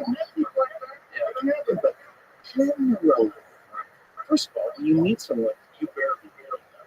You're meeting the thing that they put on when they want someone to like. It's performative, for sure. I always say to young guys, try to become a person you pretend to be when you're trying to get better. Which is, try to become the person you're pretending to be when you're trying to get better. Like that. And just be that person. Yeah. And you never I love that. I believe that outside of the idea of relationships. So like I would say like and I probably heard this somewhere on Reddit somewhere, but like the idea of like you could be like your heroes. Yeah. You know, what do you like about the person you say you like? Right. They're kind. Okay, so just be kind. That's what people like, you know. Or I like that guy because he's down to earth. So then you should Maybe how we be down to earth. You know, it's very easy to you should be like the people, you know, and you can also have anti. Heroes. Me and my parents have a very tumultuous How'd you find out about me, big and dog? so that's a How'd you find out about me? What'd you say?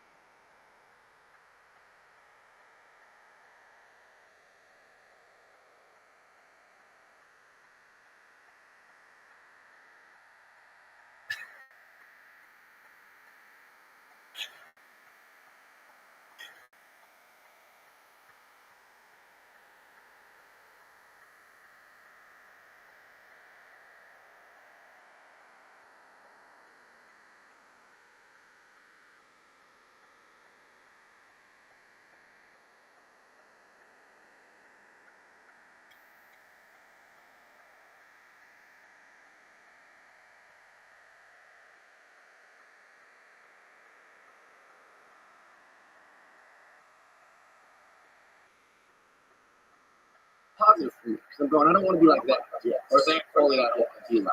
And for me, it was always lazy people. I had a severe disdain for lazy people, like an aggressive disdain, like angry people for lazy when I was young. It's because I was so scared of being lazy. I was so scared of being a loser that if I saw any laziness in people, I'd get angry. Which is weird because you're pumped. Yeah, but it's a lot of guys are just they're happy with the laziness. That's what I mean. No, you're the opposite. You're like the most productive guy I've ever known. It's not to me. It doesn't slow me down. It makes me think more. And when I think more, I think about all the shit I need to get done. And I think about like how I'll feel if I don't accomplish what I want to accomplish, and if I don't put in the work. I start freaking out. What's your exact strand? Because that's the one everyone needs. Whatever the strand is, I like sativas over indicas, but I don't like to get super duper high. I know it's like drunk. It's like I like 2 drinks. 2 drinks and I go on stage. I'm the life of the party. Right? 4 drinks, and I'm like, what did I just talk about 5 minutes ago? Make sure I don't repeat my jokes. Make sure I know. I got something I'm not sure. How you doing, Frosty?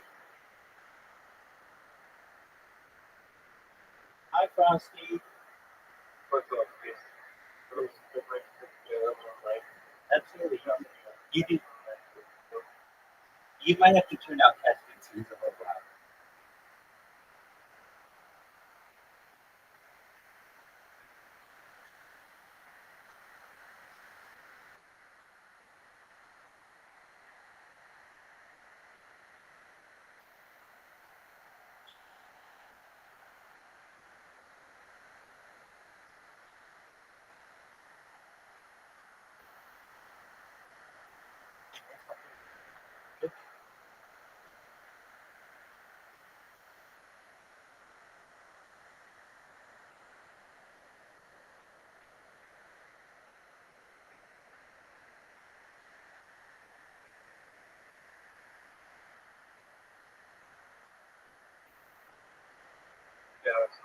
Welcome back, Big Dog.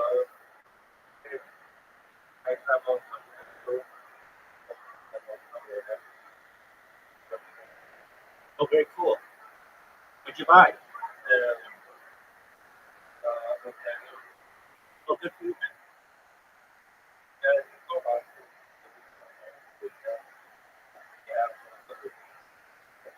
Oh, I imagine. It's hard enough in the United States, so all the things that can happen. Wow. Well, congratulations.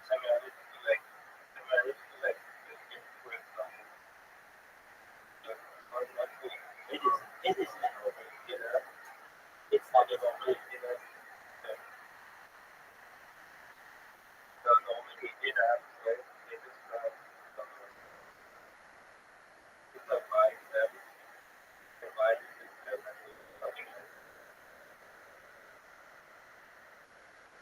I got you.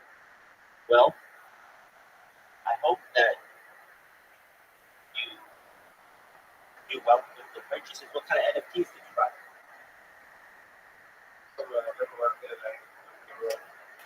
All right.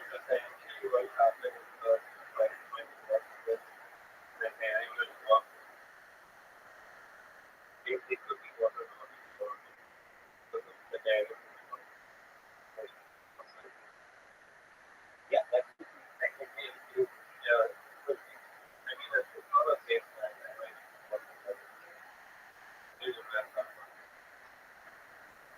know, I kind of think of it like this: when you're investing in crypto, really any kind of investment, once you do it, you kind of just have to see it as a gift to someone else, and it like never performed for you, and you just gave it away.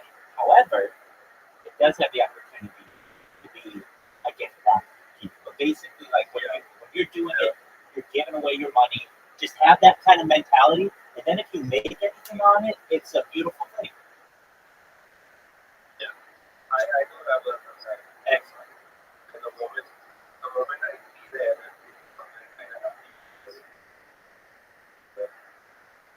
Excellent. Excellent. The theory when people are investing in crypto,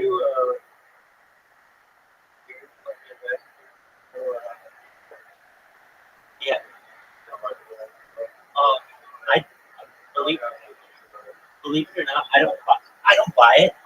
People give it to me.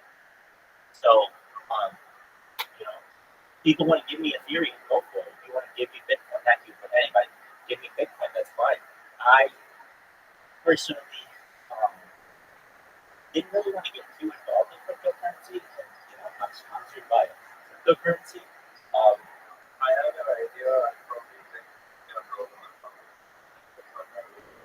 oh, that'd be nice.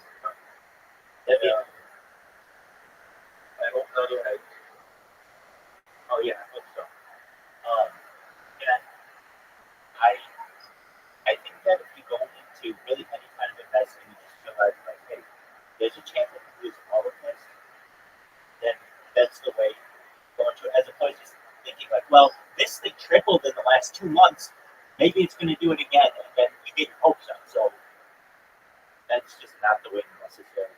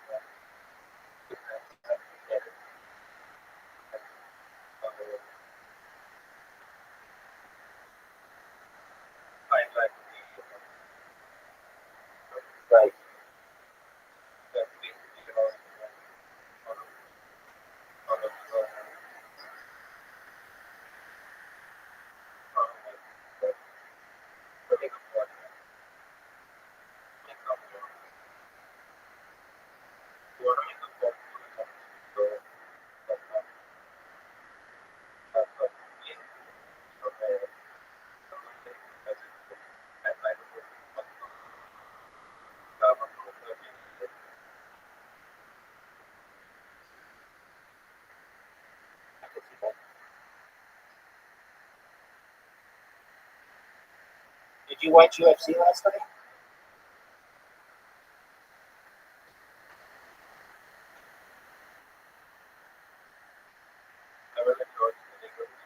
Did you watch UFC last night?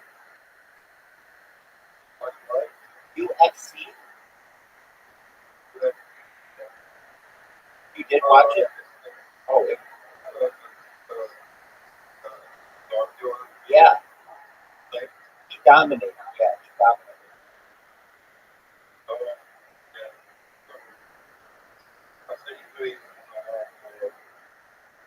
Yeah, he had this.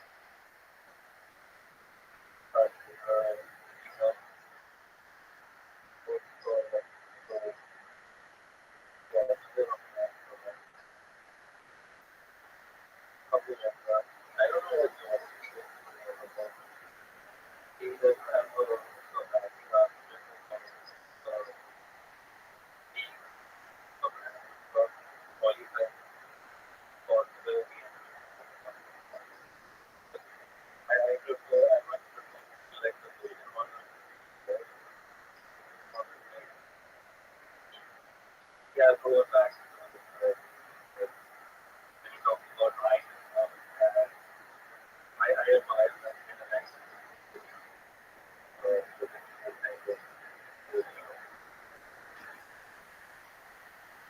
I can see that.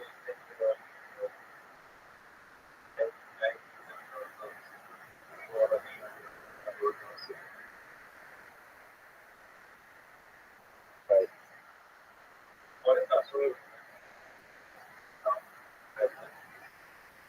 He's naming cabinet members, which is usually the process. He met with Biden last week at the White House to have like a peaceful transition, and he he announced his cabinet or a lot of the members, and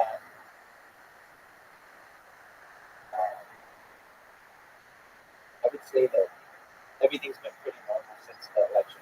We haven't heard from Kamala at all, or not really.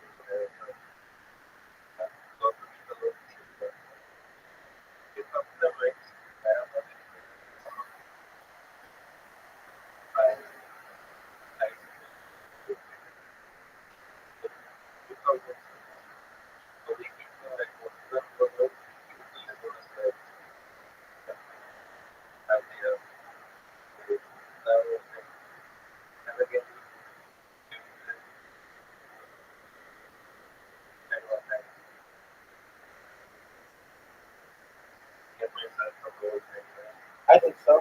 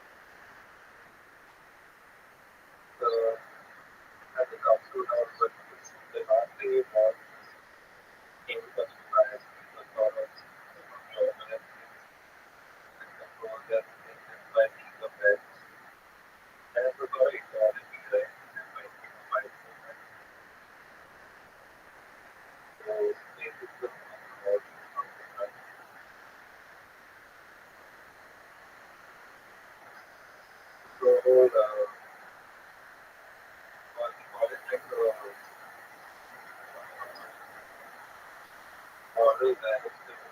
Someone that's more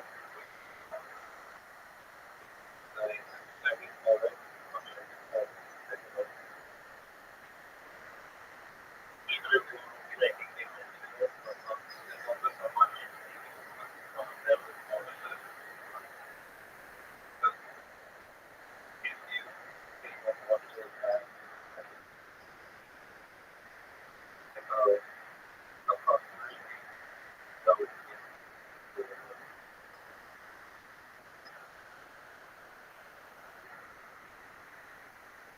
I can see that.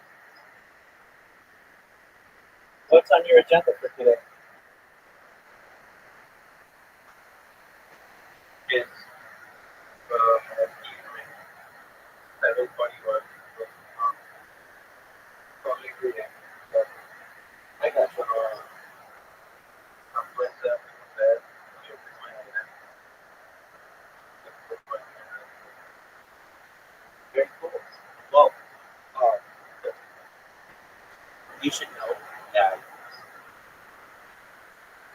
when you buy something like an NFT, I personally, this is just my advice to your own due diligence, but I would say don't ever sell any of them. If they're like worthless, like let's say they're worth nothing, or 1 cent or something, don't ever sell them because you can be like an antique in the future and be worth a lot just because it's gold. Yeah, with so I buy from the hero coin. Then I buy from the 0.22. I cannot spend from most of that area on the ones that are only worth super wait for they might go up, they might go down, they might just stay at that price because they might go fast and they might go up in price. So I have a fear like everything that look at that it looks so much as like a lot of hospitality and they have not had a concept or in terms of not just looking but also the cultural aspect. You know what I mean? Like for the like they have some sort of uniqueness to what they all do that. They have some sort of thing for the myself.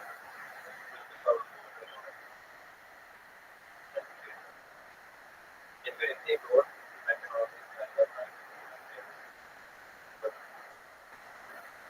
definitely works. But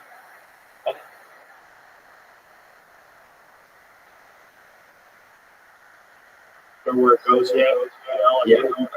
Look at that. I can't. Or you go, I'll scrap these first 4 parts of the day and just do this joke, and you're like, why'd you scrap those? Jump right up. It makes me really consider all the things I'm not doing.